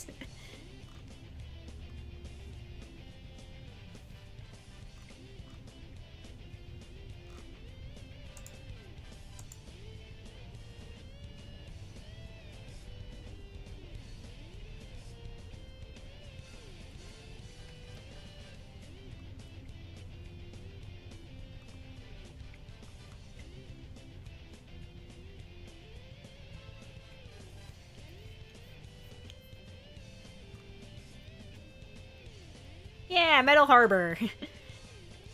Sonic Adventure 2 has such a good soundtrack, like, overall. I don't think there's any, like, bad tracks for that game.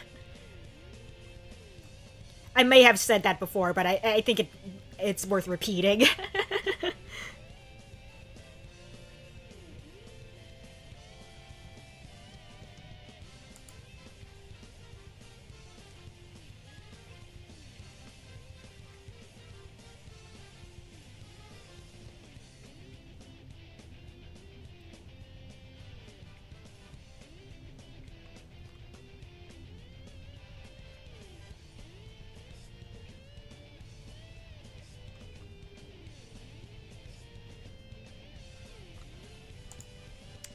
Ooh.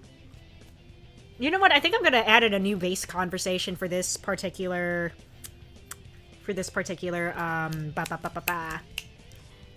chapter. Let's see here. This one is going to be...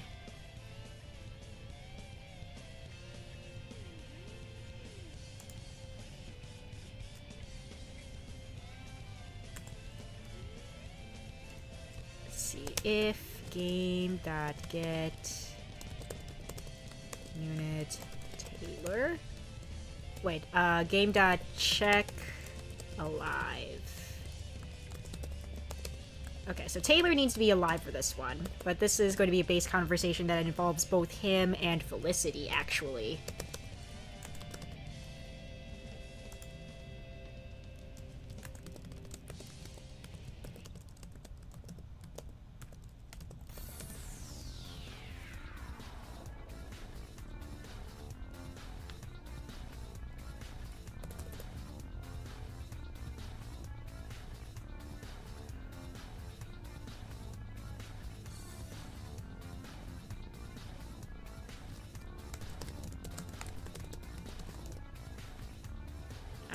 Let's go ahead and add this in.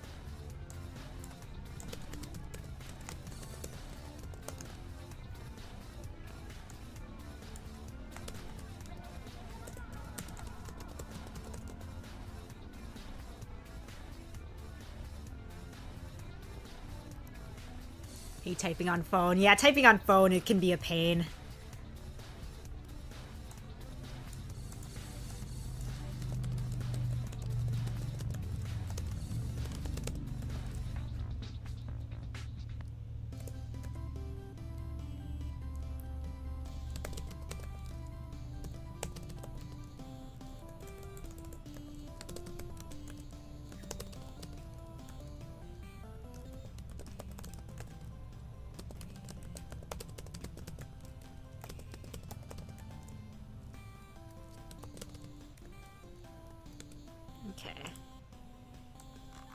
Gonna go ahead and do all this.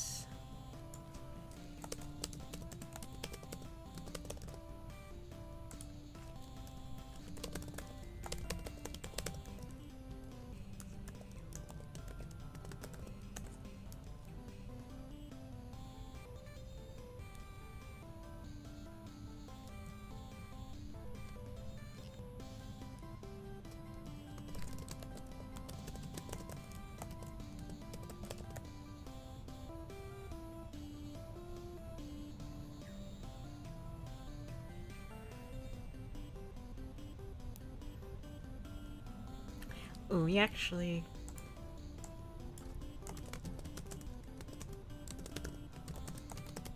Yeah, let's call the base conversation this instead. Teach a man to fish.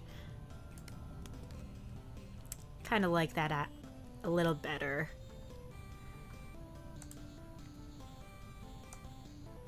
So I think for this particular base conversation, because I've been wanting to add a base conversation involving Felicity for Chapter 7A, because we have one for Chapter 7B, but we don't really have that same treatment for A, so I feel like we should have something that involves her.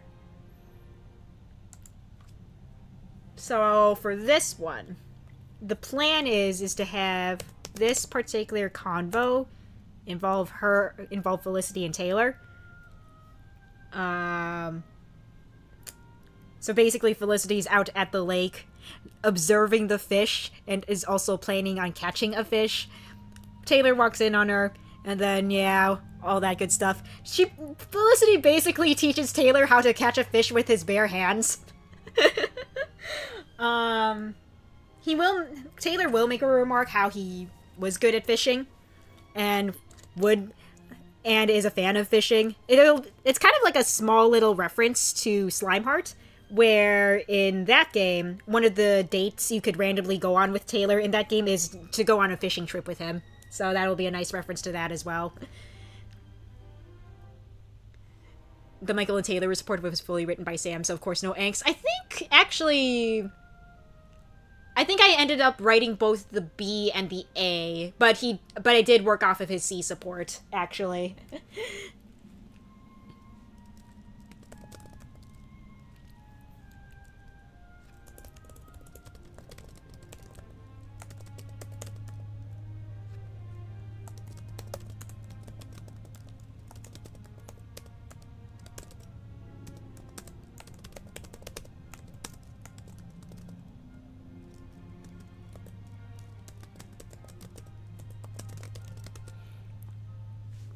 Let's see. Should I give these guys support points at the end of this one? Do I even have a planned support pair at all?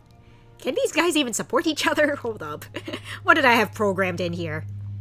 The answer is no. I did not program them to have supports with each other. They could, though. But I'm not even sure what they would talk about. That's the big thing. Aw. Do you go for heartwarming or just angst? I usually try to make it heartwarming, because if I go pure angst, that's gonna make me depressed. Not gonna lie. There has to be a little bit of heartwarming in there somewhere. Or else I'll just get sad.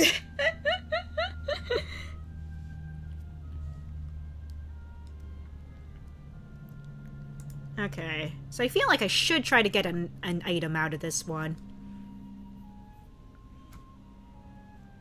I've got ideas of what I want to do.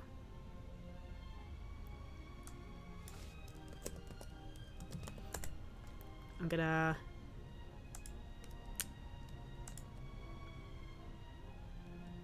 Man. He hasn't uploaded anything. Okay.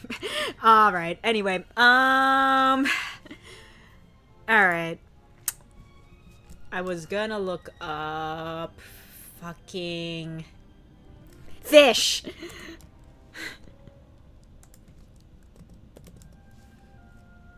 I just need to know. Fish. Okay. Okay, so it's a resource you can get in Fates. Interesting. Alright. I wasn't trying to go for angst, but Celestine upset about her mother. Fair enough, fair enough. And I'm pretty sure you can also get fish in 3 houses. For, like, different dishes and whatever. Interesting. So as... Okay, so you can use it for speed. Interesting.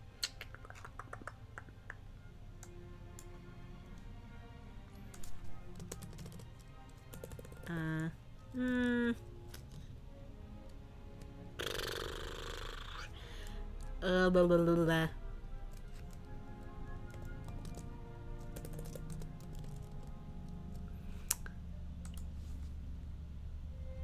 Fishing.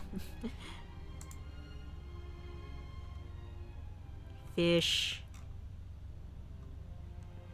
Okay. We've got like so many types of fish here. I just wanna get a good idea of what we can do with different types of... Okay, here we go. That's... Alright. Dexterity. Interesting.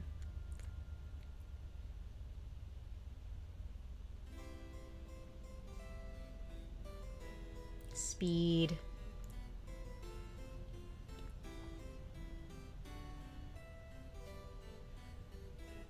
I could make the fish a stat boosting item, or I could use it for something else. I'm actually a pretty depressed person, so I try to hide it.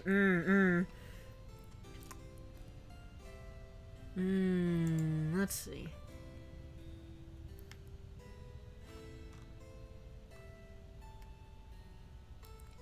What else can these fish be used for?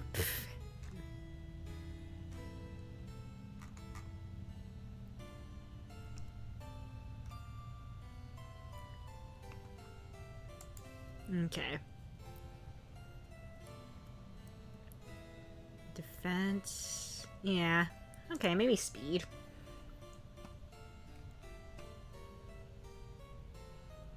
Gonna grab this. Okay.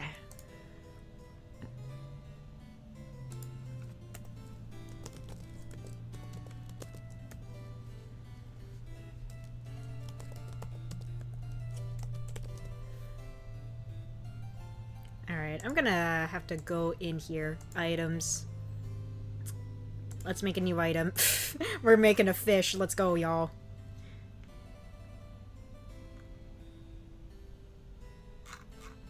I'm not even sure what it'll do, but I'm making a fish. Fish.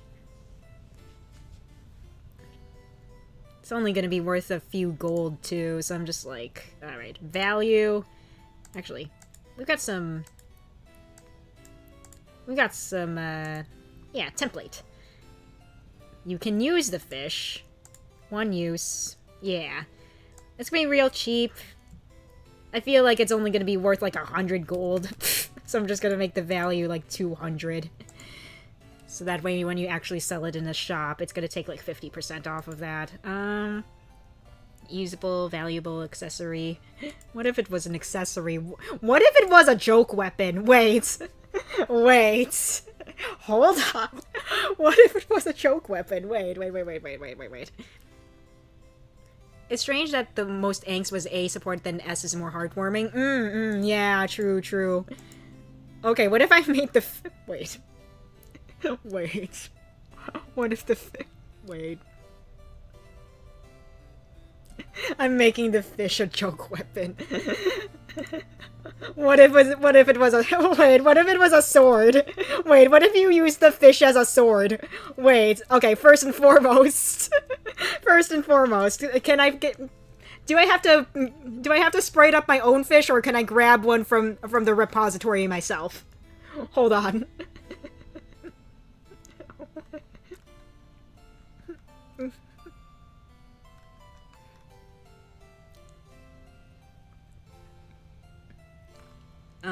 Let's see. Miscellaneous items, maybe? I don't know. AO3 on the right, don't worry about it. Alright, let's see what we got here. What do we got in terms of item icons? Do we have a fish? Let's see, we have vegetables. We have rings. We have money bags. We got a berry. We got chickens. We got cows. We have fish! I'm gonna use this big fish. Let's fucking go! We got fish! Let's go! Okay, I'm adding this. Hold up. Okay. Weapon template. This is going to be a sword. It's going to be an E rank sword. Well, or maybe an axe. Would it make more sense for a fish to be a sword or an axe? I feel like it would be better as a joke sword. Or, I feel like it can work either as a sword or an axe. It has that same sort of swinging motion where and since, you know what, since both Taylor and Felicity are involved in this base conversation where you get the fish, They both use axes at some point. So I feel like this should be an axe instead. Oh, this is gonna be funny as hell. This is gonna be funny as hell. Let's go, let's go, let's go, let's... I won't tell anyone about this. Blade, this is a secret between you and me, alright? Because no one else is here, and no one watches the VOD. Let it be known, on this day, we're adding a joke weapon. And it's gonna be a fucking fish. Let's fucking go. Let's see, this is the second time I've written about childhood friends where the female character's mother is supportive. The first time I did was with heavy help. Okay. Okay, secret fish, let's go. Let's go! I'm so happy about this. You have no idea. I never thought I would add, like, joke weapons to this game, but here we are.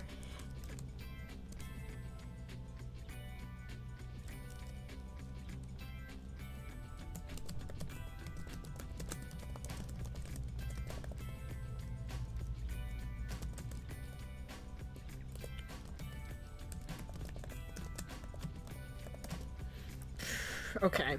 Targets enemies. Yep, it's gonna be a one range weapon. What if you threw the fish?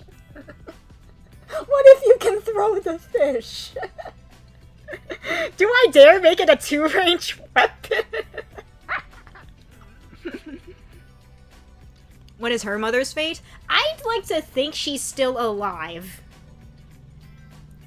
I think I'm gonna have it so that she's still alive, thankfully. And Andre! I haven't seen you in a hot minute. How are you doing, my dude? Okay, we're gonna make the fish throwable. Alright, we're gonna make it a 1 to 2 range weapon. Let's go. Let's freaking go. Alright, we're gonna do that. Alright. We're gonna make the fish throwable. Okay. Since it's a joke weapon, it's not gonna be as powerful as the iron axe or even the hatchet even. I think we're gonna make it like a 3 might. It's just here to be silly. No crit. Weight, though. The weight of it... It's a freaking fish. It's not gonna be the same weight as an axe. I think I'm gonna make it like a 4 weight, maybe. Sure.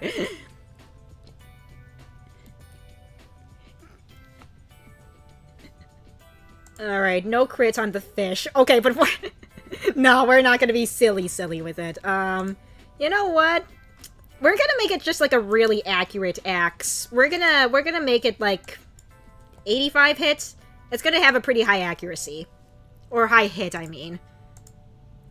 Like, it's a joke weapon, but like, still. At least you should still be able to hit with it, I would think. Alright, cool. Yeah, alright. I'm proud of this. Okay. Cannot fucking believe we're doing this, but we're doing it. Okay, I'm gonna close out of the editor for just a hot minute. Just to... Okay, we're... I forgot I was still on the not safe for work folder in my file explorer. I absolutely very quickly clicked out of that. Anyway, y'all didn't see anything, right? Y'all did not see anything. This is making me want a sure shot bow. I like when joke weapons are actually powerful to add to the joke, plus if it's good in a silly way, like a funny unique buff and debuff. Don't worry about it, Andre, don't worry about it. Don't worry about it. Don't worry about why that was up there. No, we are not showing that on stream. We are not. We are not showing any of that on stream today. Not today, good sir. Alright, let's see. Let's go into Libre Sprite and just pop that in real quick. Alright, let's pop you in. Okay, now we just need to plop this new axe, quote-unquote, somewhere. What axe icon am I not using? I don't think I'm using the Sword Slayer for anything, so I can just, Oh, whoop.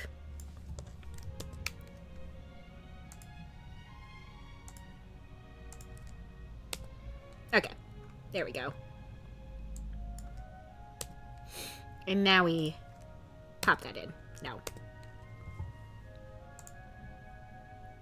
Okay, well, we'll still pop it in. Like so.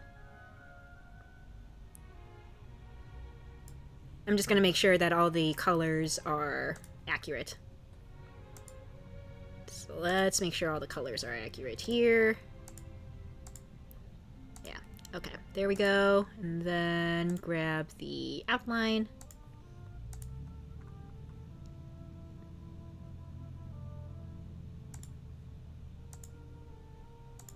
Okay, and then we grab the blue, and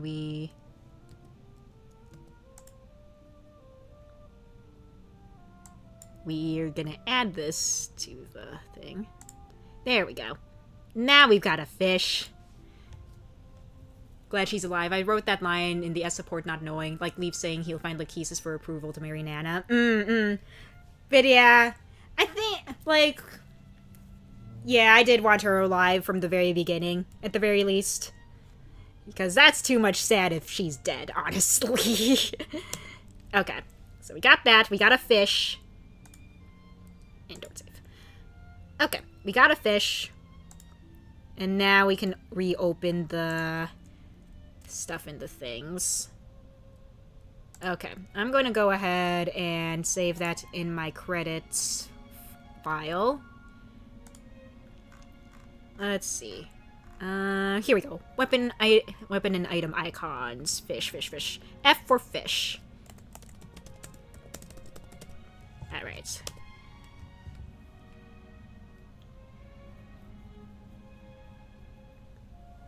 Let's see, is Lachesis alive in actual genealogy of the Holy War? I think she died. I think. If I remember my lore correctly.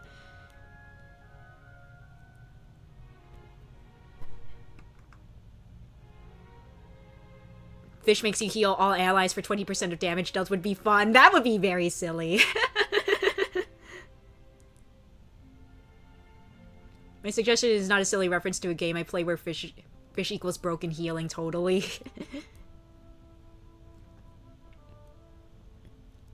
Her fate is unknown. Last heard trying to find Delmond with Sylvia. Oh, okay, gotcha. Alright, let's see. So we got fish.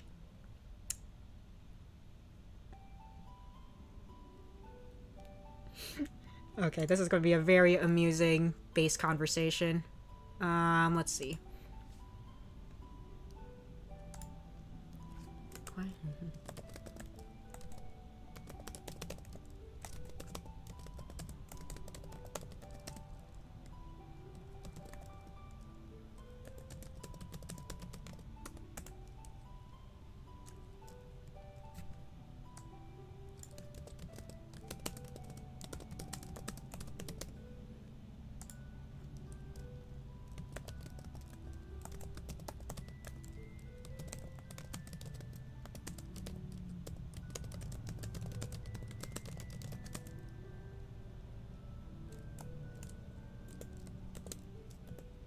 Okay.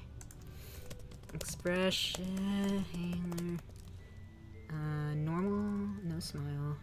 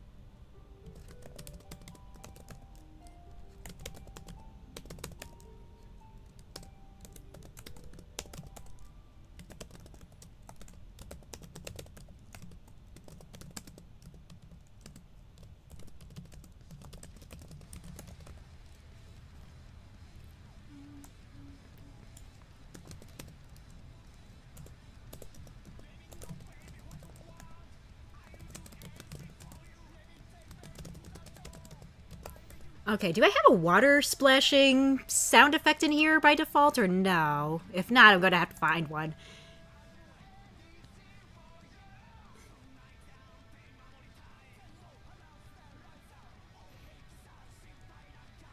Let's see, Fluid Sac Faust, the fish in question, heals 15% of max HP of the equipped Faust and heals up towards 25 SP to all allies. It's the most broken ego in the game. That's crazy. Also very funny. A fish, huh? Doing all that. That's crazy. Let's see, what do we got here? Air Caliber, Apocalypse, Attack Hits, Berserker Cry, Bolting, Bow Miss, Critical,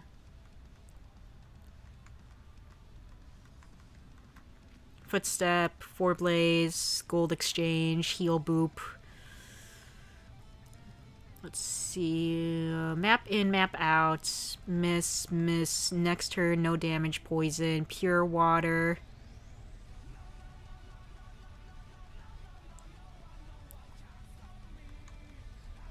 Sheaths, shine, stone, surprise, sword, swoosh.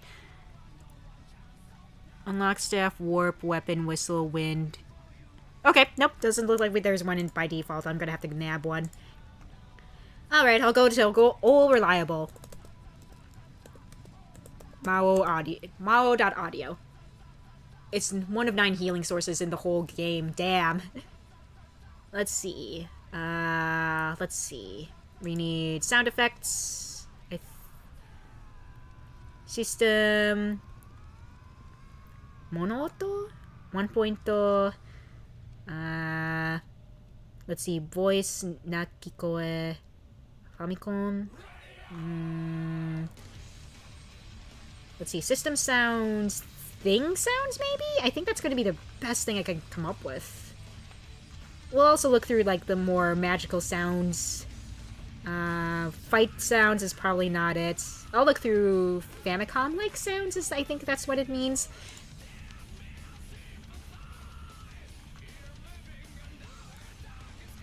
Rollers, Zippo. Oh, Zippo lighter. Okay. Zippo lighter. Oh, what is that? I'm trying to remember what character that is.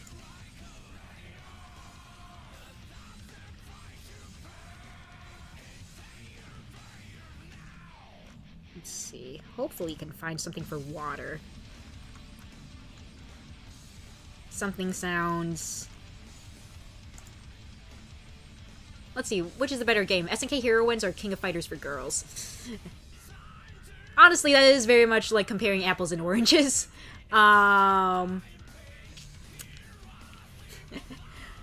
Since one is a dating sim and one is a fighting game. But, like, I'd say both are good.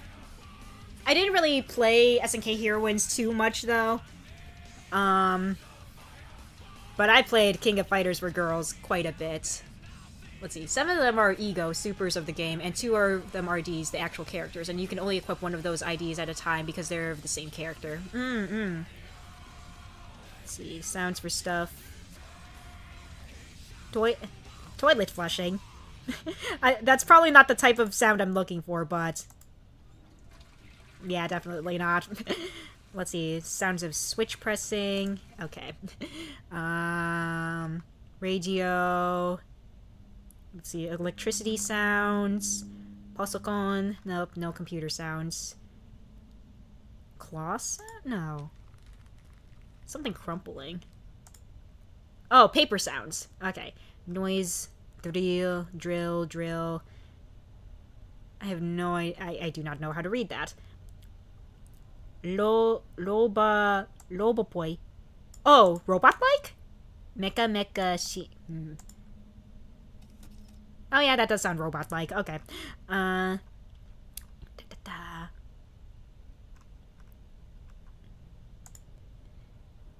Sam's not here. I wanted to rant how about good the magic system in Limbus is, and how it ties into the gameplay. Yeah, he's at work right now. Let's see. Fire? Okay. Yeah, it's really soft. Hold on. I'm gonna turn it up a little bit because these are pretty quiet sound effects.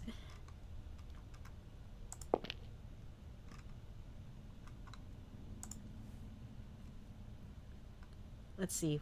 I have no idea what that says. Sounds like a light switch of some sort? Sounds like a door opening. Elevator. Someone drinking. No. That sound was sexy. Wait, which one? I question which one you said that one for. Let's see. Door. Kunama? That's for car. Will not tell which now that we passed it. Okay, fair. Alright. Now I'm concerned. Let's see. Magical one. Hanukkah stay. Magic sounds. Something magical. Let's see. Some sort of noise. That sounds kind of watery-ish. I'll keep that one in mind. He was talking about a footstep sound. Okay. I have questions.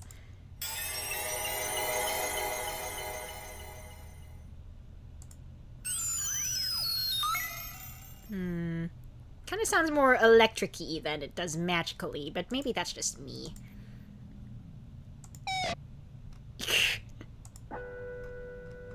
Yeah. That sounds like that sounded like a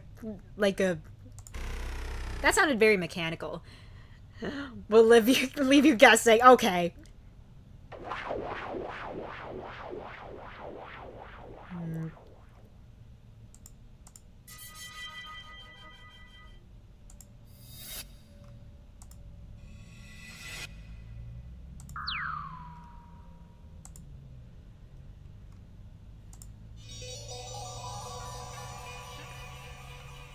That does sound very good, but not what I'm looking for. It has a bit of a whoosh to it. I have no idea what that was, but okay. Noom. That's the sound of someone falling. I will take that, though. I will save that for something, for a different project. I do like the sound of that. I'll take the MP3, thank you. I will take that. I might use it for a future project. Ooh. I could rant about how my girl Don Quixote is well written in Limbus and how she respects the source materials. Ooh. I've never read Don Quixote myself, but now you got me curious.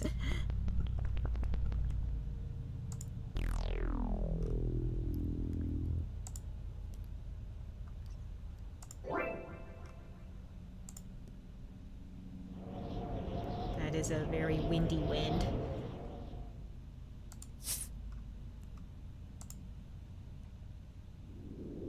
That is also... Oh, this one has the character for water in it, so this might be a watery type. Oh, yeah. Water 16. Nah. Not really. Too magical-y.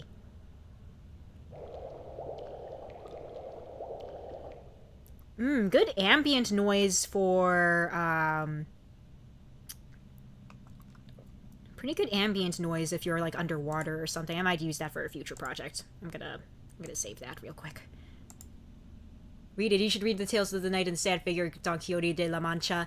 I really should, though. It's one of those, like, classic pieces of literature, so I really should get on that.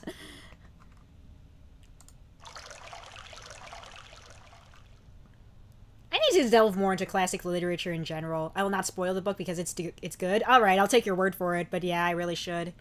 I started rereading Dracula, and I know that I have a copy of Frankenstein in terms of, like, the more classic stuff, but yeah, Don Quixote is also on my list as well.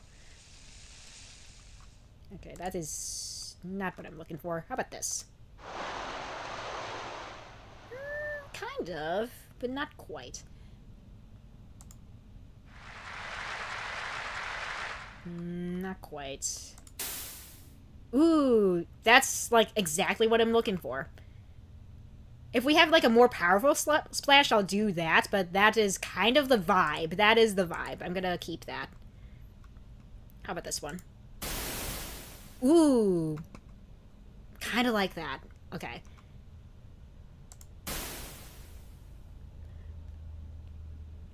Six is kind of better for what I have in mind, but let's see what else we got. That is a definite no. A little... no. How about this one? Nah, a little further. Since you don't play gacha games, you should read the books of classic literature that inspired the characters. Good substitute. Okay, alright. Good to know, good to know.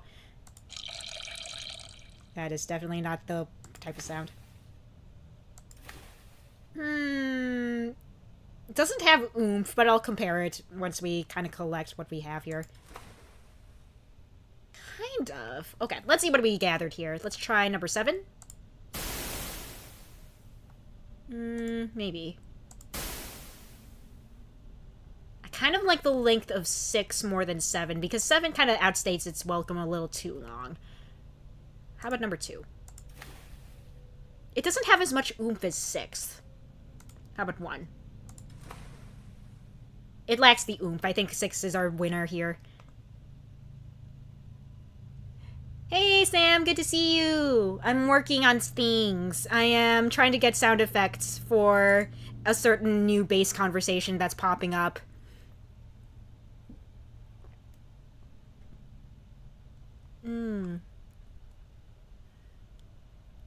Yeah, we're talking about books. And a gacha game that's kind of like inspired by books and such, according to Andre. Or at least a broad strokes way of summarizing things just now. Anyway, I'm going to save this as an OGG, because this only uses OGG files. Okay, awesome. Let's go ahead and import that into the engine. I'm going to get the music back up here. Where's my thing? Here we go. And that is way too loud. I am sorry.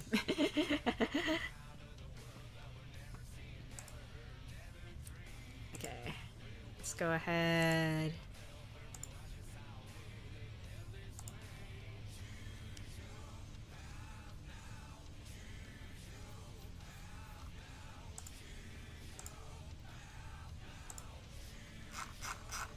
Alright, now we just need to rename this.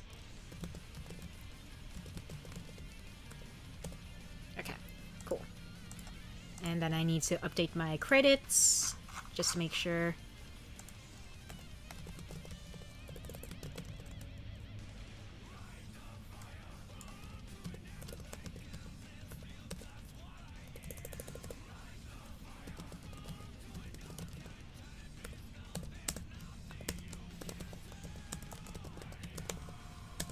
And then I'll link back to...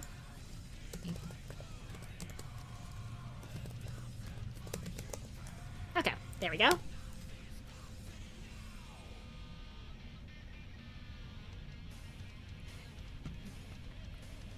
Okay, cool. Now let's get back into writing up that base convo.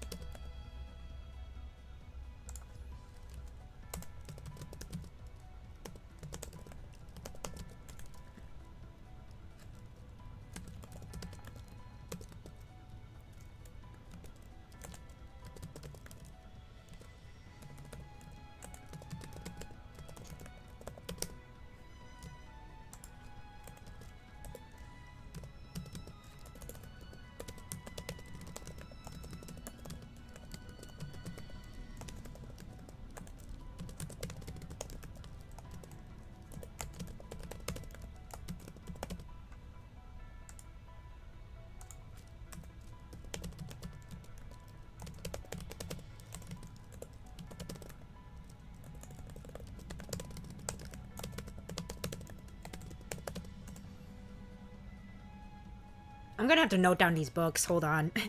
I have like a whole document in my phone of books I need to read, so I think I'm gonna note them down there real quick. As you list them off, Andre, thank you very much again. Because that is all going on my to-read list. Oh, speaking of my to-read list, let's fucking go. Okay. So, fun fact. I put... the book House House of Leaves by Mark Z. Daniel Wesky on hold on my library, and I'm just like, heck yeah, it's finally free for me to check out, so I'm gonna be checking that out later. Awesome, awesome. Let's go. Okay.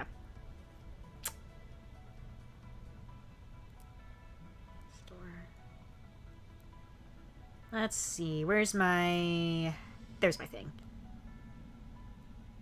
Okay, there we go. Here's my list of books to read. Alright, let me go ahead and,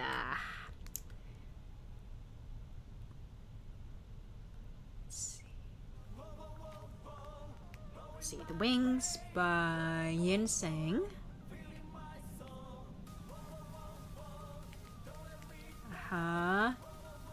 Goat's Faust, okay. I vaguely, very, very vaguely remember maybe reading Faust for when I was in high school, but I hardly remember anything about it, so I might give it a reread, honestly.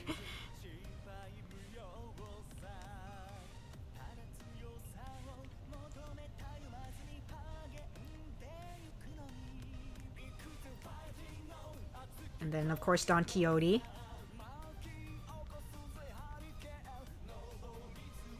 The Plague Don Quixote, they have the same name but are very different stories. Okay, okay.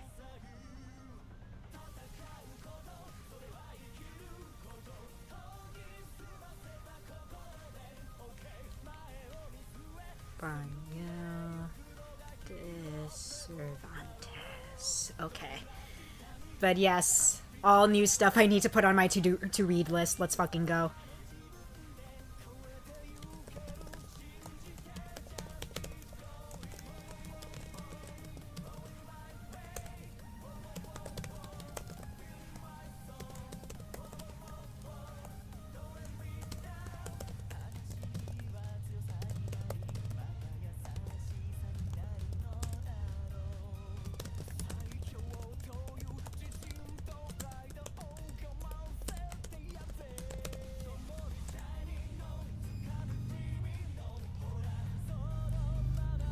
Let's see, Hell Screen by Rinosuke Akutagawa. Okay.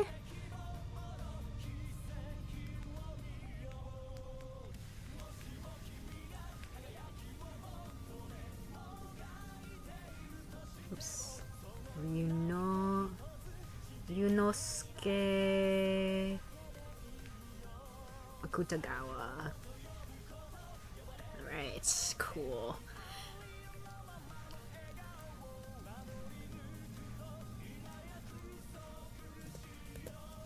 The Stranger... Oh, The Stranger by Albert Camus.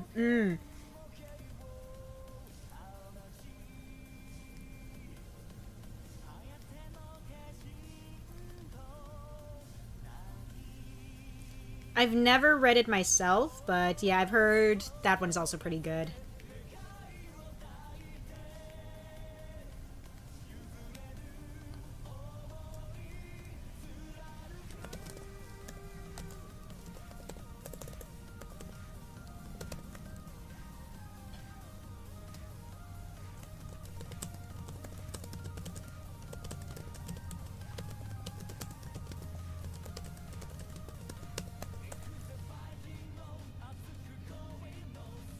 Dream of a Red Chamber by Chao Zhan. Okay.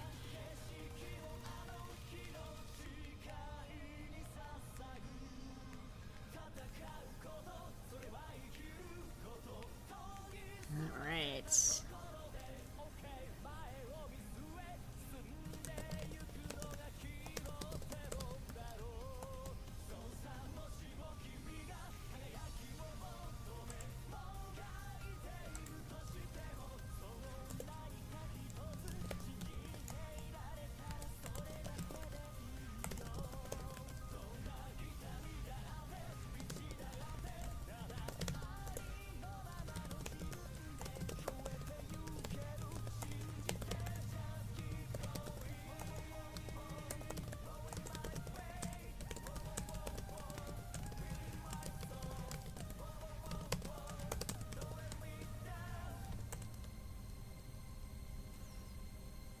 Ooh, and Moby Dick. yeah, the author of Moby Dick is escaping me.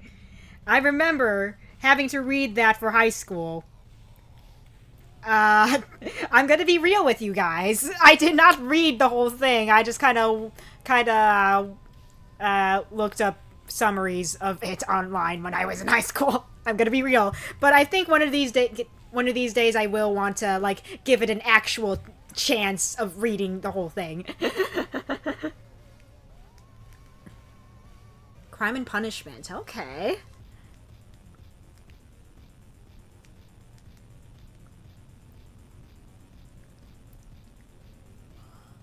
I have not heard good things about Wuthering Heights. I've heard that people view Wuthering Heights as like a love story, but it's really not. I think that's the first problem. I've not read it myself, but yeah. You haven't read the Yaoi book? I tried reading it for high school. But I just could not get myself into it. I think the fact that it was required reading just, like, really shot that chance in the foot, so I do want to give it, like, an actual try, now that it's not a required thing for me to read anymore. Moby Dick, the gayest book in America.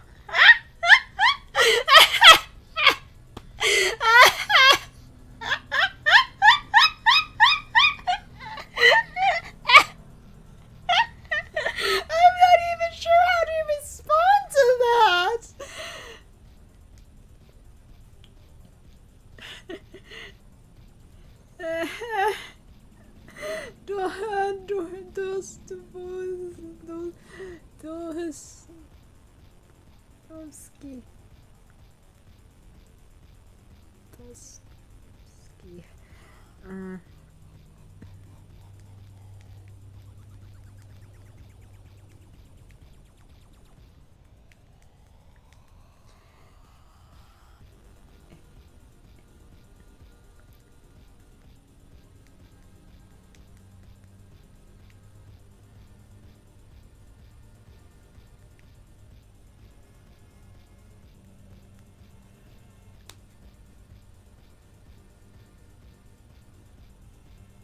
Herman Melville, thank you, Sam. Thank you. The author's name was like on the tip of my tongue. Thank you.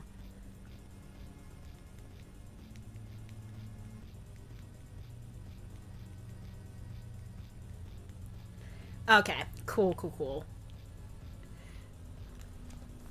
Alright, where were we?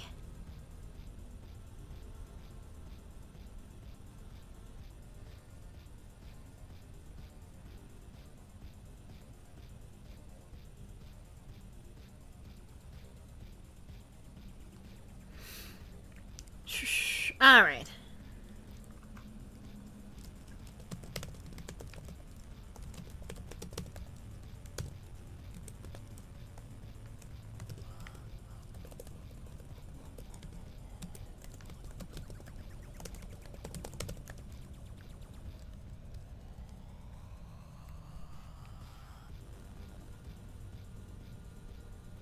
Wuthering Heights is a book where no one is a good person, so it's kind of hard to, like, if you can't accept that, and that is not a romance. Again, that is what I've heard! That is definitely something I've heard.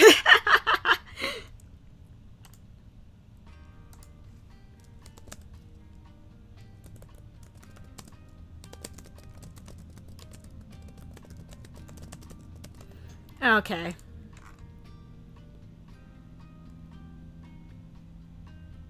I'm gonna pause the music real quick just to make sure that the cutscene, let's see, looks okay. Let's take a look.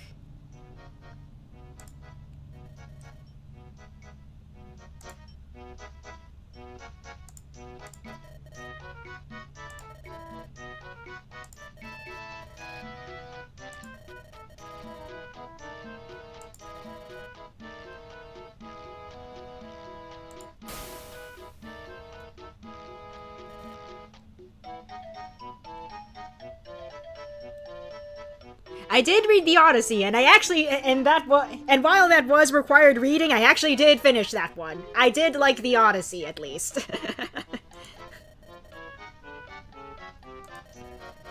Ooh, Ooh, and Metamorphosis. That has been on my to-read list for the longest time. Let's see. Demian by Herman Hesse. I need to add that.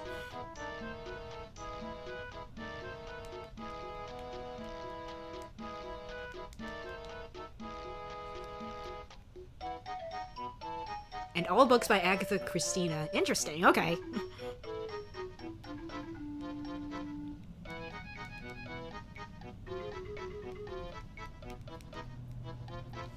Alright.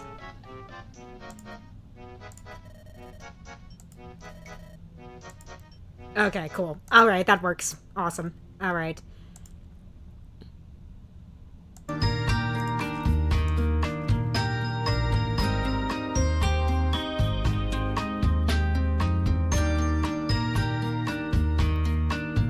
Okay, so new base conversation. I'll add that to the changelog.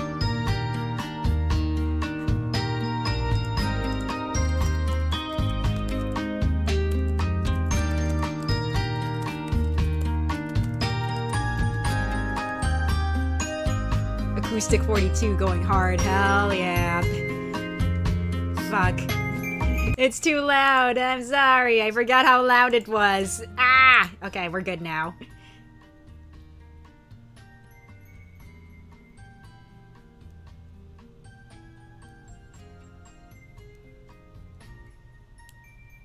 Some non-books that are also inspirations for the game are SpongeBob, My Little Pony, Vampire and the Masquerade, the Bible, the Kabbalah, and Korean history. Very interesting.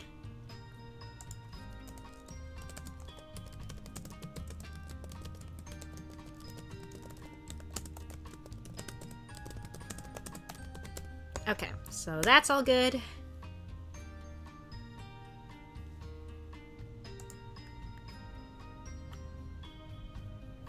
I want to get the Eddas. Oh yeah, like the Poetic Edda and the other one that, whose name is also escaping me.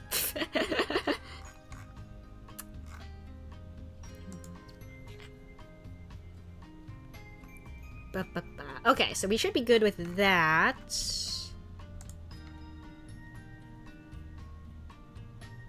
I'll probably call it in the next 10 minutes or so because I've got to pick up Sam from work soon and get ready to go out. So, yeah, just letting y'all know.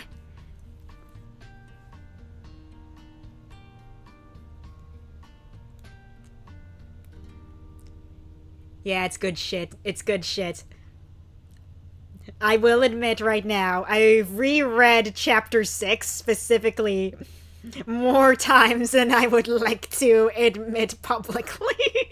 I have been rereading it because I like it a lot. I'm gonna be real. Anyway.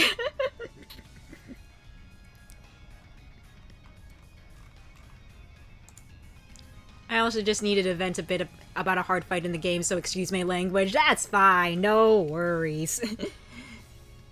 Yeah, I've reread it like at least 3 times by now. I'm gonna be real. I'm just like, I like it a lot. I can't help it. I'm just like, okay.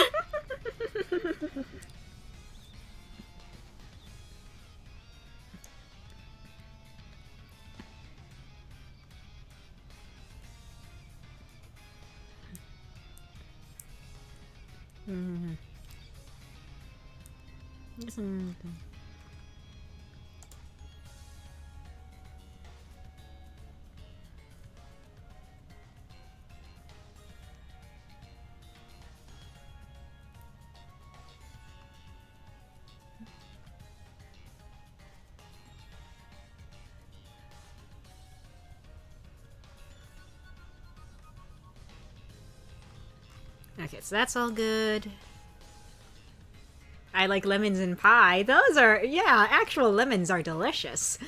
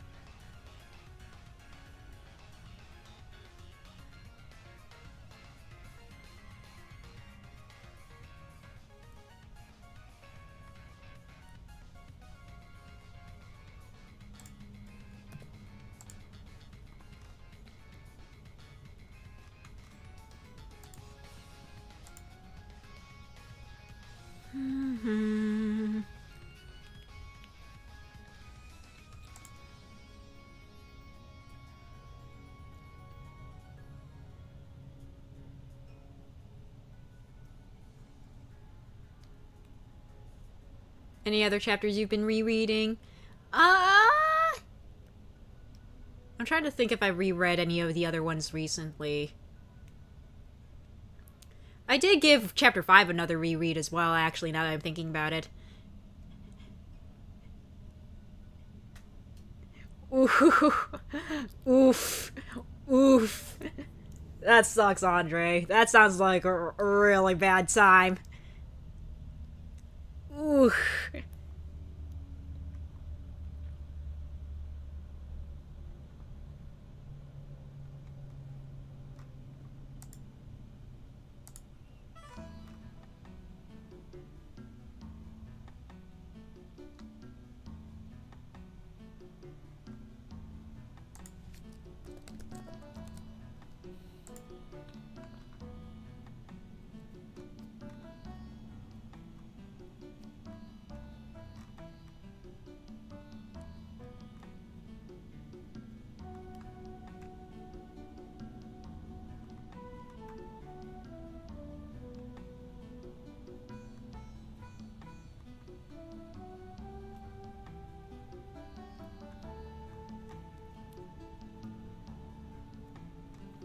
Okay, so this is all good.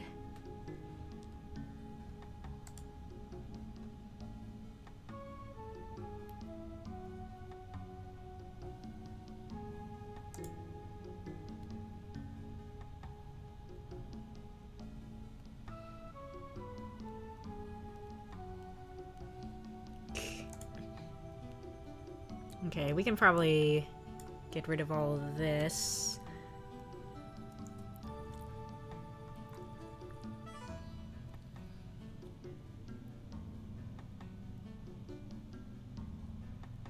Ooh, youch. That sucks.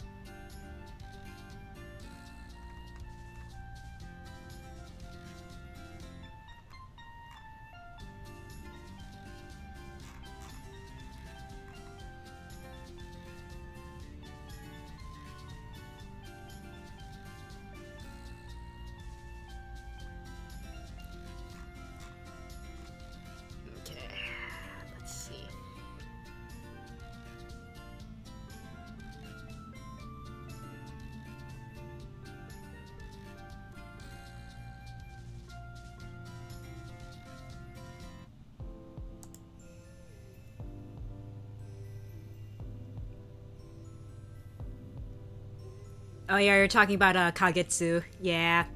Yeah, that was bad. Yeah, I was watching Sam play through that chapter and it was bad.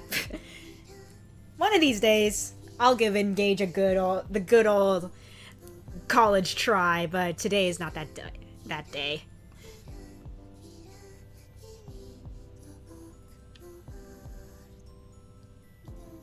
Yeah, most of his units were not promoted at the time, so it was bad. When he himself is a promoted unit, so it's just like, ooh, that was tough. And plus it was required to defeat him, if I remember correctly as well.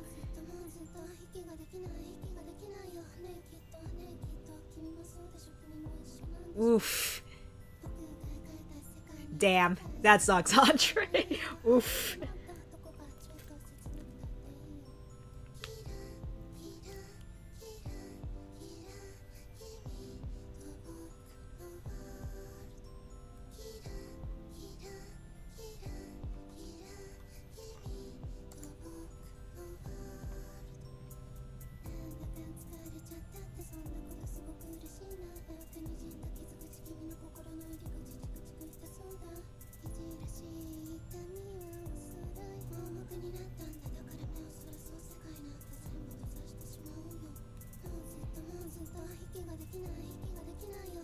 Oh yeah, he also had a Killing Edge style sword. I completely forgot about that as well. When he already has an innate crit, if I remember correctly, because of being a sword master and all. Yeah, that sucked.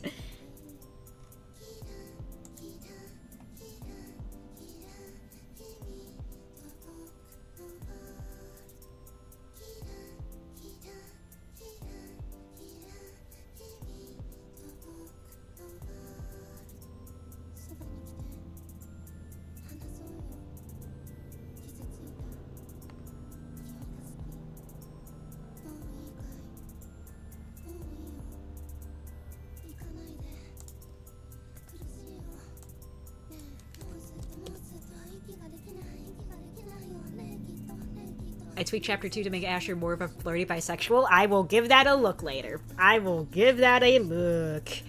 Still need to, I think? Okay, okay. But yeah, I'm gonna give that a look.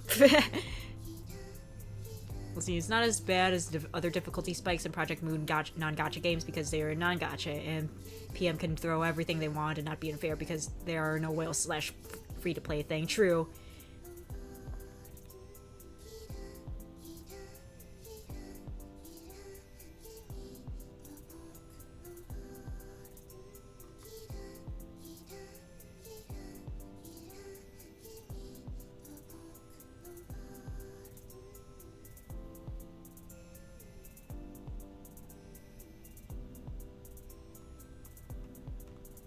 Okay.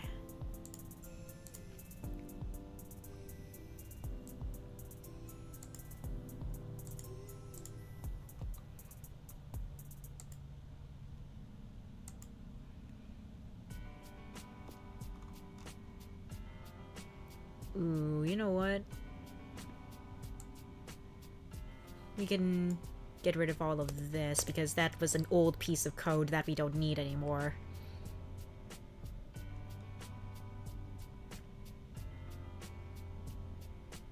I think I'm gonna go on for another 5 minutes, just another 5, and then I think I'll call it. Because yeah, I still need to get ready to go out.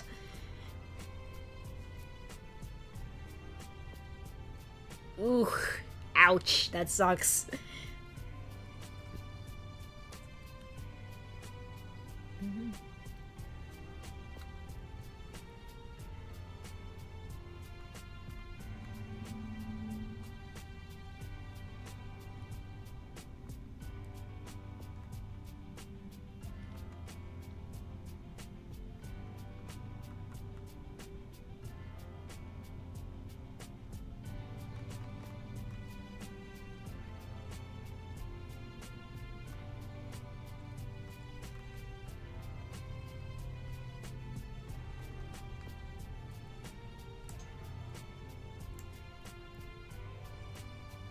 Alright.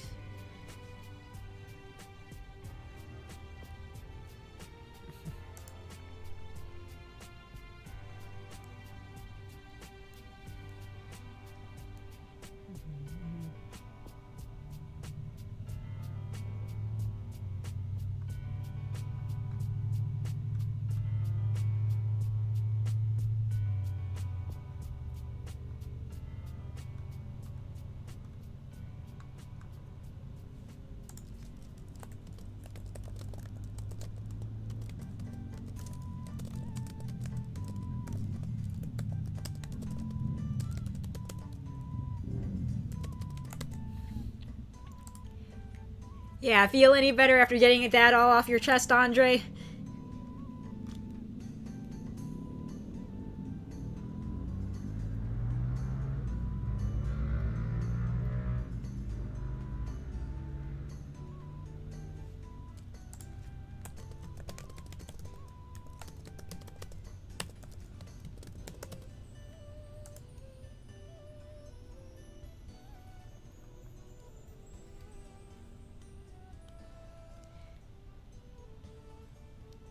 Meaning you've been streaming 5 hours versus your usual 4? Oh yeah, I have been. I've just been so into, like, working on stuff. And plus, getting through the Boogeyman earlier today took a little longer than I anticipated as well. So your top chapters are chapter 6, 4, and 2? Yep. All the even-numbered ones, which is a very funny coincidence.